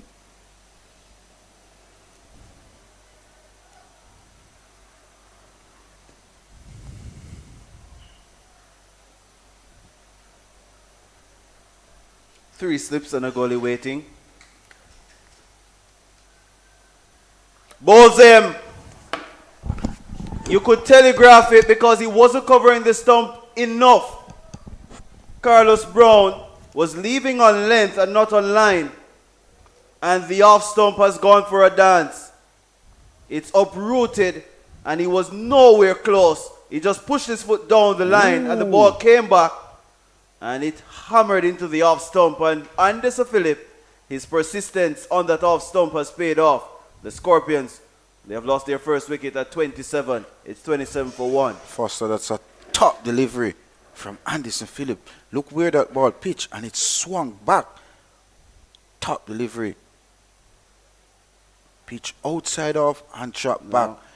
Poor judgment there from Carlos Brown. I can give you the credit that it's a good delivery, but I don't believe he did enough to cover the stumps. The ball hit almost halfway up the off stump. Let's look at it again to see if we can have some more accuracy with the discussion. So Brown has that slightly open stance. Takes one step back, across. Yeah, the ball almost hitting the top of it, and it came off the pad as well. But look where his front foot was. Just went straight down the towards wicket. the ball. It didn't cover the stumps. Exactly. Yeah, Kurt McKenzie comes to the crease now. The West Indies number 3 batter. He scored over 250 runs this season, 260 to be exact. Highest score being 47 this season. And of course, Nowhere close to his potential, Kurt McKenzie, who was 221 as his highest first-class score. Hasn't really lived up to what he has shown, the promise. You want him to dominate this season, score 400 plus runs for the Scorpions, lead this batting charge. Hasn't done so, but it's another opportunity. He's facing Anderson Phillip, who has his tail up now, picked up the first wicket to fall. and why not getting rid of Carlos Brown to chaff off a delivery. And Kurt McKenzie, who's the first player out of the Andre Bryce Academy to represent the West Indies at the test level. Andre Bryce, academic, has been around for over 13 years. Bryce giving a lot to the youngsters who have come up through the under 15, under 17 and under 19 programs for Jamaica. Continues to do an outstanding job for the country is Bryce. That's going to be one for McKenzie. Takes the score up to 27-28, I beg your pardon, for one. Because Carlos Brown has perished. He went for 16, didn't completely cover the line of the ball. It's one of those dismissals that you regret and you hate as a batter. When you don't offer a shot and you hear that echoing sound of the ball crashing into timber. But if you realize the last over, whose and ours was going up, a few deliveries passed close to that off stump. Buchanan is solid behind that delivery. And I would say as solid as ever is Buchanan. Always looks this way at the wicket. Any format he's playing.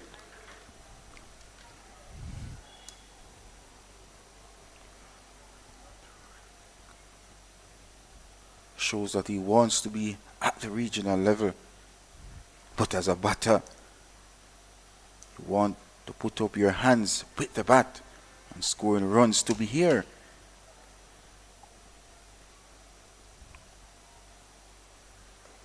One came back with the angle.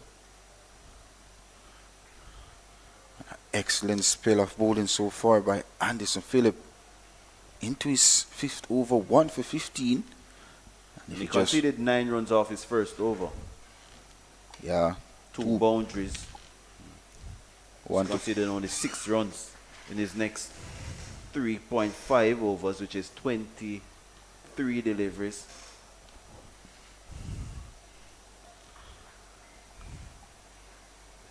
He's been consistent, hitting good areas this afternoon.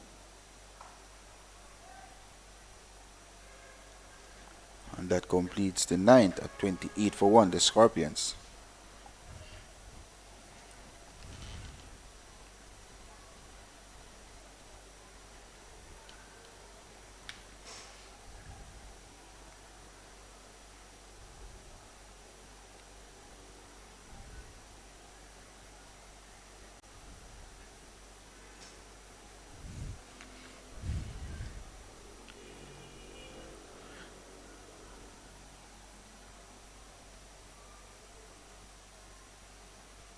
And now So going to be more spin, but it's going to be a difference. 2 left-handers at the crease now. Captain Joshua De Silva sensing a moment here. so just the one Brian over. Charles. Brian Charles is going to be operating. And you assume that he's going to be round the wicket predominantly to these left-handers. Just the one over from Curry Pier this afternoon. I know it's going to be a change of bowling. Brian Charles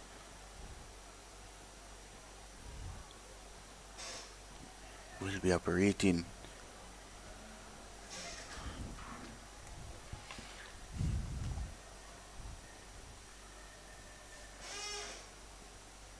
McKenzie hits it aerially, but guess what? It's gone all the way for 6.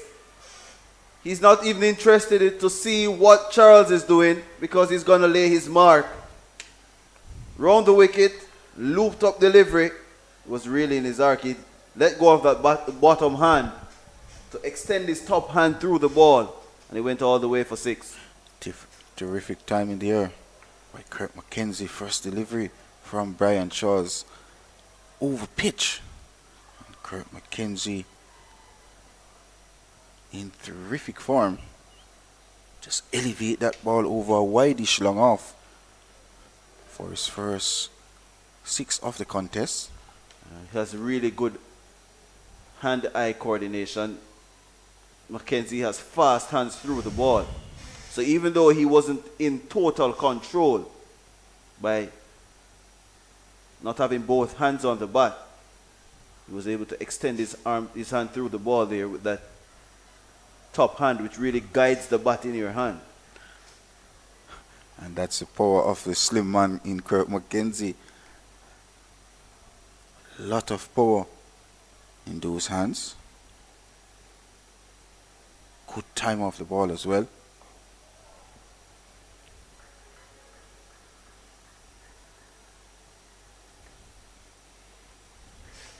What has to happen for the Scorpions here is that they don't get bogged down in terms of hitting one boundary and getting satisfied. Beautiful delivery from Charles. Half-hearted appeal. But I guess it's because of how good that delivery was. It spun right past the edge of McKenzie. And this man, Brian Charles, was a part of the West Indies under-19 squad for the ICCC World Cup back in 2014. Another slow spinning delivery past McKenzie. And at the end of the over, it is 34 for 1.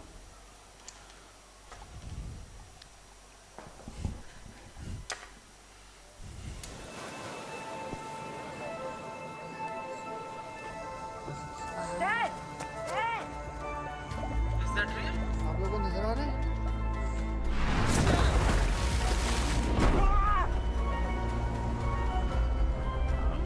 Well hit. Away it goes.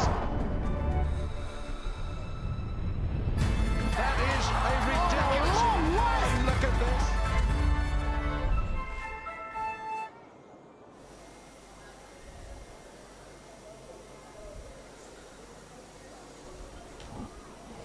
So, Andy Sir Philip in this spell. 1 for 15. Buchanan will get a single. It's a sharp single.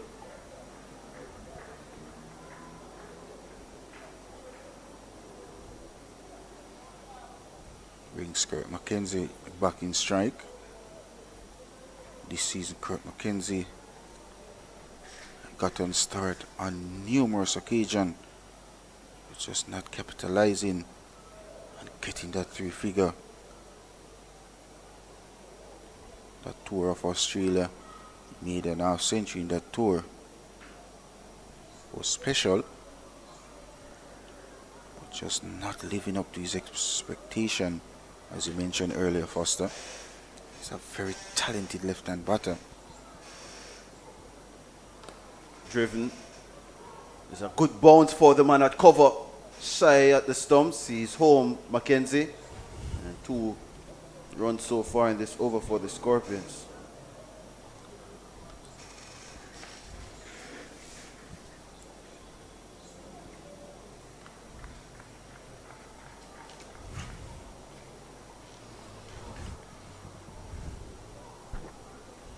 Javon Buchanan faced 22 deliveries so far, 47.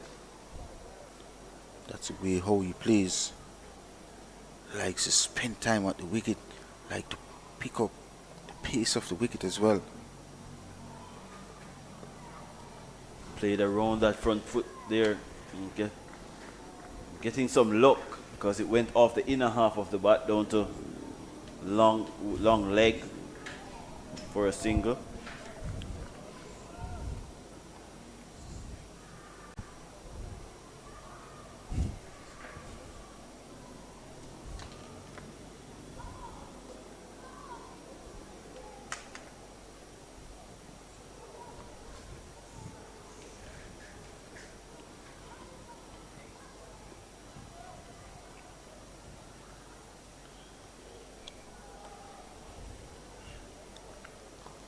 Oh, that was close. Almost dragged it on. And it just rolls down to fine leg. McKenzie has to be careful. Has to be a little bit tighter than that. It was a little bit loose. Coming back towards the stumps. Yeah, just playing away from his body this time around was Kirk McKenzie. Lucky enough that ball didn't hit the leg stump on the way.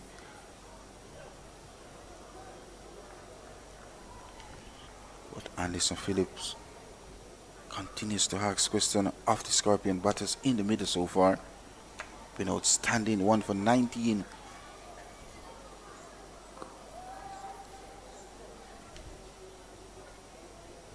Cannon doing his part, trying to stay as solid as possible behind those deliveries.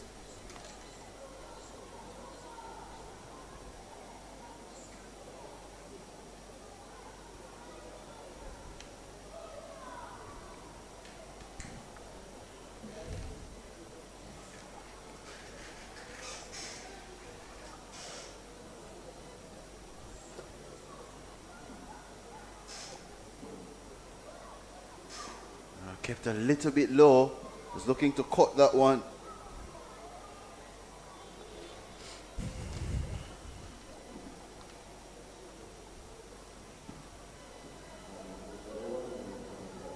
Beaten on the inside edge.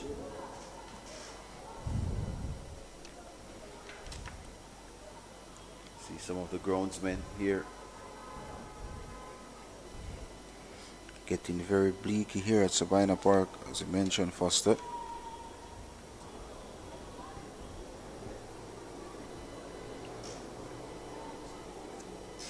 Umpire is inspecting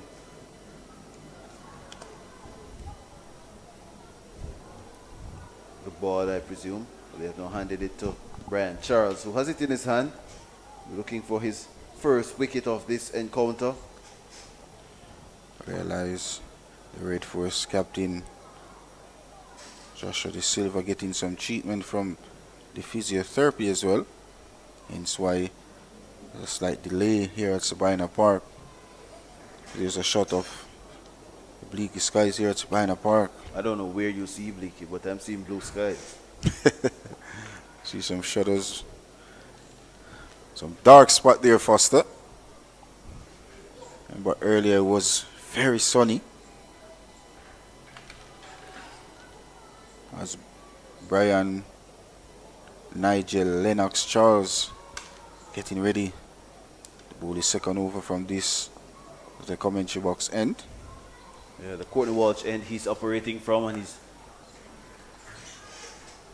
a little bit flatter than the previous over. It's early going.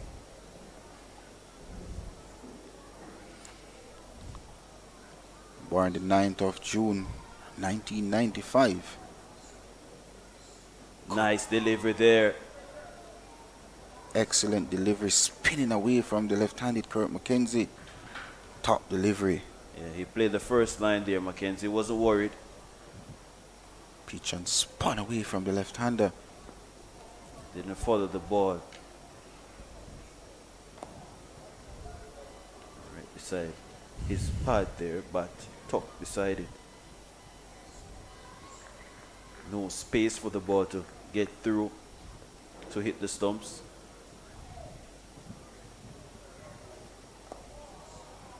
Charles darting it towards the stumps. Charles, along with Raheem Cornwall, they have been the leading off spinners in regional cricket for the last 2 years. Kevin Sinclair has been in and around the discussion points. So too Kenneth Denver of the Windward Islands Volcanoes. Driven by McKenzie, he should get one to the left of mid-on, to the right of mid-wicket.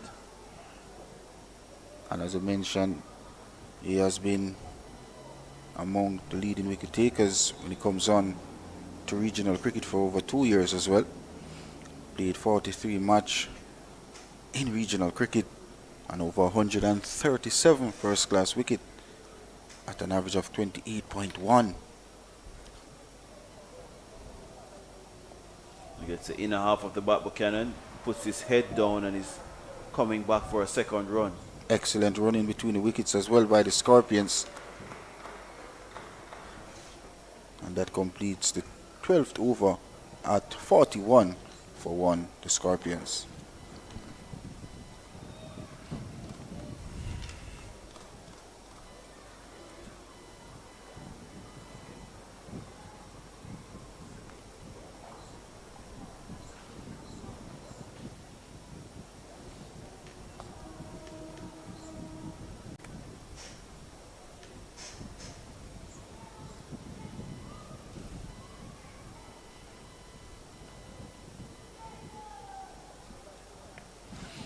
So the Scorpions, 391 runs away.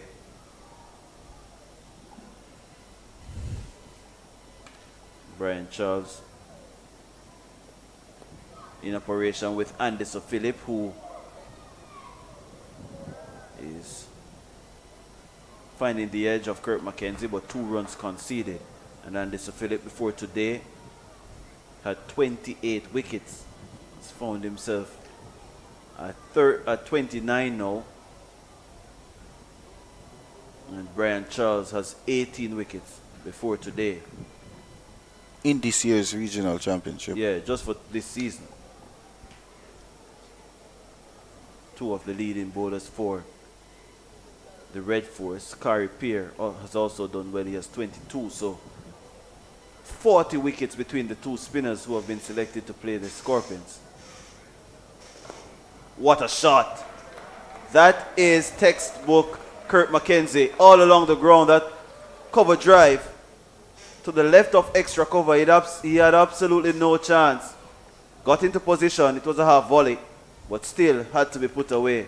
And that's what he did. That's a glorious shot coming in from young Kurt McKenzie. Full face of the bat presented. Very good in the eye to watch Kurt McKenzie when he is in this sort of form. Tremendous ball flew across the outfield here at Sabina Park, which is lightning fast here at Sabina Park. Classy shot by the classy left-hander in Kurt McKenzie.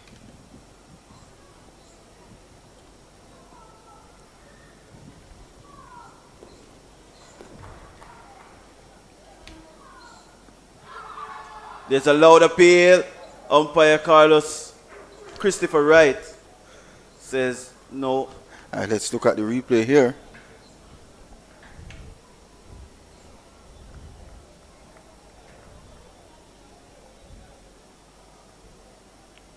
I say that's close.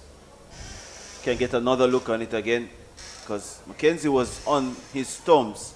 Ball was coming back towards his stumps.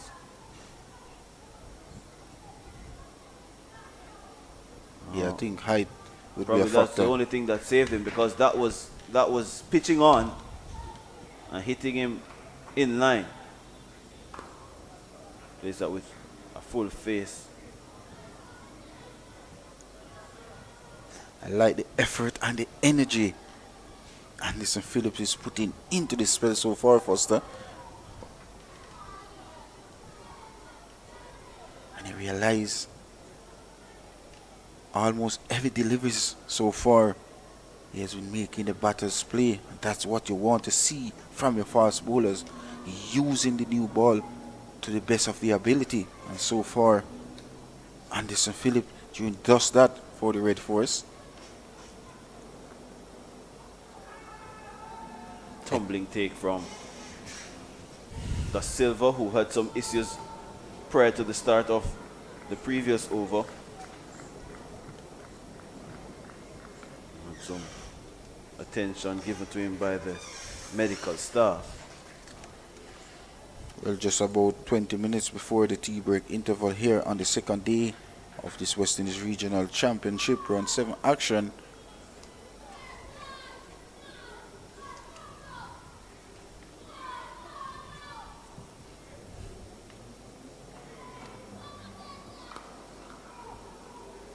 McKenzie does look very easy, but he tends to look very easy between now and 35.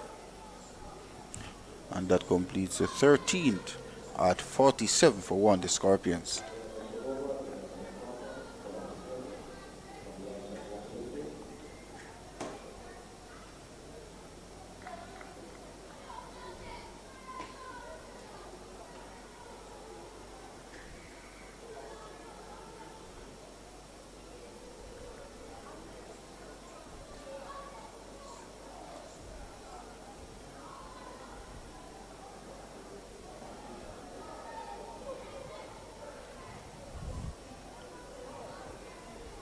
Brian Charles played for a number of teams, so he's very experienced in the mids as well.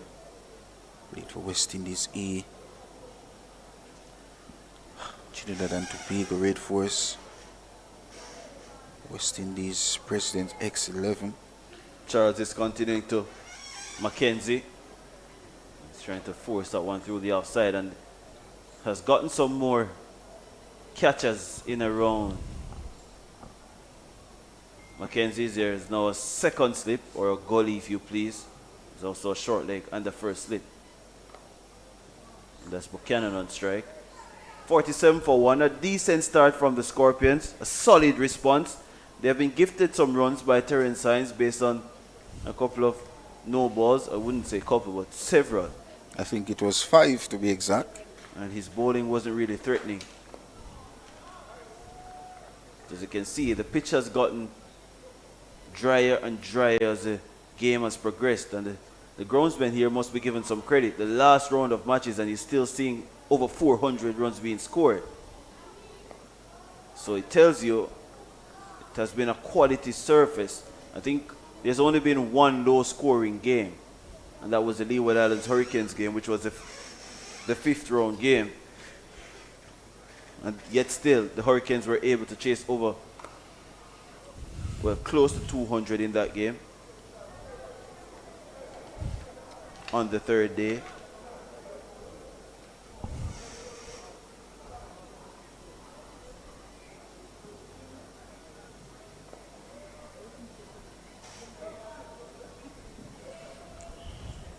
And that completes the 14. It's a maiden at 47 for 1, the Scorpions.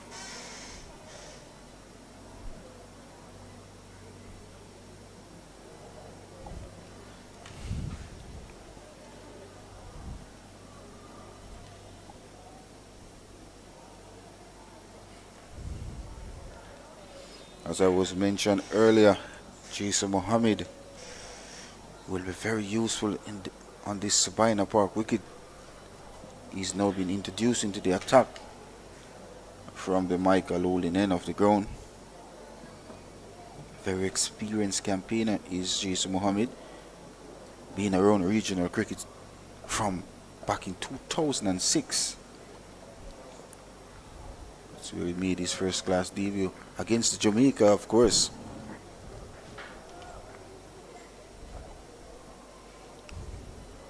He's going to be bowling round the wicket. McKenzie has now given up his helmet.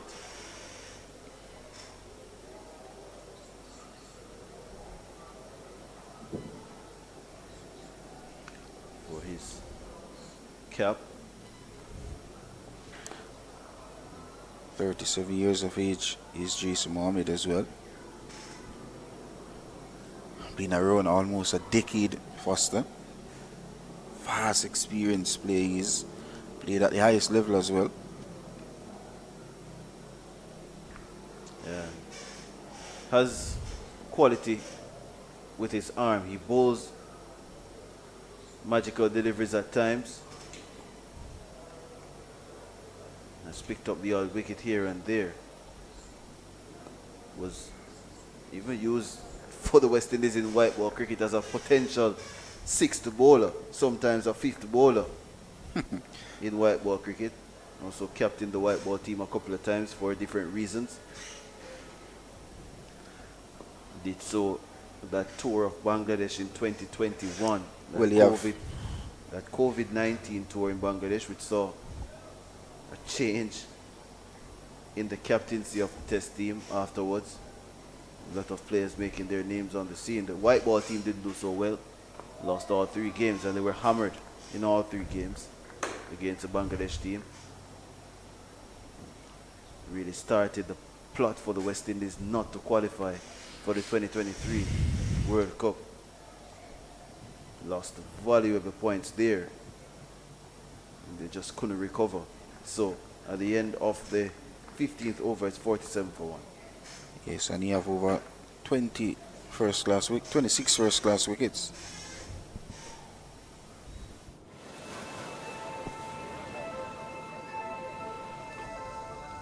Dad! Dad! Is that real? आप लोगों को नजर आ रहा है?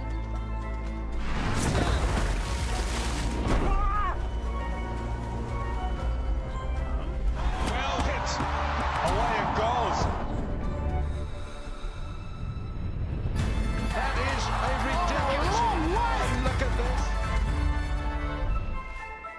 So it's going to be Brian Charles.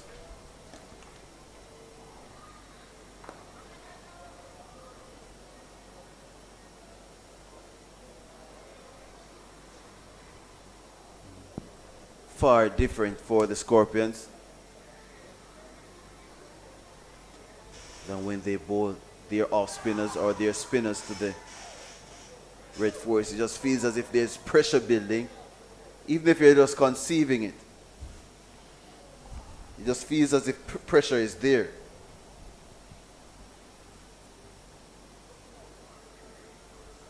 The scoreboard pressure is also there.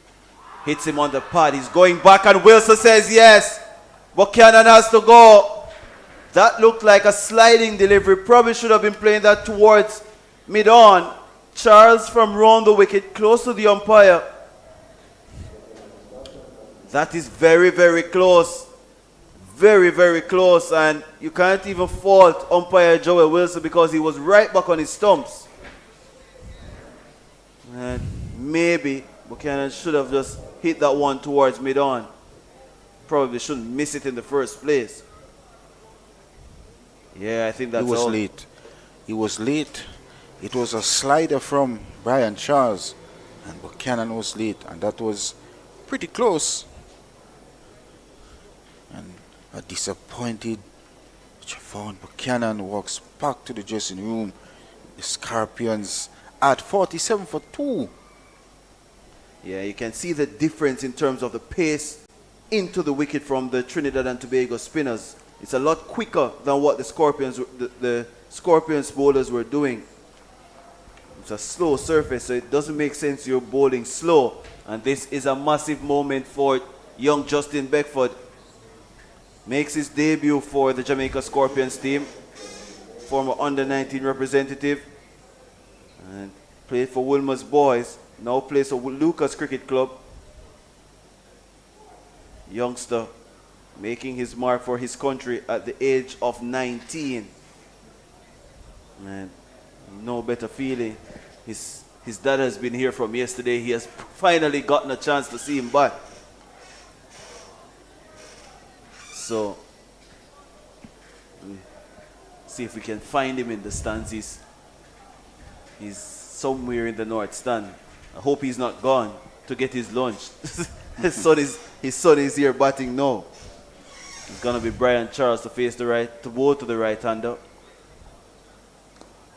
And he's off his mark. And I'm sure he didn't even dream of this. That his very first delivery will be off his mark in first-class cricket.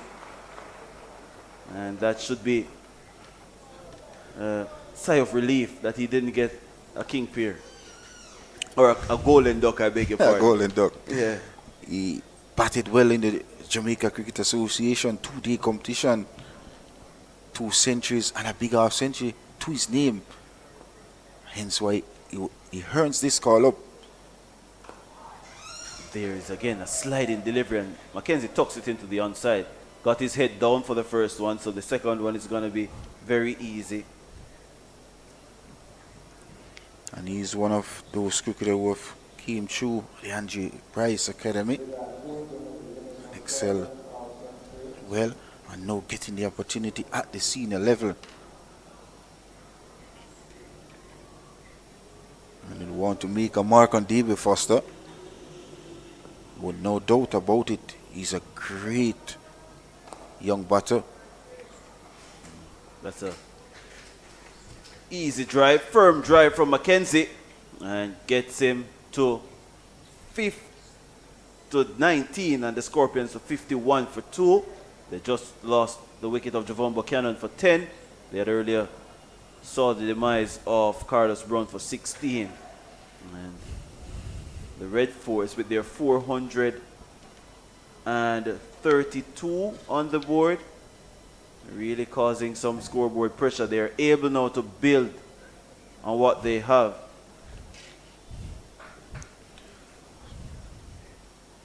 So the Scorpions still trail by over 300 runs here at Sabina Park, 381 to be exact.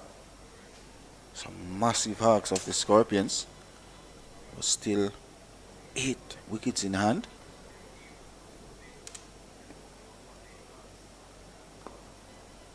tugging that one. Just about 8 minutes before the tea break interval on day 2 of this West Indies Regional 4-Day Championship. Jason Mohammed have 8 ODI wickets as well. Very useful off spinner for West Indies and also for Trinidad. Tends to get you his overs very quickly as well. Into his second over, no run conceded so far. That means his first was a maiden. So 10 deliveries in his spell so far and haven't conceded a run.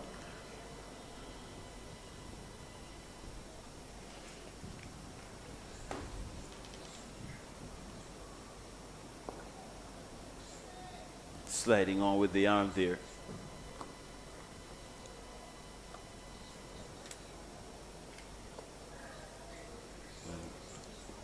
McKenzie has looked quite easy. Just hammers that one down to long off for a single. Takes him into the 20s. He has 20. And that completes over number 17 at 52 for 2, the Scorpions.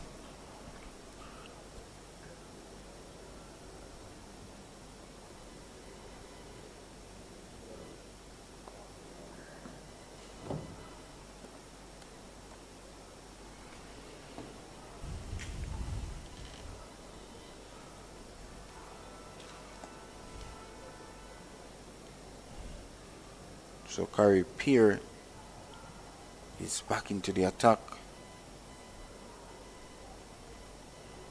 Just bowled 1 over before. So he's back for his second over and also a second spell, Foster. Captain was not happy with what Terence Hines was serving up, so he made a change. The wicket off Carlos Brown. Saw 2 left-handers at the crease, and Joshua Da Silva went to his off-spinner Brian Charles, who has picked up a wicket. It's a little bit strange that the over that he picked up a wicket, he has been taken off the following over. Maybe they're going to be switching ends.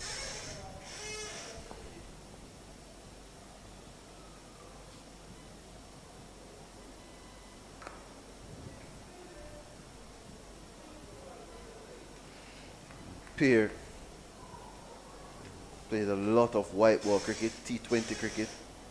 Has been one of those names in CPL cricket that has been around several teams. Remember that outstanding ball and caught that he took in a CPL game as well.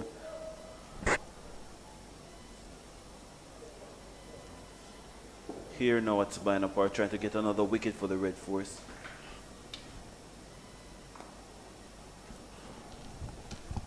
Has been dismissed by left-arm spinners twice this season, McKenzie. Jamil Warrican bowled him in the second innings when he looked well set. Trying to hit through the covers. And he was caught at bat pad in the previous game of Veerasamy Permaul.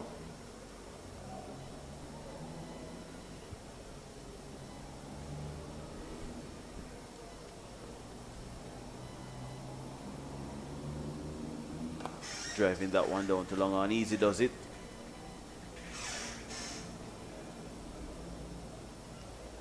And the end of the 18th over at 53 for 2.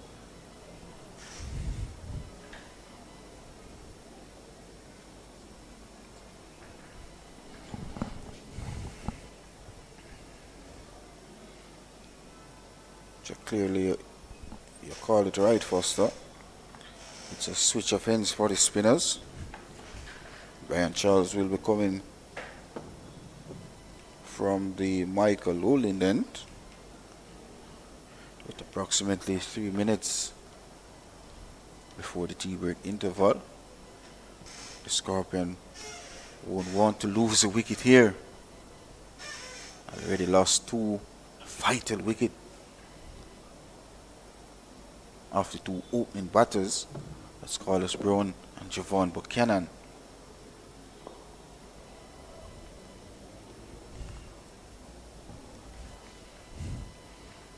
Ryan Charles into his 5th over, 1 for 13 so far. Been very economical. Forcing that off the back foot. Can't gap it though, McKenzie. As I said, has looked very comfortable at the wicket. Very easy on the eyes. Blessed with natural timing. Ooh, good delivery. Pitch on off and spun away from the left-hander. And also born with a natural talent as well. Gifted. I would say running the family of the McKenzie family, Foster. The one pushed down to long off for a single. Takes the score to 54 for 2. Woolley does the fielding. Have a younger brother in Nikolai McKenzie as well. Played at the under 15 level.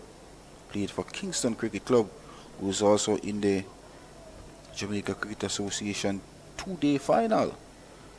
Supposed to get underway next weekend here at Sabina Park.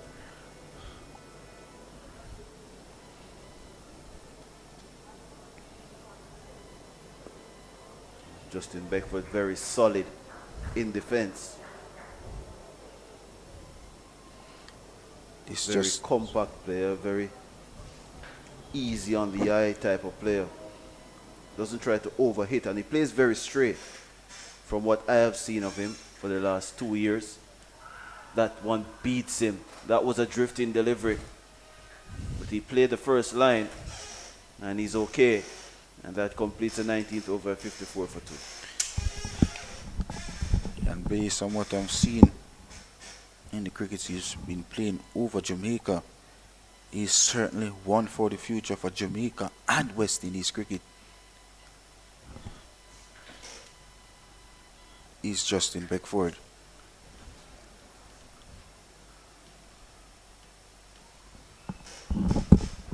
So the final delivery, the final over before tea. It's now 2:38 local time, 2:39. Definitely the last over. Trying to turn that one, McKenzie. I think what the Scorpions don't want to happen is losing wickets in a cluster. They tend to do that very often. Similar situation last match. Played easily by McKenzie down to long on. Is that they went to the break with only 2 wickets down. And then when they came back out in that third session, Scorpions lost wickets in a cluster. They went to the close of play with 9 wickets down for just 153 runs, if my memory serves me right. And then the very first ball, they were dismissed. On day 3, that's played late by Beckford. He looks the part. He looks as if he's watching the ball onto the bat. And just guided that one to backward of point.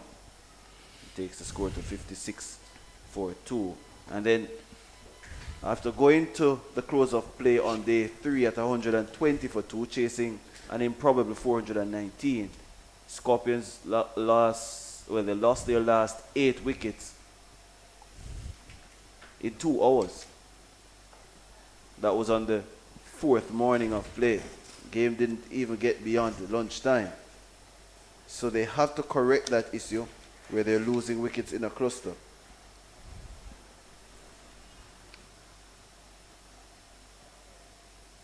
It's down the leg side. One more delivery to survive for McKenzie to go to the break.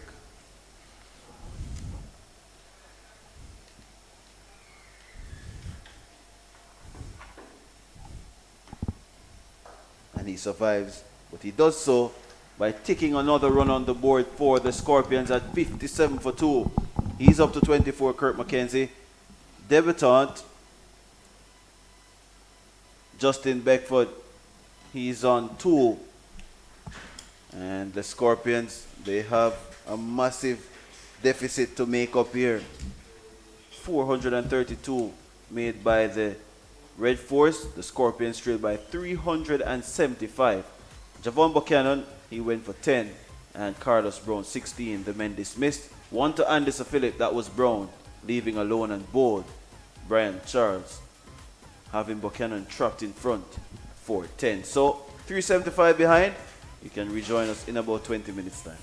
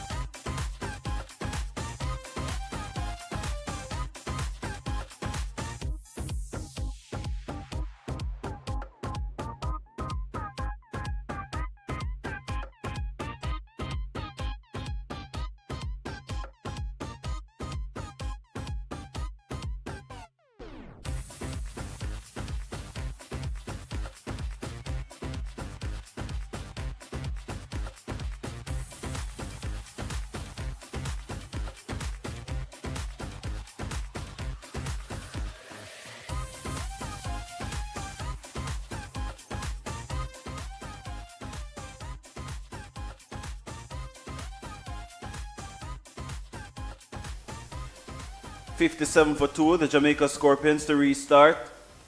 Brian Charles has the ball in hand. He has a wicket so far.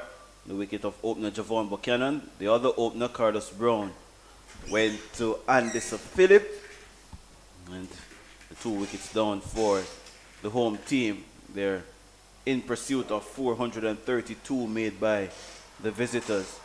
And they trail by 375. A long, long, long way away.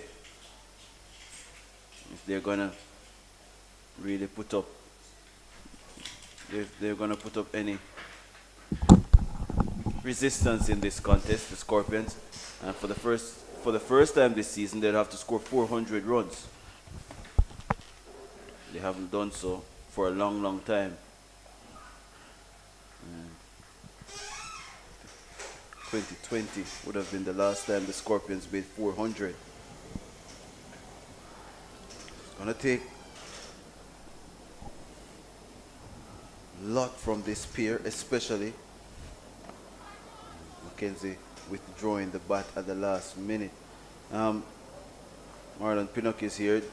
Your thoughts as to what you think the Scorpions will be trying to achieve between now and the close of play?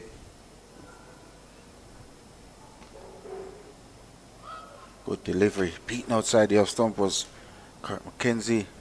But I think the Scorpion would want to go to close of play this evening with these 2 batters in the middle at the wicket. Won't be an easy task though, Foster. With 35 overs remaining in the day's play. That's a lot. Going to be asking a lot of the Scorpions. These 2 will probably have to bat at least 25. It has been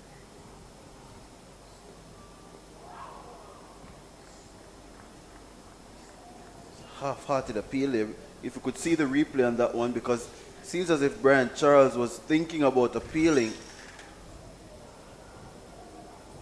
off the bat and the pad. I think that would have still been going down. And McKenzie is getting right in line with the ball, right over the ball as well. His head is positioned at the end of it. First over after T, 57 for 2. And it's a maiden as well by Brian Charles to start after T on the money.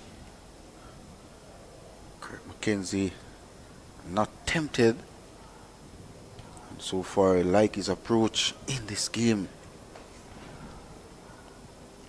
Would want to put a price on his wicket in his final game of the West Indies Regional Championship for 2024.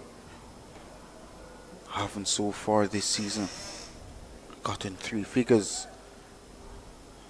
Now is the perfect opportunity for Kurt McKenzie.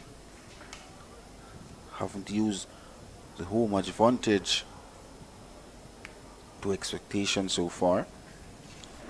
Pair from the Courtney Walsh end to Justin Beckford. Solid drive. Playing in the V there. And so far you can see they're confident in Justin Beckford at the wicket. One spun across him. And this is where he needs to be reminded that a lot of good deliveries will be bowled. Don't get flustered or worried about what's gone past the inside edge, the outside edge, because if it goes past the inside edge, you're in trouble. And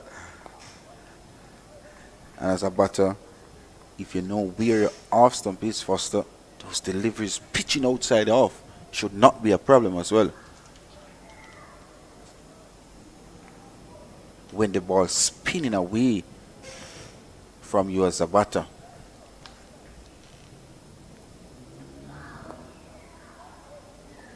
Head is right over the ball. Beckford is trying to get as close to the pitch as possible.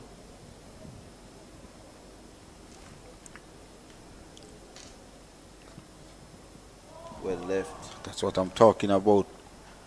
Once you know where off stump is, those deliveries in and around that outside off stump area, you don't have to play. That one was the arm ball because it went on with the angle.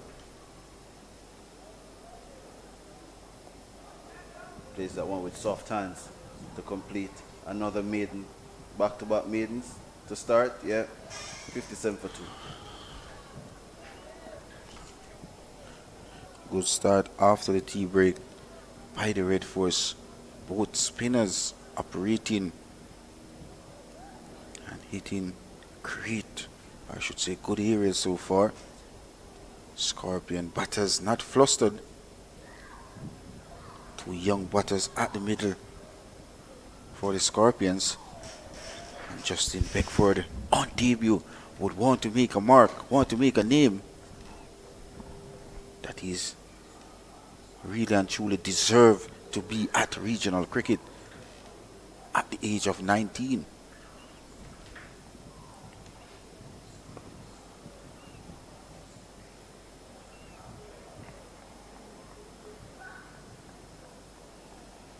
Just want to see the desire shown from Beckford. McKenzie has to lead him. He's the experienced partner, and he's the most accomplished batter in this team. Plays for the West Indies. Goes straight as a die. And a couple of bounces into the fence for 4. And that's his strength, Kurt McKenzie, hitting down the ground, aerially as well. He dragged it a bit because there's no long on. There's only a long off. And Brian Charles shouldn't mind that too much. I think the first delivery he faced from Charles, he hit him for 6. Down the off, well, down to long off. So he's indicated where his scoring area is going to be. And the good thing about Kurt McKenzie inning so far, his shot selection is very good. And that's what you want to see from a Kurt McKenzie. Being positive, yes, but pick the right deliveries. And so far in this inning so far, he's been outstanding.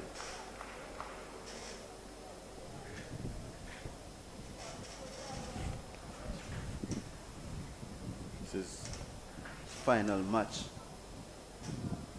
of the season. Takes the shoulder off the blade.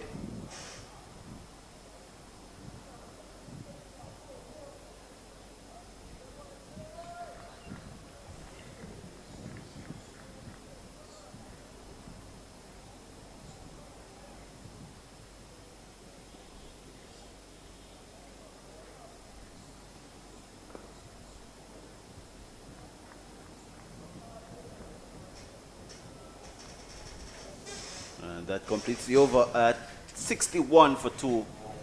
Only the boundary of it. A straight hit from Kurt McKenzie.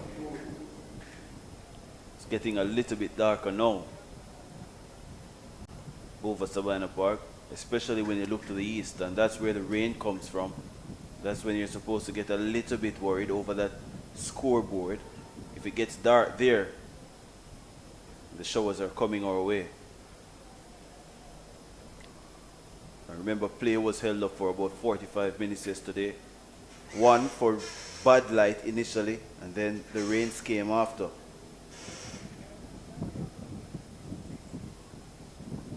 Beckford goes aerial, and his first boundary in regional cricket.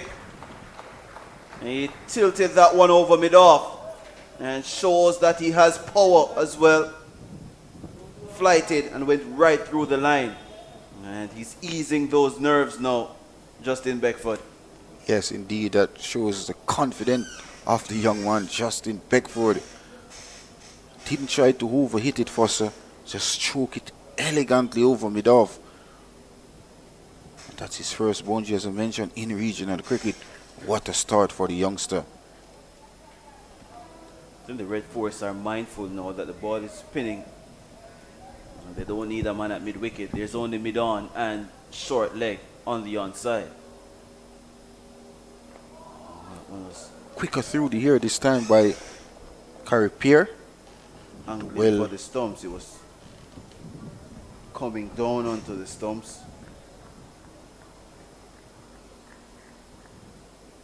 Beckford has to be careful. He has a very good arm ball carrier. Goes back. Can't pierce the gap. See if a scooper in the way. He looks accomplished. He's using, when he goes back, he's going all the way back. Justin Beckford, and when he comes forward, he's coming fully forward. Yeah. Like that. Use and the hammers depth it of the through crease. the offside for a single. 66 now for 2. Just look at how he uses the depth of the crease. Picks up the length very early. That is very important. Realizes that one, he's not going to be attacking his stumps. He's going to get some room, so he's going to have to find a way to create an angle to get the ball in the gap. And that's what he did to bring up his 7th run.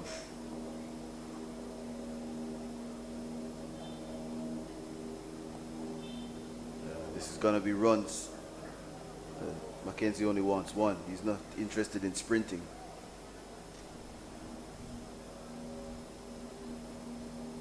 $29 now for him.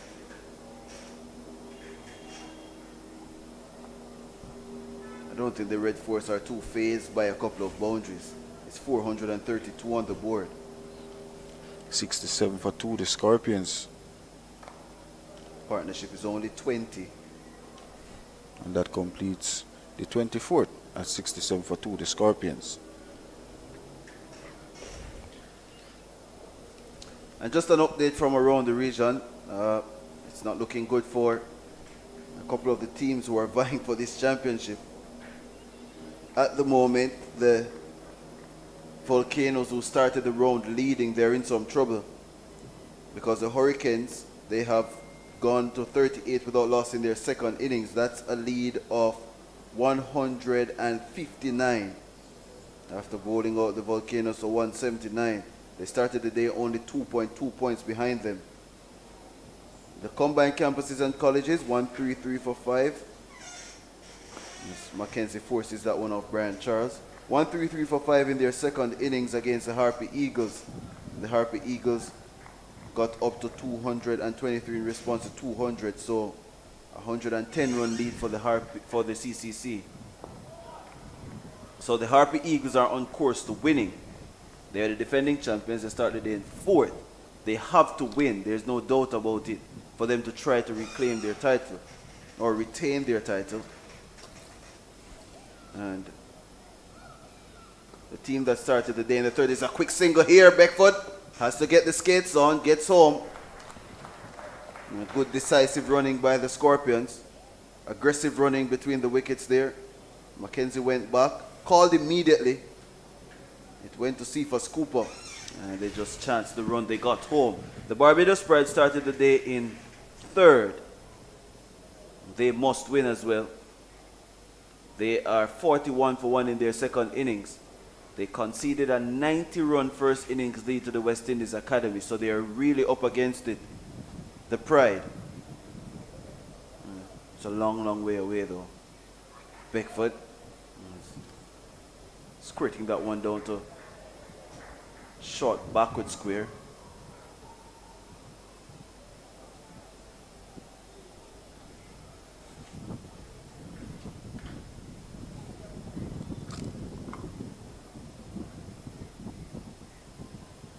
And now a change in the field.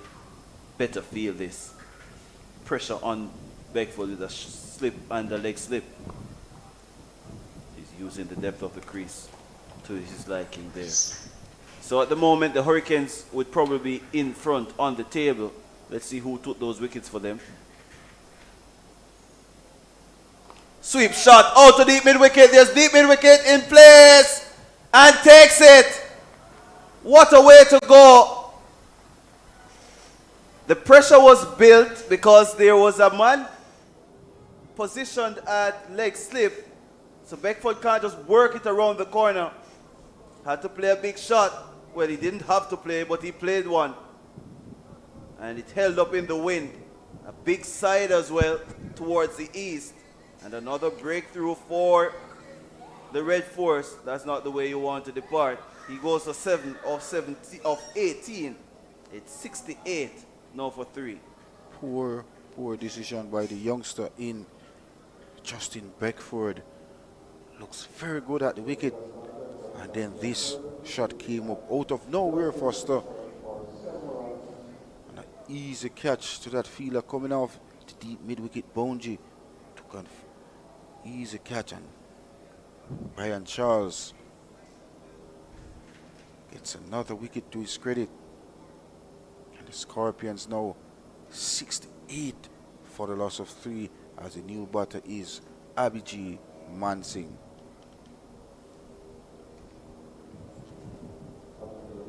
Now the Scorpions are going to be worrying. 68 now for 3.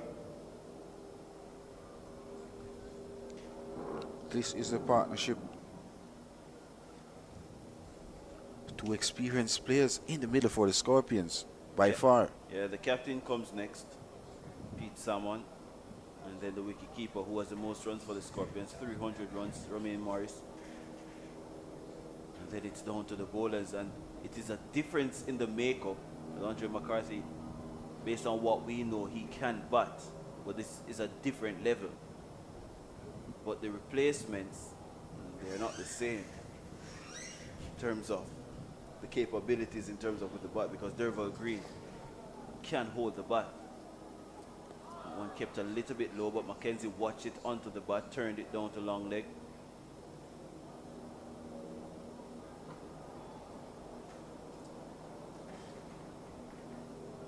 Another run added, it's now 69 for 3. Brings Abhijit Mansingh in strike. Not the best of season so far with the bat for the Scorpions this season by Mansingh. Has scored over 200 runs for the Scorpions this season, and he's playing almost like an all-rounder, but he has now been promoted to number 5. Has been batting there since the axing of Jermaine Blackwood from the team. So more responsibility. He hasn't bowled the same volume of overs in these last 2 games. They'll be looking to really rubber stamp the move by getting a significant contribution. That one spun across him. Pierre. Top delivery. You realize Mansingh tends to reach for the ballers. Ball as well, Foster. And so I think it's a good strategy by the Red Force to include 2 slip.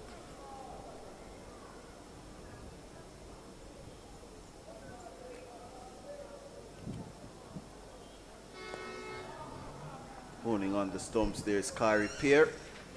And completes a quiet over. 1 run from it, 69 for 3.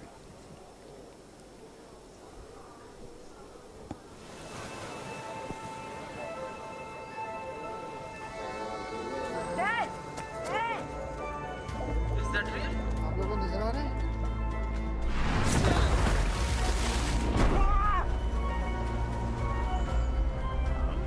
Well hit. Away it goes. That is a ridiculous. And look at this.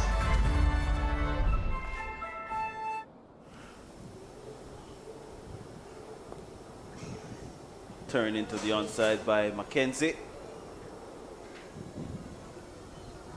Brings Abhijit Mansingh in strike. Made his list a debut back in November of 2019, playing for the combined college and campus in regional Super 50.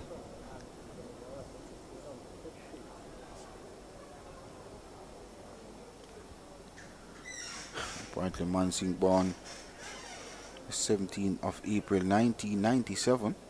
Yeah, yesterday was his birthday. He's turning that one to leg slip. And they're mocking Jason Mohammed that he has finally stopped the delivery. The old veteran diving away to his left at the age of 37.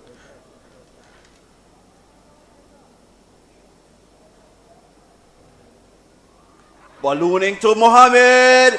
Has he taken the catch? Not in the liking of the umpire, Christopher Wright. He was on move. Looked like he came off the flop of the pad. Yeah, no bad. Excellent decision by umpire Christopher Wright on this occasion. Mansing has played 12 first-class games so far, Foster. Brian Charles is bowling very straight. He's really using what is on offer for him. Really spin those deliveries, fizzing them across the batters. Mansing is well forward. 12 first-class game, 518 runs at an average of 23.5. Bit below par from Avijay Mansing. Better batsman than his average shows, but that completes the 27th at 70 for 3, the Scorpions.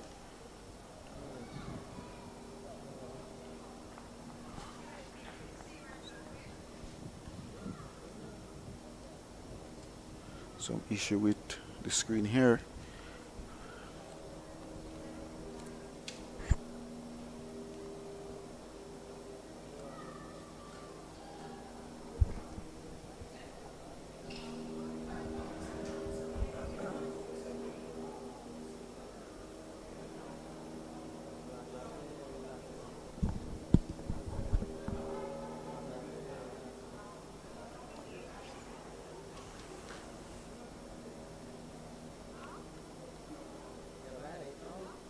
Pierre is going to be continuing to McKenzie, who was good for his 32.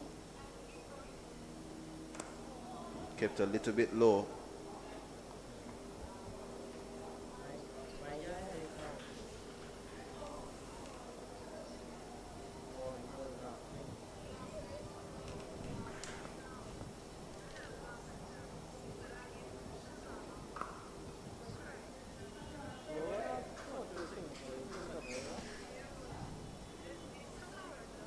Looks easy out there, Kurt McKenzie.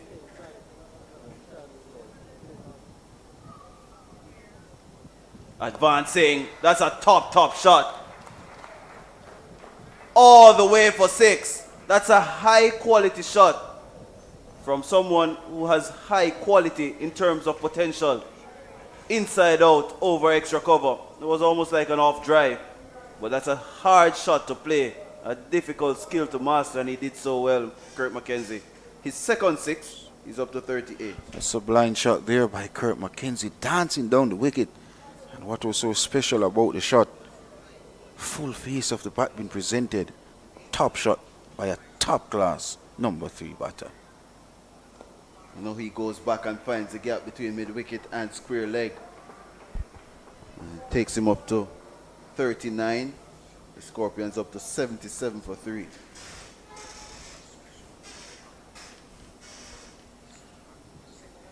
Brings Avijay Mansing in strike. Mansing not off the markers yet.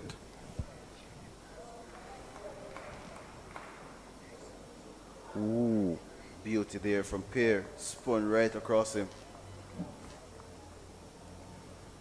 Tentative to come on the front foot in this occasion, Foster. Caught in 2 minds there.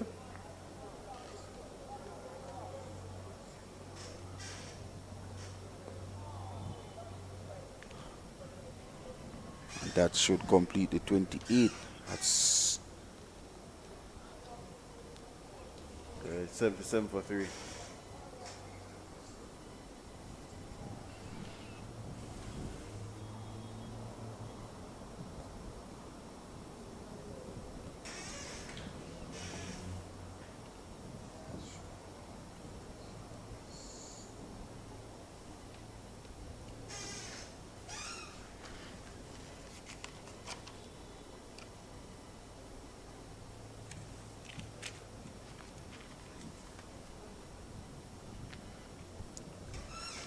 Well, Brian Charles will be continuing to Kurt McKenzie, who's well set on 39 from 72 deliveries. Looks very easy at the wicket is Kurt McKenzie. Always look promising at the wicket is McKenzie.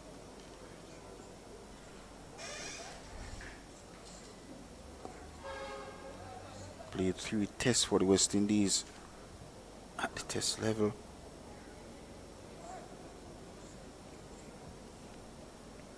Had a half century as well. It's 170 runs at an average of 28.3.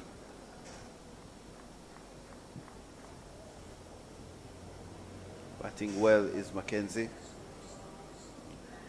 Now faced 74 deliveries. Tug that one through the onside. It's going to take some stopping. There's forward of square on the boundary. And he does well. 2 runs to McKenzie takes him up to 41. The Scorpions up to 79. Well, we could say clearly that Kurt McKenzie is batting well so far in this innings, Foster.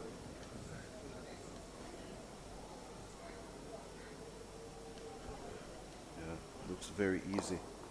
And shots like those tell you.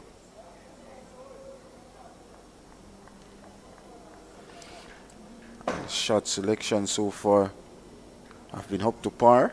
That's been spot on. Don't want to really put the Mickey on him, no. That's a beautiful delivery from Charles. Probably should have left it alone, but he has survived it.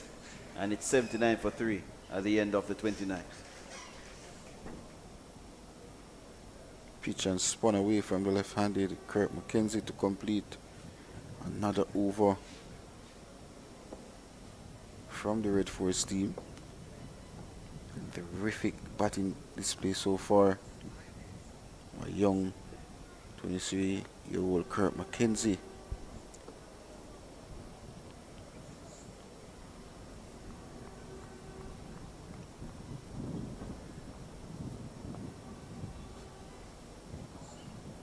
That's another beautiful delivery from Pierre, who is starting his 8th over. Mansingh is yet to get off the mark. He has faced 13 deliveries. That was really good. He was groping at it.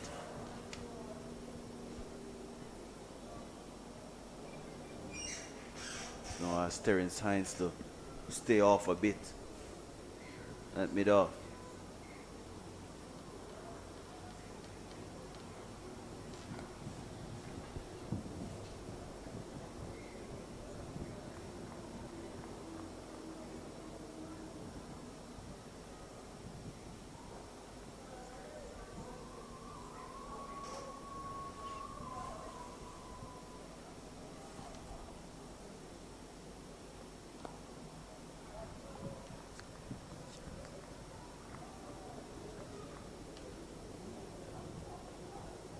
Remember the Scorpions in pursuit of 432, 353 behind.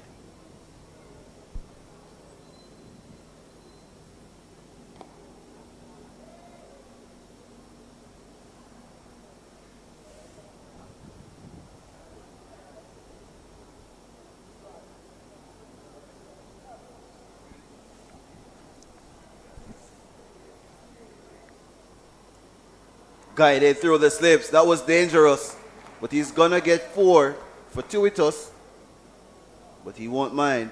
It's 83 now for 3. His first scoring shot. Abhijay Mansingh. It went on the ground, but it still was a dangerous shot. Yes, a bit risky there from Abhijay Mansingh. But all along the ground. And he's off the mark with a boundary. Took him 17 deliveries. As I mentioned, it's better to be late than never for him.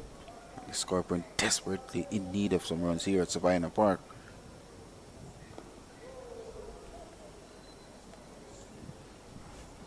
And that completes another over with the Scorpions 83 for 3 in pursuit of that magical figure 432 made by the Red Force.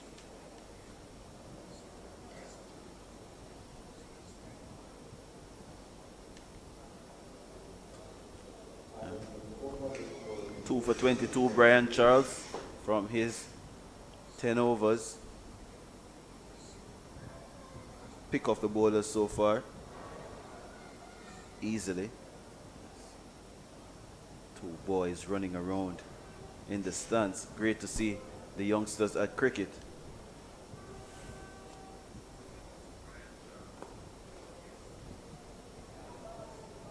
Found himself facing his 79th delivery now, Kurt McKenzie. Spending crucial time at the wicket for the Scorpions.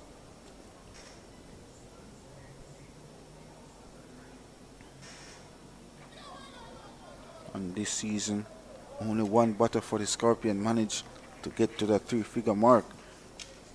And that was Chadwick Walton at the age of 38 years of age.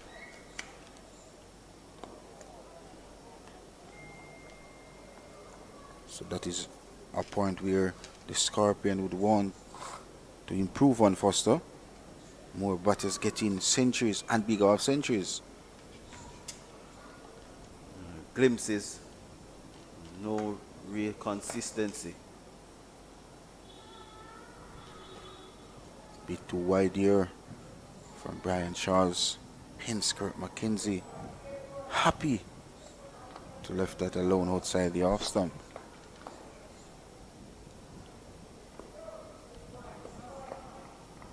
Solidly behind another delivery. But the Scorpions, I think that is getting closer to the end of the over. Well, one more to come. The Scorpions, I think it's just about having some self-pride from here. I don't think anybody expects them to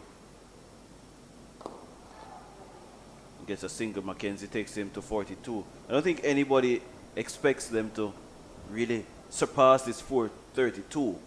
It's just about how close they can get and the fight that they show to get whatever total they get. It's 84 for 3 at the end of the 31st.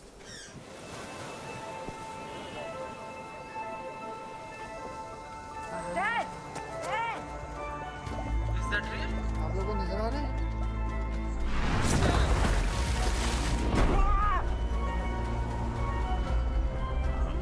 Well hit.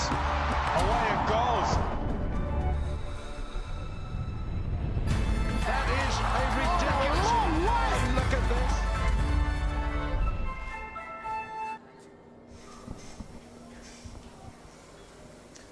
Car repair is on. Turned away. This could be at least 2 if he's interested. Well, McKenzie is. He doesn't really run his runs very hard. As you can see there, just tracks through for his second run.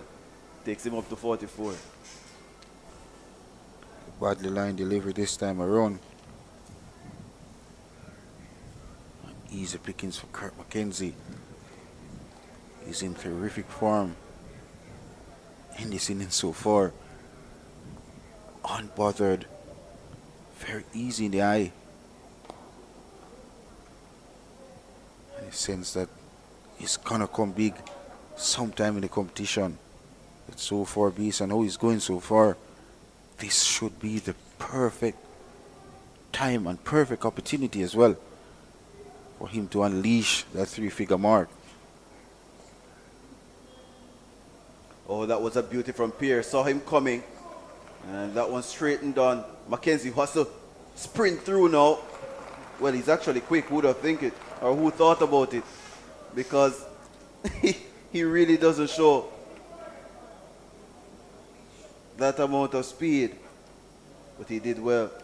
And it takes him up to 46. One hit away from a 50. And this is sometime where Kurt McKenzie tends to lapse in the game, Foster. Especially after an interval, he tends to lapse. And with 3 wickets already gone for the Scorpions, he would want to bat as long as possible. I think ideally they want him to be the last man out. If he does get out. Yeah.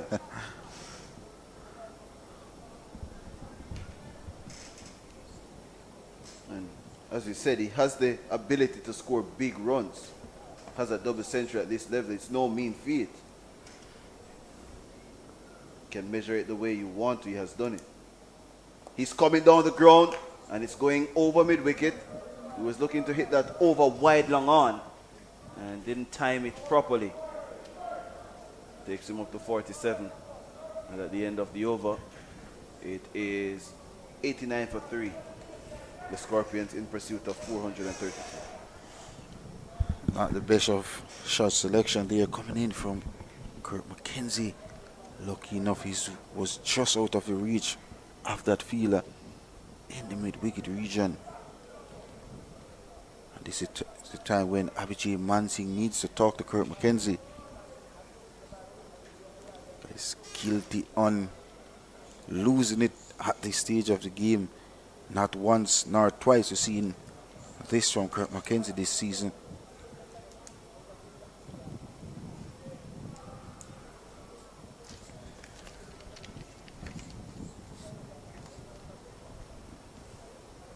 Well, of course, Brian Charles will be continue to battle away with Kurt McKenzie, who is high up yet another first class half century.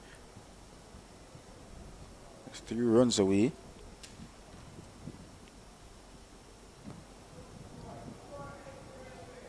He's done everything right so far, McKenzie, in this 91 balls that he has faced.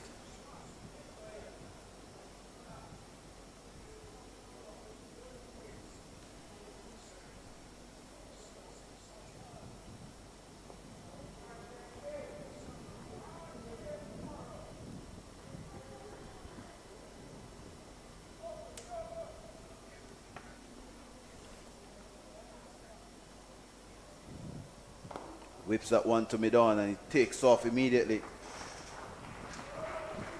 Takes him up to 48. Looks busy at the crease. Abhijit Mansingh not the quickest between the wickets, Foster. Yeah, but I don't think he was in any trouble because Mackenzie's end would have been the danger end. Of course. Yeah, so he did well to go on the move as he hit the ball. Dangerous shot there from Mansingh, trying to hit that through the covers. Things that's a risky shot as well. Looking to hit the off spinner through the offside as a right-hander. Tends to spin the ball into the right-handers.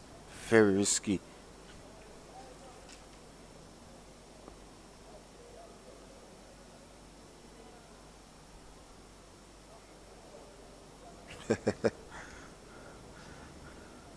All good friends, De Silva and Abhijit Mansingh.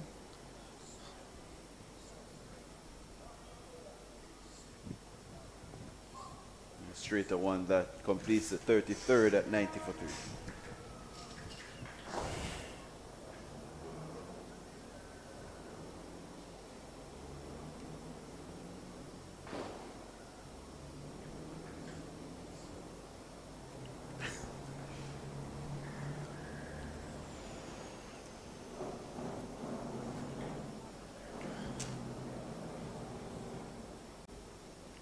Minutes before 4 o'clock here in Kingston, Jamaica. Wonderful venue.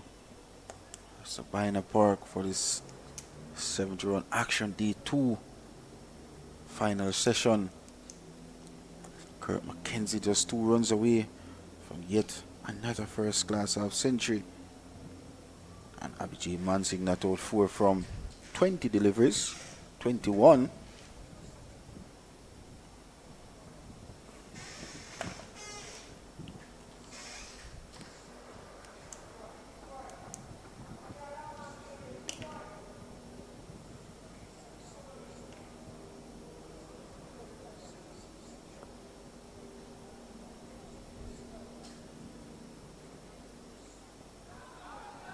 Down the leg side, there's a half-hearted appeal.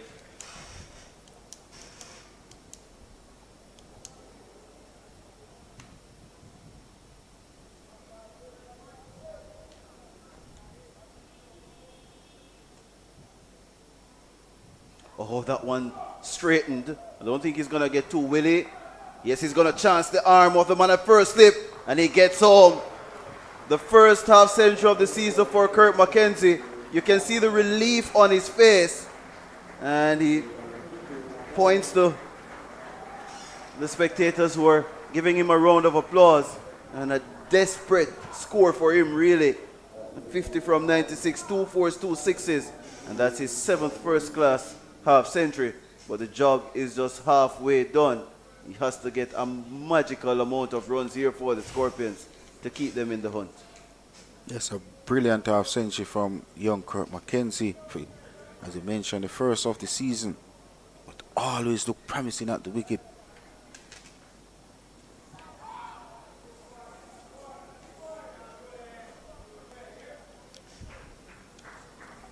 And you could see the jubilation of his teammates as well. Wants him to do well.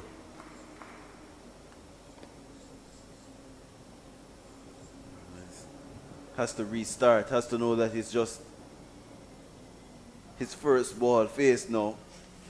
Brand new innings. 50 is already gone. The Scorpions need more than that. Need to emulate his West Indies teammate. Getting better bowling than what the Scorpions served up for sure. It's 92 for 3 at the end of the 34th. The 34th.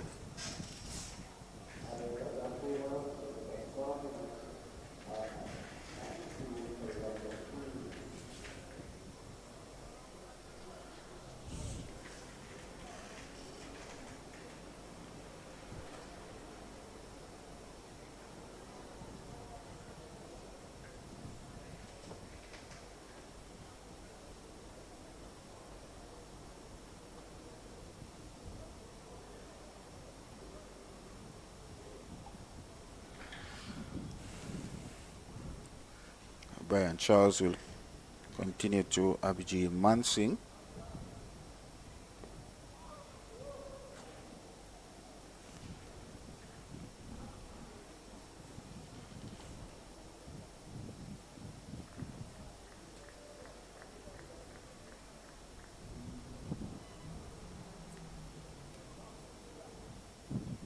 Goes up to mid on. Oh! Goes over his head.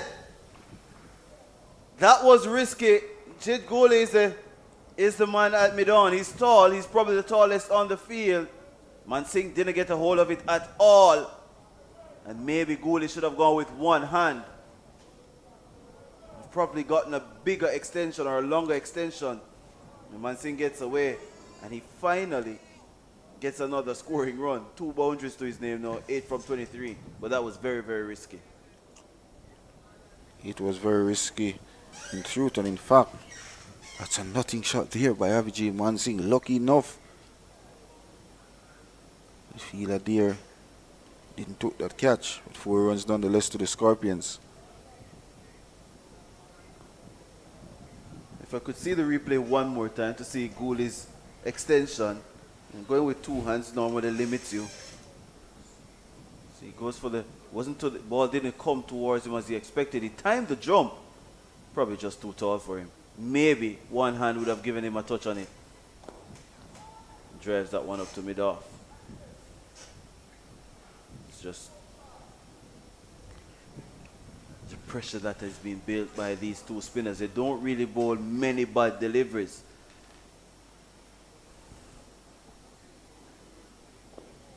So you have to be forcing your way to score. And the scoreboard pressure has even allowed the captain of the fielding team, that's Joshua De Silva, to just have men around the bat consistently. Doesn't have to worry about pushing men back. Mansingh drives that one again. It's still a dot delivery. It's 96 for 3 at the end of 35.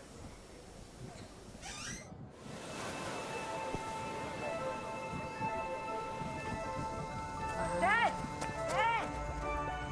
Is that real? आप लोगों को नजर आ रहा है?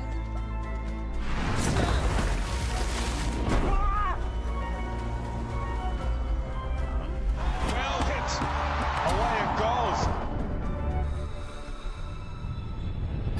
That is a ridiculous. And look at this.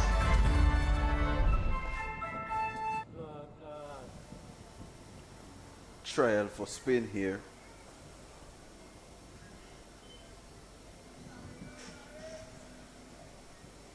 addition for the Scorpions batters to see if they can really survive.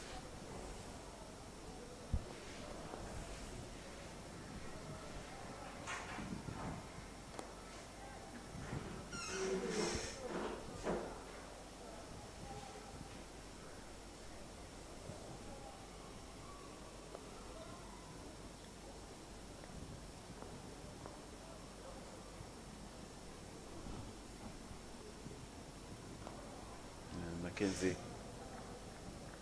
is defending that one. So Scorpions trail by 336. I think psychologically they need to get these two together to get the deficit under 300.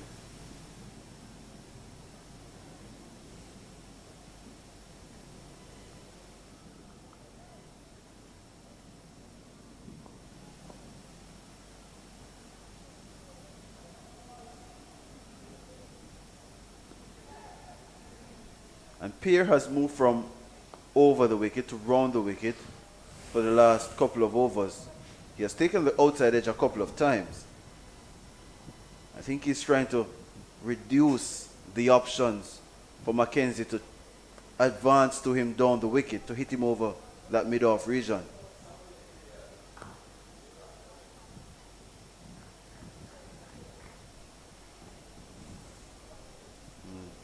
It was hit over extra cover, but he hasn't been since making that change. So he's trying to cramp him for room. Hits him on the front pad. Joel Wilson says not today. And there's no run either. And we would love to see what happened there, if it's an inside edge or it's just not going on to hit the stumps. Yeah, that's spinning past the stumps. That's a good decision by the umpire. And that's the end of the 36, that 96 for 3. Good over there by Gary Pierre, asking a lot of questions. And so far, so good at the wicket for Kurt McKenzie. Tremendous batting performance so far from him, getting his first half century off the 24 West Indies Regional Championship season. We'll want to get 3 figures if the Scorpions are to stand a chance, Foster, of reducing that deficit of over 300 runs.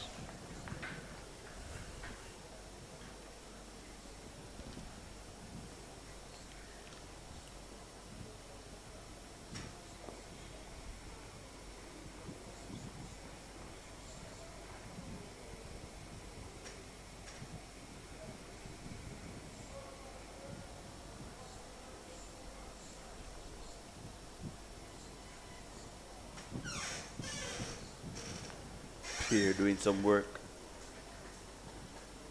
in the slip cordon. It's that first slip.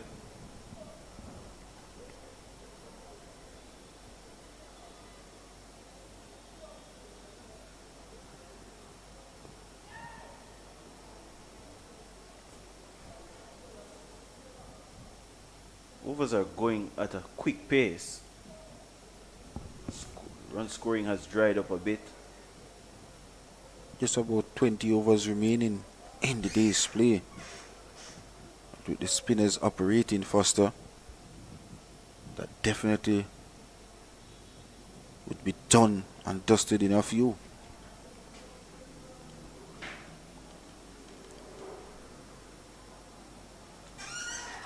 The wicketkeeper throws it in the air, and the dreaded index finger goes up in the air as well. A tickle onto that one, and the Red Force, they have found themselves with another wicket. And Mansingh going for a lap sweep. Yeah, it did come off that glove. Excellent take. Brilliant take by the wicketkeeper, Joshua De Silva. And Brian Charles is in the wickets again. His third. It's now 96 for 4. Can see down the leg side, Abhijay Mansingh going for the sweep, and what a catch that is from wicketkeeper Joshua De Silva. Excellent take, And a disappointed Abhijit Mansingh goes back to the pavilion with the Scorpions. 96 for the loss of 4 in pursuit of that Mamatan total made by the Red Force of 4-3-2. Captain of the Scorpions in this game, Pete Salmon, make his way to the wicket. With his team under a lot of pressure here on day 2 of the 7th round West Indies Regional Championship at Sabina Park. This is the final game of the season as well. And so far at the wicket, Kurt McKenzie, looking sublime form, would want to turn this half century into 3 figures. But batters of the Scorpions need to stand up and bat here. As I mentioned earlier in my commentary, just one batter so far from the Scorpions getting a century, and that was Chadwick Walton back in round 2.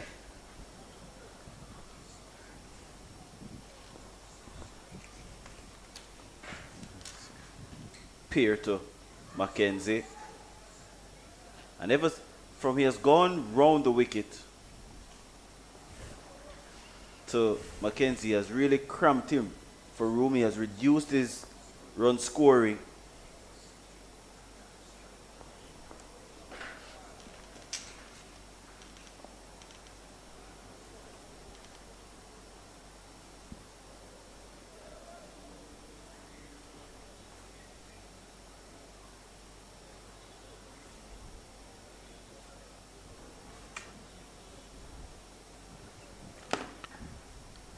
Curry Peard still haven't registered a wicket into his 12th over, none for 30 so far. But that special spinner who's doing damage for the Scorpion batters in Brian Charles. 3 wickets to his name so far. He's been outstanding.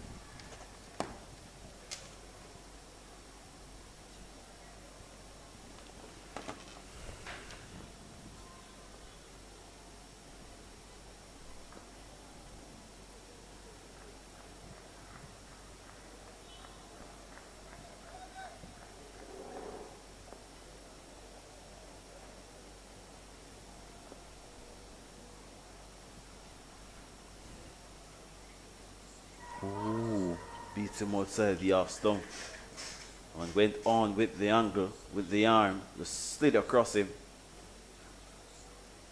Played inside the line, though McKenzie wasn't worried.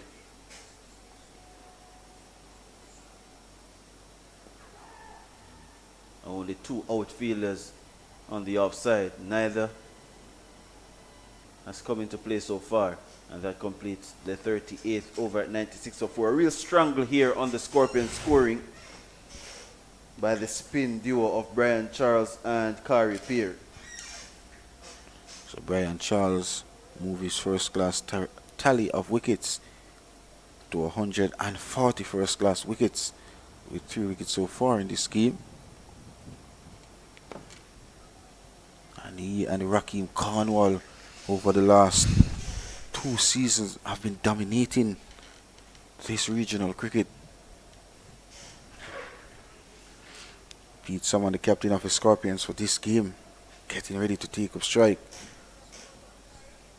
from Brian Charles. Attacking field as well. There's a slip, there's a leg slip, and there's a short leg as well. First ball to Salmon. Hasn't been bad with the bat. Pete Salmon has been elevated since the appointment of Brandon King as captain. And that was the 4th round. That game was against the academy team. That's the same game he scored an half century.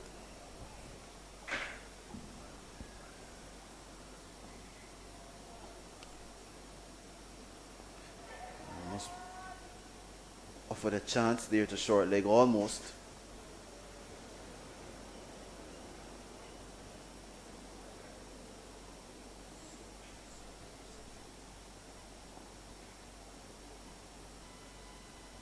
Goes over long on.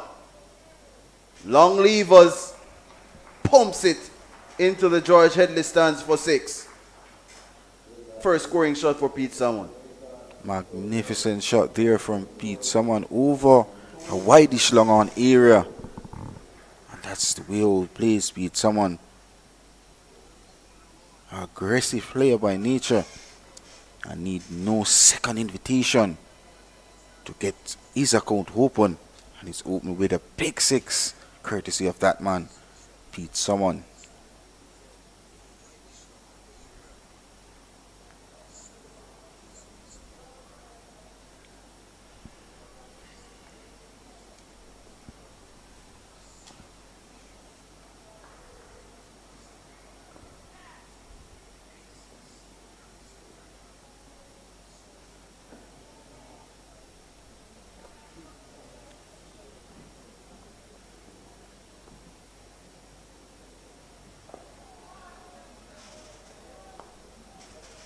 Couple of minutes before drinks. I think another 2 minutes, so maybe another over. Someone is a long way forward. It doesn't take much for him to be a long way forward. It completes the 39th at 102 for 4. I think about what? 19 overs left for the day. That makes it 18. The Scorpions in trouble with the bat again. And only that 50 from Kurt McKenzie a standout on a scorecard that looks, well, it's a sorry looking scorecard. The most important thing for the Scorpions, Kurt McKenzie, is still at the wicket. 50 from 111 deliveries. And he's joined by his captain, Pete Salmon, who's just a 6 from 6 deliveries.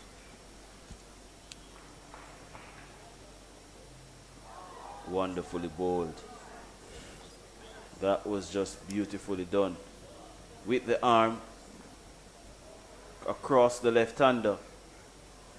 It's pushing at it. Just held its line. Good delivery. Top delivery.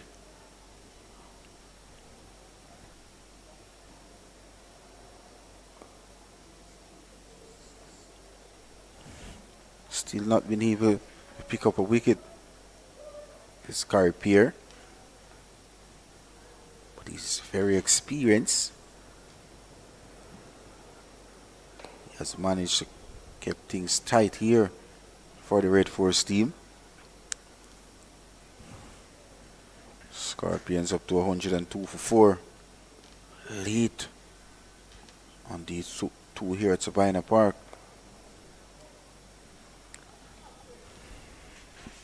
And a big Only knock. 2 deliveries to come in the over before the break. Deficit is 330. And another hour where the Red Force feel as if they're still pretty much on top. Advancing is McKenzie and he will get 1. He was looking for that. I think Pierce saw McKenzie just now and he slowed it up a bit. Didn't get to the pitch, so what he decided to do, McKenzie, was just push it down to mid-off instead of taking that risk of trying to hit it over the top.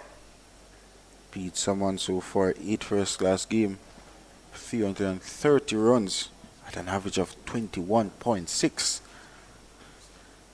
As a batter, as an all-rounder, you'd want to step up on that average as well. So the final over before drinks here on the second day. That's a wonderful delivery again. The spins across Salmon. And at the end of a 13th over for Kari Pierre, none for 31. The Scorpions, they are 103 for 4. They trail by 329. Well, it's obviously not drinks. The umpires have elected not to. I'm going to play some more minutes. Or maybe the third umpire wasn't ready as yet. Well, of course, Brian Charles will be happy for this. He'll be hunting his 4th wicket here at Sabina Park. 3 for 34 so far. Yeah, it's been a long time he hasn't bowled to Kurt McKenzie as well.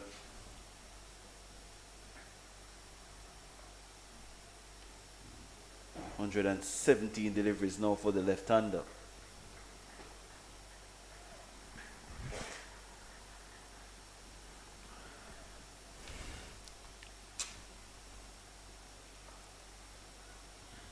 He's backing away there. McKenzie has to be careful. Even though he's trying to pull out of the shot, he doesn't balloon a catch in the air.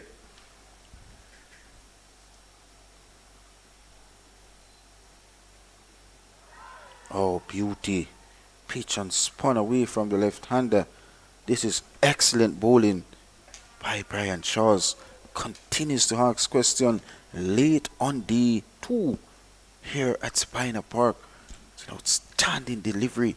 Pitch and spun. Kurt McKenzie displayed the line.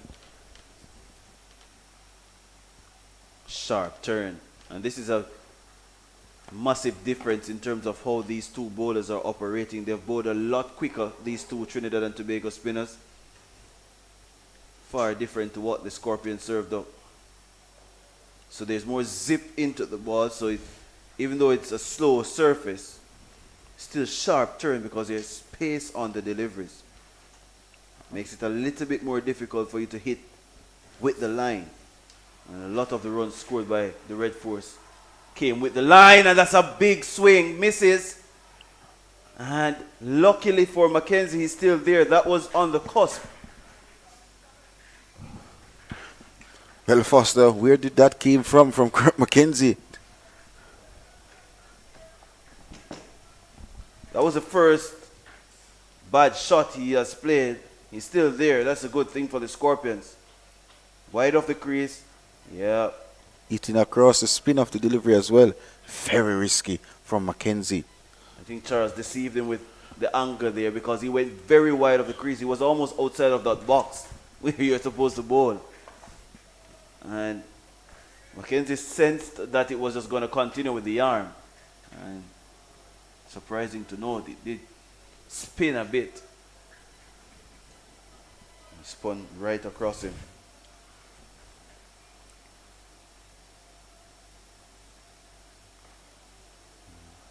McKenzie has to, someone has to be careful that he doesn't just lunge into the ball. Yeah, he has to be beside the ball. He's getting straight in line with the ball there.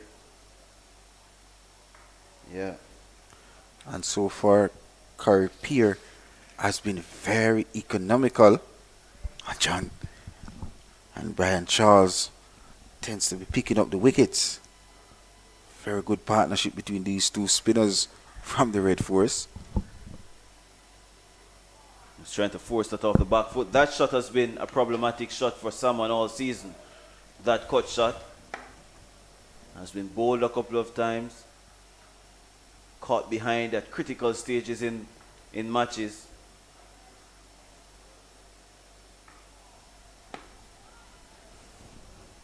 Two deliveries to come.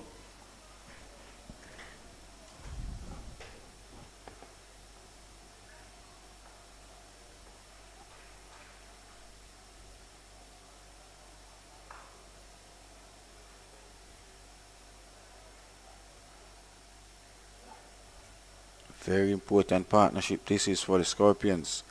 If we have to go anywhere close to that marathon total. Yeah, that's going to come towards us. Look out. All the way for 6. All the way for 6. From where we are standing, and umpire Joel Wilson realizes it was flighted. An invitation, took it from way outside the off stump and slapped it dead straight. All the way for 6. That takes the score up to 109 for 4, and the Scorpions after 42 overs. So far, Pete someone up to 12.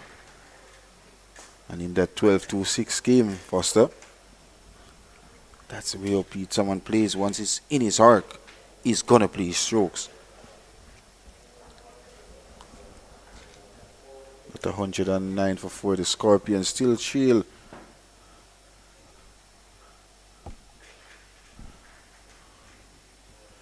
by 323 runs. It's a huge amount of total remaining for the Scorpions.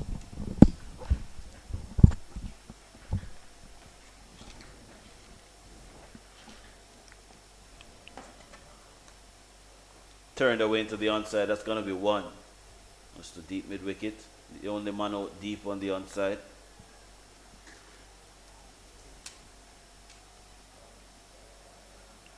McKenzie up to 52 from 123 deliveries. And this is the type of innings we want to see from Kurt McKenzie. Apply yourself, spend time at the wicket. And once you spend time at the wicket, you will definitely get your reward of scoring runs.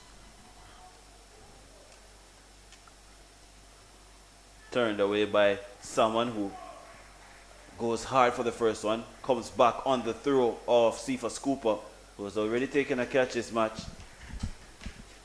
And it's 2 more runs to the Scorpions, 112 it is now, for 2. And this is good aggressive running between the wickets by the Scorpions.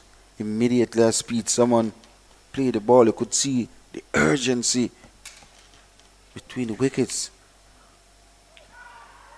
Long stride in. Be a brave umpire to give that out. Not going to get that out here though. It was spinning down the leg side as well. Excellent call by umpire Christopher Wright. 2 umpires doing a tremendous job so far. That's umpire Christopher Wright of Jamaica, and of course Joel Wilson of Trinidad and Tobago. In the air. Oh no! That's so soft, right on the cusp of drinks. He was just trying to work that one through the onside someone, but too early into the shot. And the ball lobbed to the graceful arms of Jason Mohammed. He was never ever going to drop that. And what a way to go. Looked positive, but it's just been the tail of the Scorpion season. Unfortunate, and some could say that's just how the luck goes when you're not having a great season. It's 112 for 5, the Jamaica Scorpions. Pete Salmon goes for 14, and they trail by 320 runs, 5 wickets down.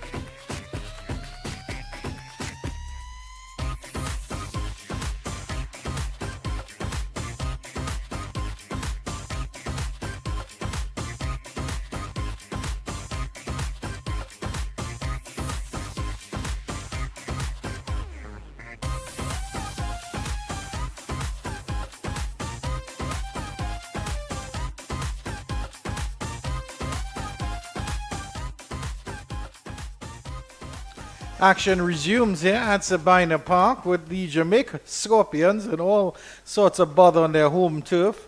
That member of the Wicketkeepers Union, Romaine Morris, is out here. And boy, do the Jamaicans need him to stand up. It's been a lone hand by Kirk McKenzie.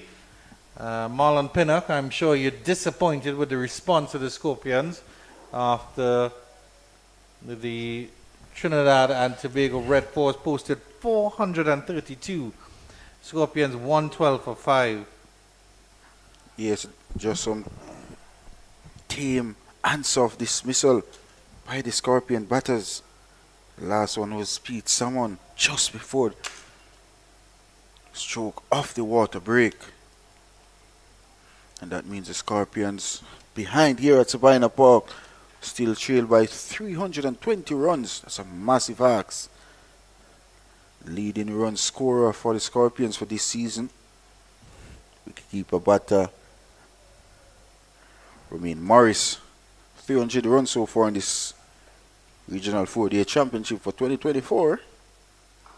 And he decides to go big, and he decides to go over long on, mid-on I should say, to start proceedings, and he's off the boundary, he's off the mark with a 4. Not the most convincing shot at all. Just hit through the line. See me hit me there from Romaine Morris. And then you could see him limping back.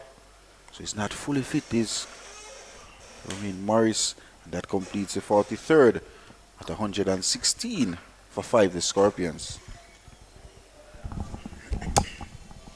4 for 41 for Brian Charles. They've tried to attack him, but at the end of the day, he's taken the wickets that his team required of him.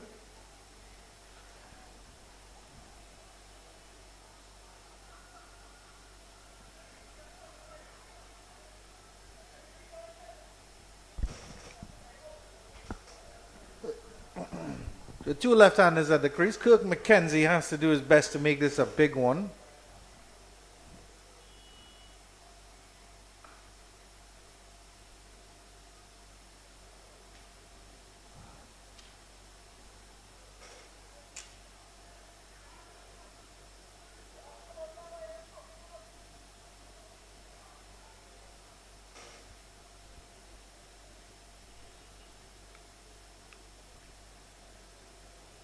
I think Pierre has been given his first warning for running on the pitch.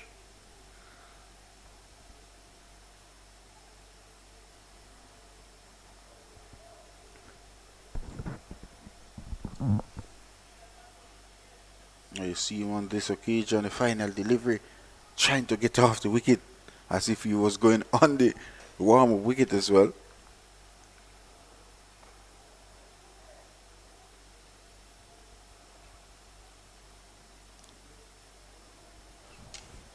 Been very economical so far is Carrie Pierre. Still none for 37. Yeah, Charles and Pierre have done the heavy lifting in terms of the bowling for the Red Force. But so far, Carrie Pierre has been very economical with Brian Charles picking up the wickets. 4 of them so far. For a very important wicket to him as well.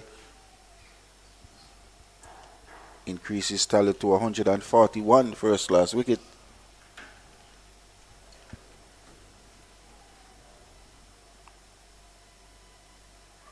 That's a good stuff there from Pierre. And that will end the maiden 116 for 5, 44 overs gone. And we have just about 13 overs, or is it 12? Might be 12. Yes, it is 12 overs left in the day's play.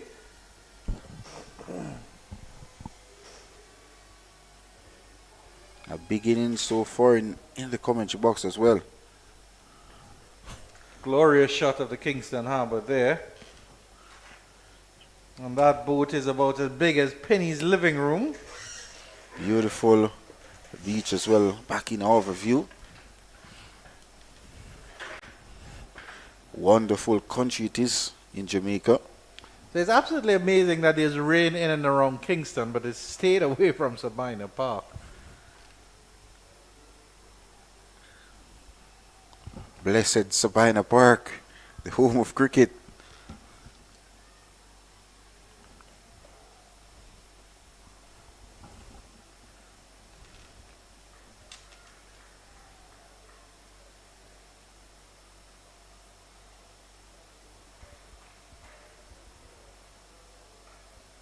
Gets some whip there and slaps it into the extra cover region. The fielder does well. I think looks like Amir Jangu there.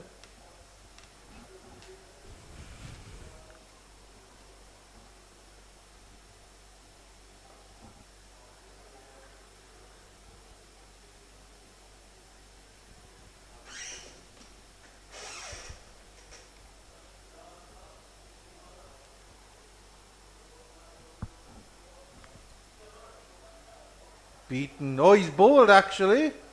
Yeah, that's the end of Romain Morris. And 5 for Brian Charles. 116 for 6. The Scorpions slip into further trouble here. And that is their last recognized pair of batsmen. Playing the wrong line here was Morris. And an easy 5-wicket haul. Wow, good delivery. It pitched, it spun, and hit the top of off stump. Big delivery by Brian Charles. And well-deserved 5-wicket haul as well. Top delivery. Yeah, just didn't cover his Scorpions. off stump here. If you have a look at this one, Ooh. just beats the outside edge, just flicks that off stump, and that's the end of Romain Morris. Unfortunately, he started the season with a bang, but is sort of finishing with a whimper here. So it really sums up how Jamaica played all tournament. Indeed. Unfortunately, Penny has to give me a thumbs up on that one. As much as he hates for me to hear it, he knows I'm an honest man and only speak the truth. As Javoy Royal making his way to the wicket with the Scorpion in a lot of bother at 116 for 6 in pursuit of that magical figure made by the Red Force team of 4-3-2. That courtesy of a 5th first-class century for Joshua De Silva and an 8th first-class half-century for Terence Hines as well.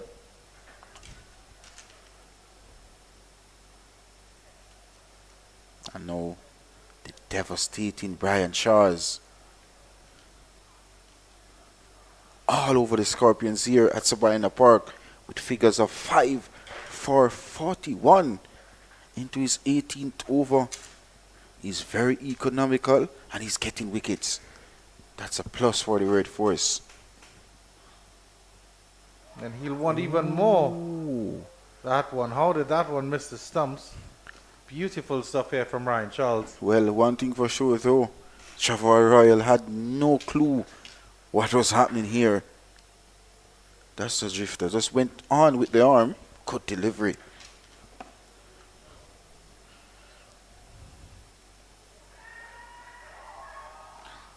Is the catch taken? No, it isn't. It's flicked down to square leg. And it actually gets through the field and runs to the ropes of 4. Let's have a look at the replay here. I don't think it was a catch as such, but the Trinidad Tobago Red Force are disappointed with the fielding effort there at square leg. A rush of blood there coming in from Trevor Royal. The first delivery spun away from that edge, and then the next delivery he decided, I'm going to take a whoosh. Rewards him 4 runs nonetheless. Scores up to 120 for 6. The completion of the 45th.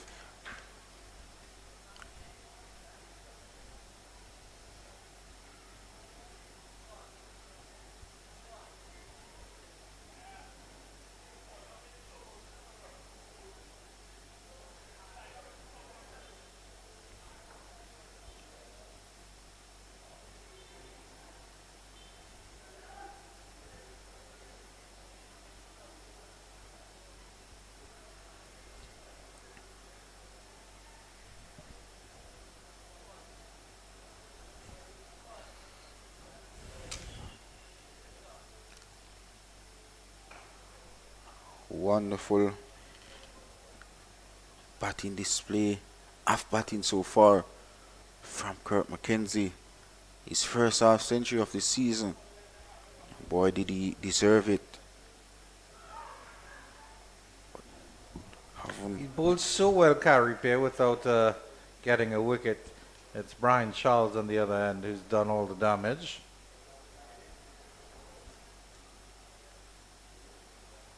Dancing up the pitch is McKenzie to this one. He can't get it past the inside circle.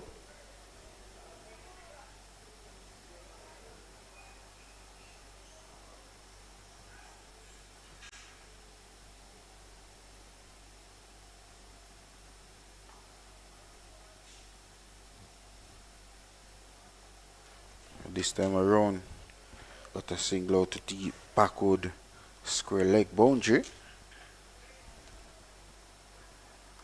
Brings Java Royal in strike.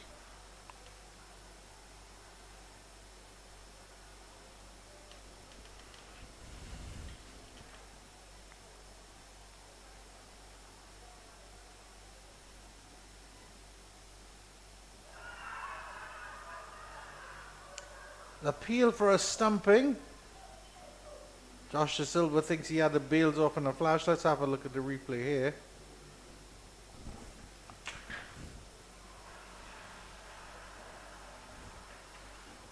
Royal looking to play that ball on the onside, and the ball is spinning He has a away wry from him. smile on his face, Carey Pair. And utters a word that I probably can't say on air. But working quite hard there. It should not to make a red force, making this look easy, as almost as Dylan Sharma makes producing look easy. Oh, Kadir Mohammed with his ball following skills make it look just as easy. Kadir said when I was speaking to Kadir earlier today, he said just to give himself a challenge, he's going to keep one eye closed and see if he can still follow the ball as well as he does. And he's doing quite a good job. Certainly not as good as Brian Charles.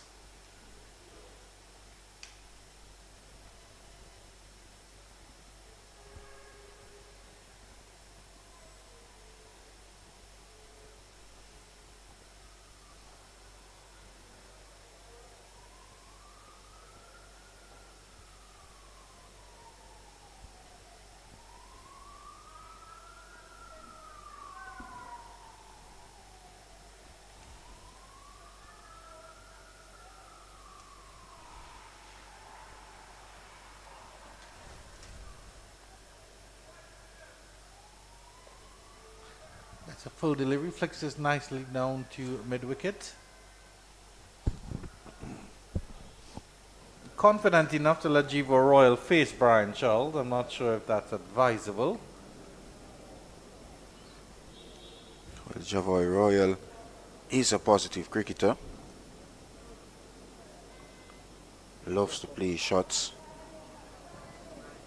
Yeah, but the Jamaicans are really back. They're back against the wall here. They trail by 310 penny. It's a massive undertaking, however, whatever way you look at it. Huge arcs of the Scorpions. Goes to the sweep shot, gets it into the gap.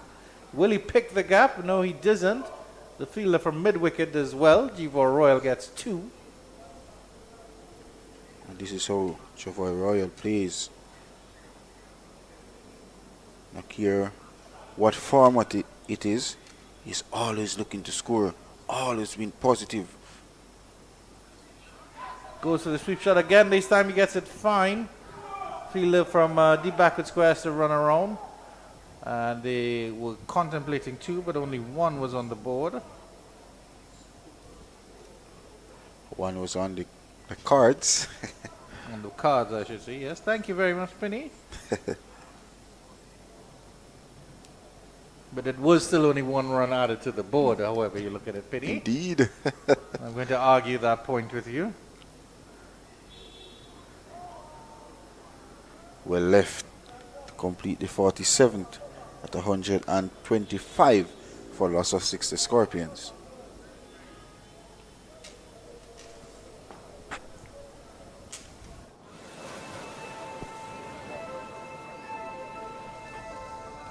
Dad! Dad! Is that real? आप लोगों को नजर आ रहा है?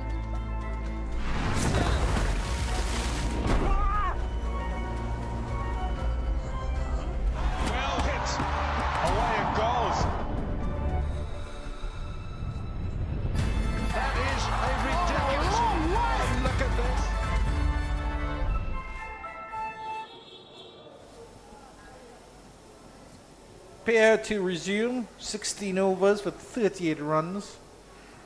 Jamaican run rate 2.66.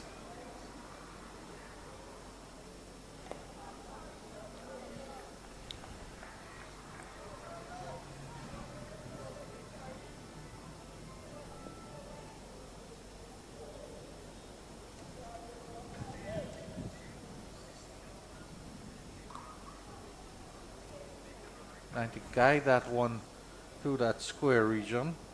Didn't get a hold of that one.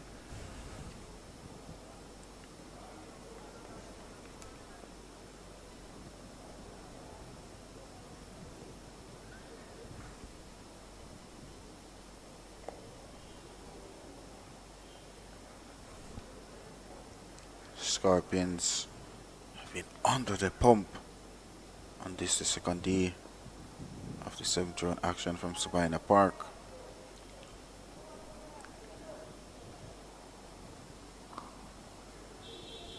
You almost exposed his thumbs there, Royal. That was a dangerous shot. Let's have a look at the replay on that one. Pair run through is over so quickly, I don't know if we can. Yeah, had that off stump almost exposed there. Yeah, and that's typically Javoy Royal. Tends to try to create opportunities to score, and that can be risky with the Scorpions on the back foot as well at 125 for 6.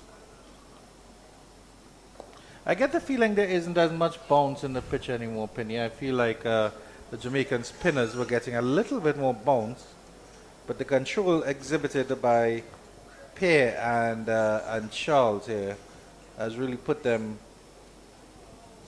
in a situation here. 1 to 25 for Anderson Phillip. Terror Hines bowled well without reward as well. Dramatic clouds over the southern end of the ground. That's over the George Headley stand.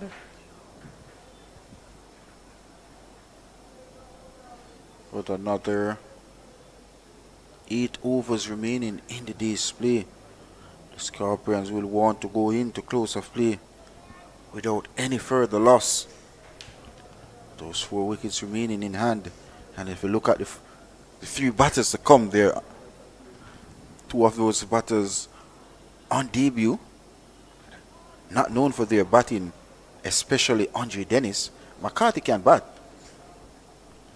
Beaten again was McKenzie.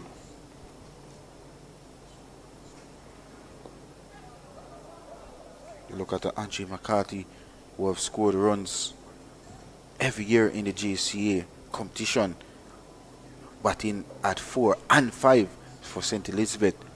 So he's a capable batter. You look at a Royal who have scored runs over the years for St. Catherine. So they're all capable batters. But when you look at O.J. Shields and Andre Dennis, not much after McCarthy. And to get that 306 that is needed, Abby Gargs. Dancing up the pitch is Royal. Hits this one down to mid-wicket and it will go over the fielder's head. And it will be a 6 as well. Charles is remonstrating with the fielder because he thinks it's actually, with the umpire signaling, no, it's actually a 4. And that's why Charles is disappointed, because I think if the fielder was back on the ropes there, it would have been a simple catch to take. Let's look at the replay here. I get the feeling that the fielder there misjudged that catch a little bit. He definitely did.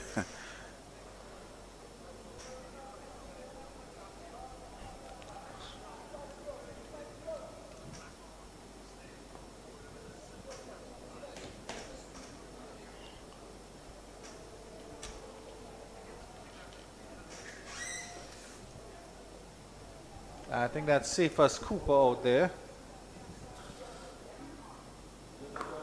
Goes straight this time.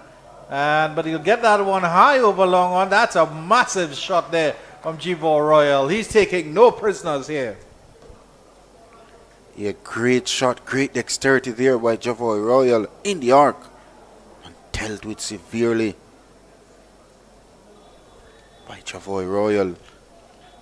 He's up to 19 from 15 deliveries. A cameo so far by Chavoy Royal. So he plays. Goes straight again, and Charles makes a half stop. That was brilliant stuff from him. See 4 runs Yeah, this definitely. occasion. And he gets up and dusts himself off at the end of the over. 49 overs bowled, 138 for 6. Kirk McKenzie will resume strike on 55, and despite the fact that he's made other 50s in this tournament, probably more classically beautiful 50s, I really appreciate this innings from McKenzie because it's been a fighting, battling innings, almost a lone hand here. So I appreciate the fact that he's digging deep.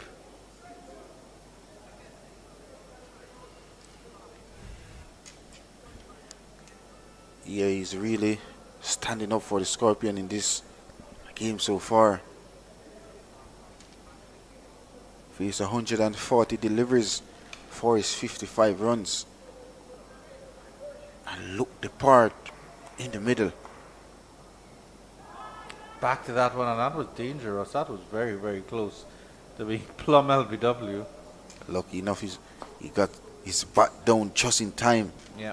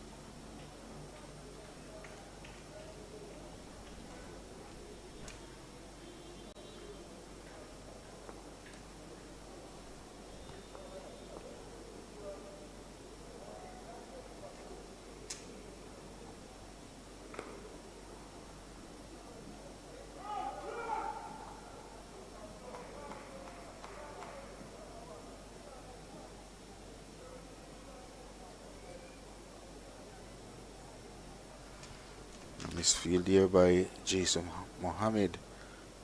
I clearly think it's a strategy to bowl to Chavoy Royal.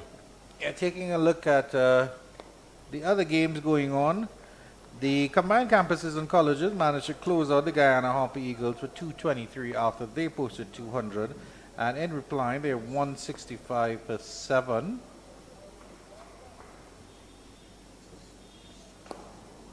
Pleasant drive here. Taking a look at the scorecard. 2 wickets apiece for Moti, Purmal and St. Clair.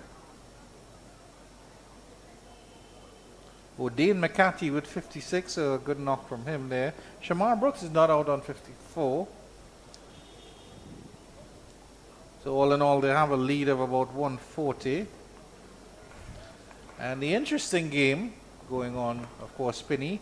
Leeward Islands Hurricanes, they were bowled out for 300, and then they were able to limit the Windward Islands Volcanoes for 179, and currently the Leeward Islands batting again at 111 for 2. At the end of the over here, 50 overs bowled, 140 for 6.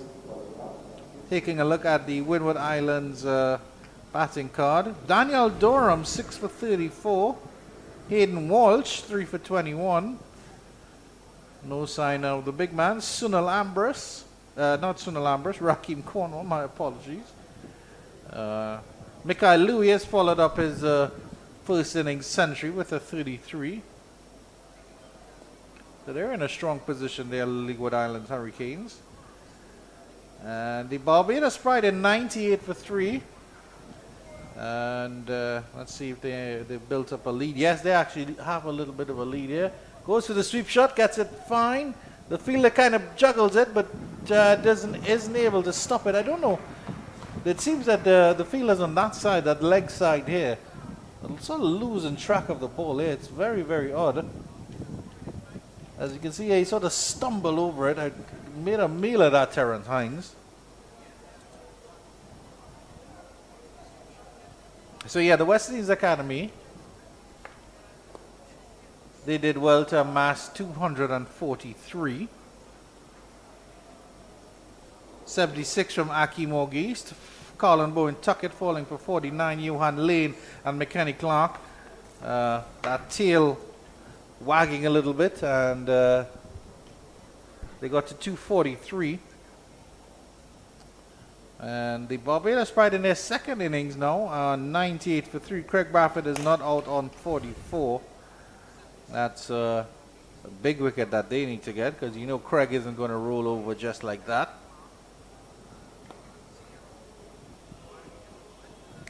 That's what's going on.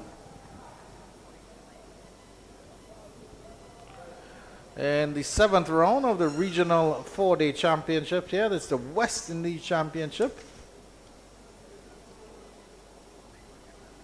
Beaten, beautiful there from Brian Charles.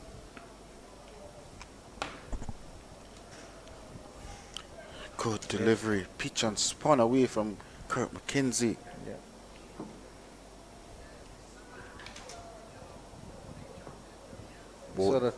Just sort of touched down and left McKenzie as if he was a disease or something. Both brothers playing for the Hurricanes, having a wonderful season. One with bat and also the other with ball. Must be a wonderful feeling in the family as well. End of the over, 145 for 6.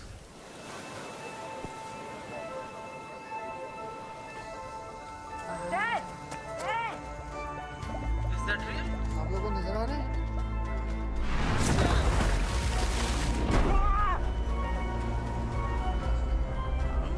Well hit. Away it goes. That is a ridiculous. And look at this.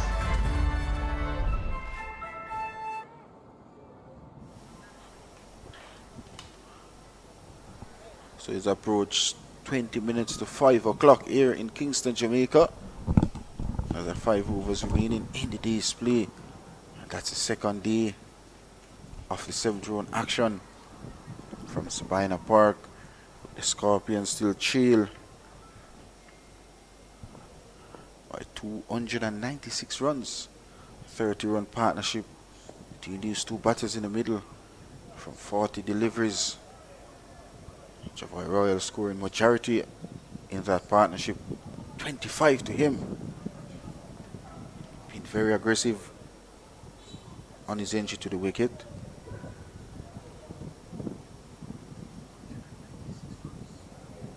Kurt McKenzie, you'd want to say, locking shop from about 4:15 in Kingston, Jamaica.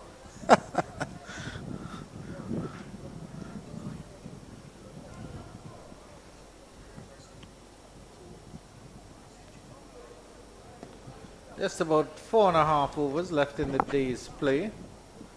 Both teams have done really, really well in terms of their over rates, but they've used a lot of spinners, so that aids and abets. I feel like Pierre's bowling just a little bit too straight to McKenzie. A lot of his deliveries are heading down the leg side as well. Well, he's into his 19th over of the inning so far. He's beaten there, he's got him. The edge is taken, and as I said that, Carey Pierre gets a lovely little float outside the off stump, and another Kirk McKenzie start does not materialize into a good finish. 146 for 7. Excellent take by Josh De Silva behind the stumps as Boy, well. oh boy, did this man, Carey Pierre, bowl well. He deserved this wicket of Kirk McKenzie, and jubilation for him as well. And if you could just look at the replay again, you can see from McKenzie's reaction that he immediately knew he was out. He didn't have to give the umpire a decision at all. Just feeling for that outside the off stump, and as he mentioned, excellent take. Yeah, really, really good stuff from Josh De Silva. As a debutant, the man from St. Elizabeth, the man who went to St. Elizabeth Technical High School as well, Andre McCarthy, Wearing the number 63's jersey for the Scorpions. Well, he's been chosen as a bowler, didn't have a good time with the ball. So he'll be definitely hoping that he can do something with the bat here. Givor Royal, and Well, his first 4 overs was outstanding. On the first day was McCarthy. I think he picked up a wicket and 5 runs came from his 4. And then the second and third spell was all over the park. The perfect opportunity for him to show his skill with the bat. As I mentioned earlier, he bats at 4 and 5 for his parish team in the Jamaica Cricket Association 2-day competition and also 50 over competition. So he's no mug with the bat. Is Andre McCarthy. Let's see how he starts here at Sabina Park on debut as a batter. last delivery of this pair over. Oh, he's back to this one, and that's gone! 2 and 2 for Carey Pair. He's on a hat trick. Andre McCarthy on his debut batting is back, and he's out for a golden duck.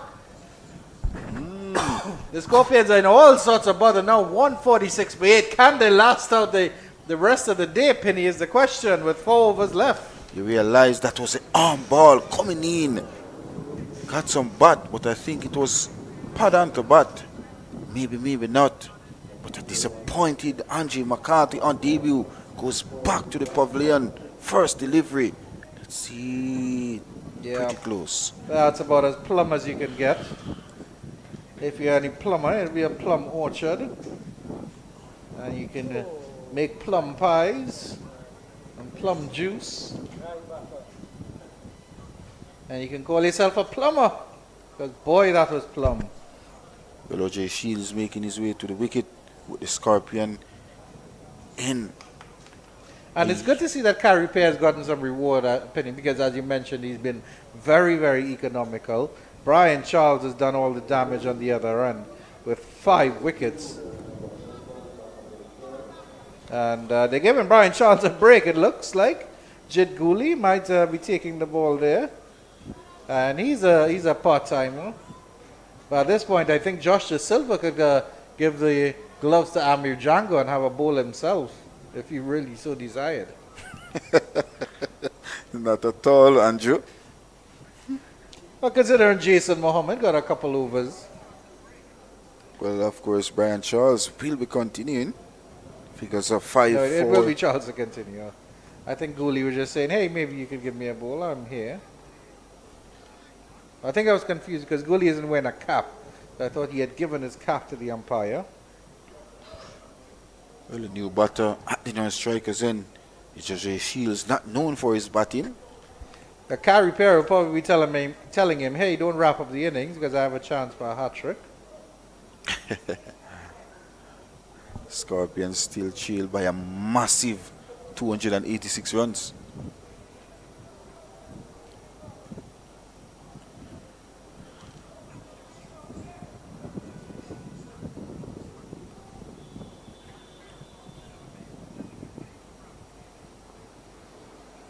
But it's absolutely insane, Penny, because we can confirm that this is the same pitch that the Trinidad and Tobago Red was batted on.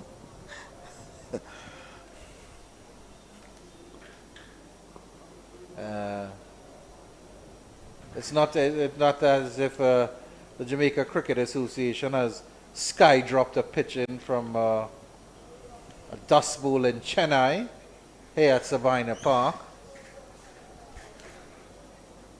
Dancing up the pitch, gets a good piece of that Royal. That goes high, that goes hard, that goes handsome, that goes for 6. Terrific timing by Royal. Advanced down the wicket. And the important thing, he hit with a straight bat. Yeah, he hit that so straight, Penny, that our camera on the other end was in danger. Ooh, that's well played and well ducked down. And if you realize for Chavoy Royal, 6 fielders out on the deep. Well, this occasion. Yeah, they found wide, but he's coming in now. Excellent stuff here by Josh Da Silva. He doesn't want Royal to get the single. He wants O.J. Shields on strike because more than likely Carey Pear is going to spin a web around him.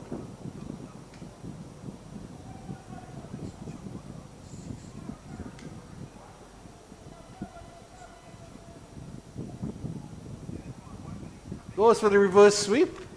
And Josh Da Silva does brilliantly behind the stumps. This man for a Royal tense. And another slight adjustment been made as well. The slip has been taken out. And there's a short third one now in place. This is where the cricket gets excited for Jaffa Royal as well. Loves this format at the cricket.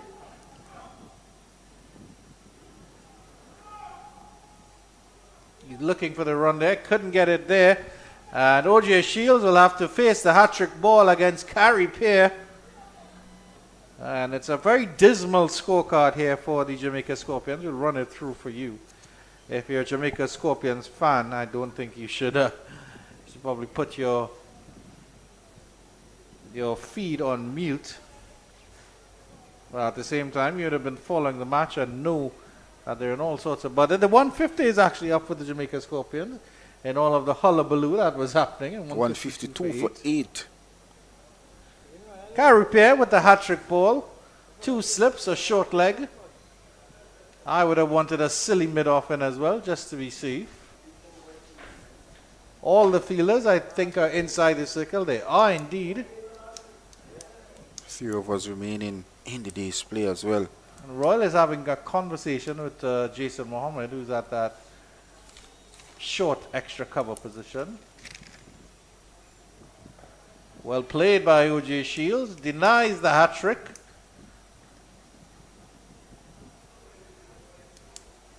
Yeah, so Carlos Brown was bowled by Anderson Phillip for 16. Javon Buchanan, LBW to Charles. Goes for the big hoik through mid-wicket. Very agricultural, but he'll get it down to the Kingston Cricket Club for 4.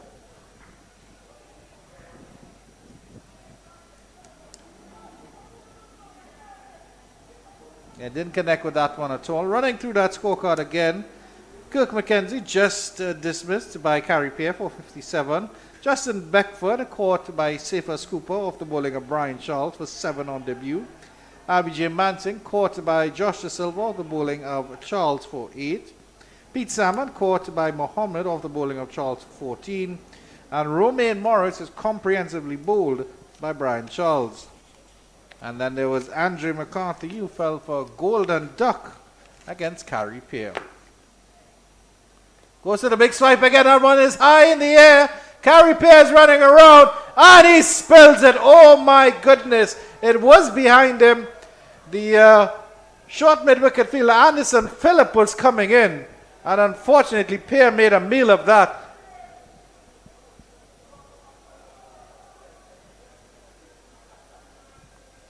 Should have been the simplest of catches for him. Shouldn't do too much damage either. But it was behind him, and I think it was better advised that Anderson Phillip take that catch pinning, because of course when it's behind you, it's difficult to judge. Yeah, and Anderson Phillips was coming into the catch as well. Yeah. Anderson Phillip did well to stay out of Carey Pear's way because they were both running in together.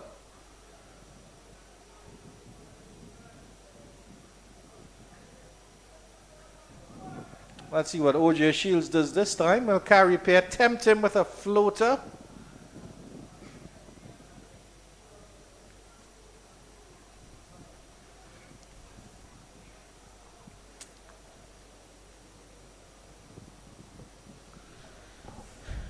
Two overs and 2 deliveries left in the day's play.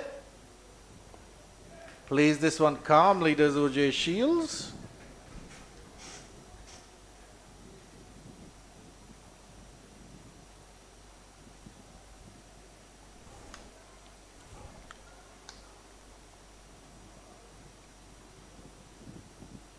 Beaten all ends up with that one. That delivery was too good for a number 10 batter. At the end of the over, it's 153 for 8. 2 overs left.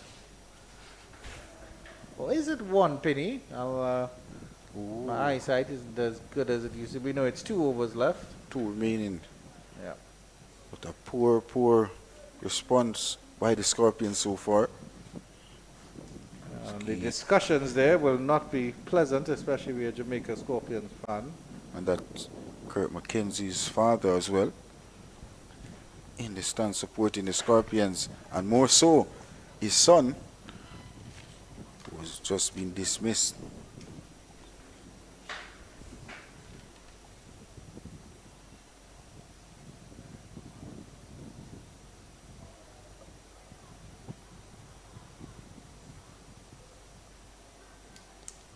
I would have actually tried a part-timer against Givor Royal in this second to last over of the day's play, Penny, just to see if he did something rash or silly. Like to think that he's more clever than that.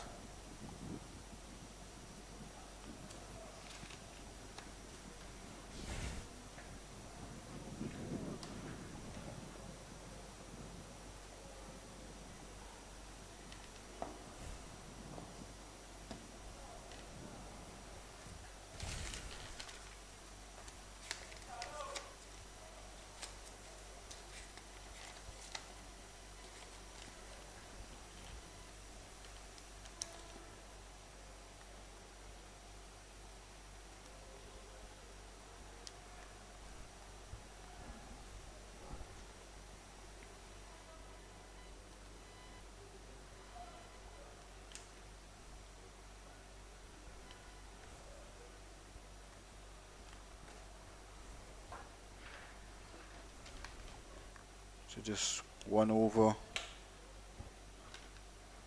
and 4 deliveries remaining in the second day. Up in the air. No, he doesn't. He doesn't make any connection with that at all. Just gets it up to the bowler. I thought Givor Royal would have hunkered down, but instead he's still going at it.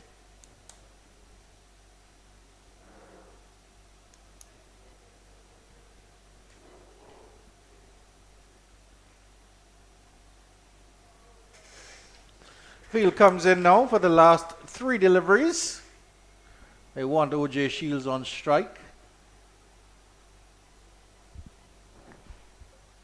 Top edge, and it's just over fine leg, over that square leg position, I should say, short fine leg. And he has to run down to fine leg to do the fielding. They just take a single.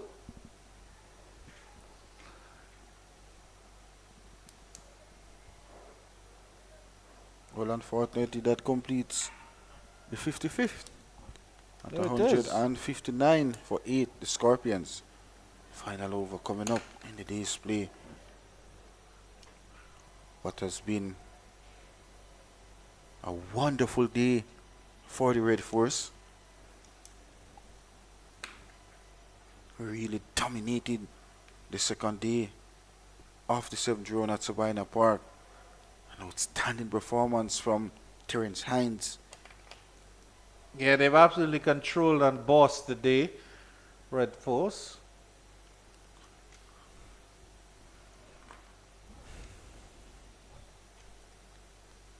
Started the day at 308 for 7, Penny, and got all the way up till 432. Mammoth total in the context of the game, with Jamaica floundering at 159 for 8. Oh, that's true. Is a catch taken? No, I think it's fallen just short of Jed Gooley. For a big fellow, he did well to get down.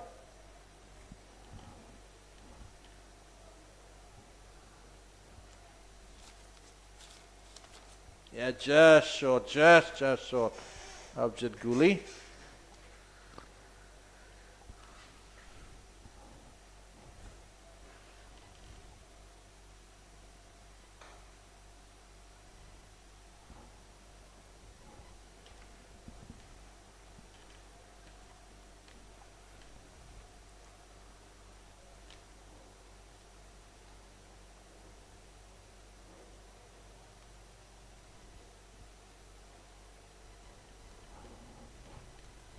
Marlon Pinnock updates his diary with 3 deliveries left to go. Dear diary, what are the Jamaica Scorpions doing with their lives? Is the question he's writing down.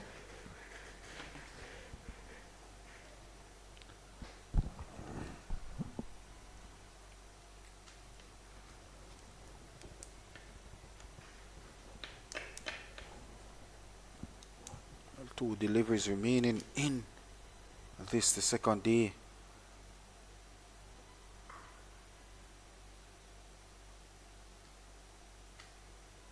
He looks good, OJ Shields, when he bats conventionally. Looks solid. Of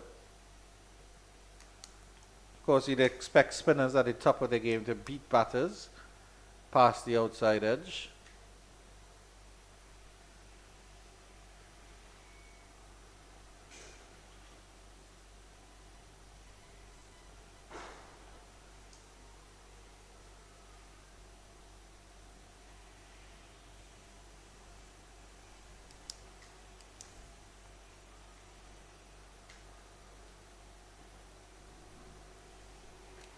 Last legal delivery of the day.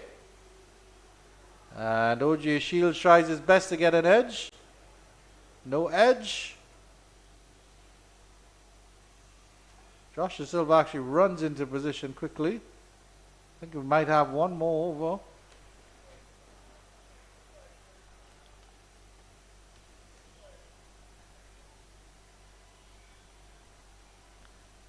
The Scorpions, on the other hand, are walking off. Or attempting to walk off. They haven't been allowed to. This is most interesting, Penny. Brian Charles have a next opportunity at OJ Shields' final over. This will be the final over of the day. Yeah, well, yeah, there was one over left on the board. So after this over, there would be 0 overs left on the board. So we were all confused. The Scorpions maybe trying a smart thing to see if they could get off before the over. And that was actually Royal who faced that last over, my apologies. So Charles now will have a full over at OJ Shields. It's the last over of the day. And as you would expect, every man jack available is around the bat. Slip, a leg slip. Short extra cover, mid-off close in. Long on is actually back, as well as a cow corner. Deep backward square leg is 3/4 of the way to the boundary. As well as square leg as well. Edge! The catch is taken. That is the end of OJ Shields. Brian Charles strike with his 6th wicket of the day, 6 for 75. And the Jamaicans will now trudge off 159 for 9. The Scorpions will have to return to their nest and lick their wounds because they have been absolutely and utterly blown away by the Trinidad and Tobago Red Force. A sharp catch had slipped there, and that's Carrie Pear helping out his spin brother Brian Charles. And the Trinidad and Tobago Red Force are the happy camp as they trudge off. Jason Mohammed still having some words there with the Scorpions. But the Scorpions can have nothing to say. Some final thoughts for the day from Marlon Pinnock before he signs off from the iconic Sabina Park. Yes, Andrew, it was an outstanding day of cricket from the Red Force team, headed by Brian Charles, who picked up 6 for 75. And Carrie Pear, who picked up 2 wickets as well. And of course, Kurt McKenzie getting a half century for the Scorpions, but not good enough with the Scorpions close day 2 at 159 for the loss of 9. And the Red Force totally in command of the 7th round West Indies Regional Championship from Sabina Park. We're signing out till tomorrow at 10 o'clock for day 3. We'll see you then.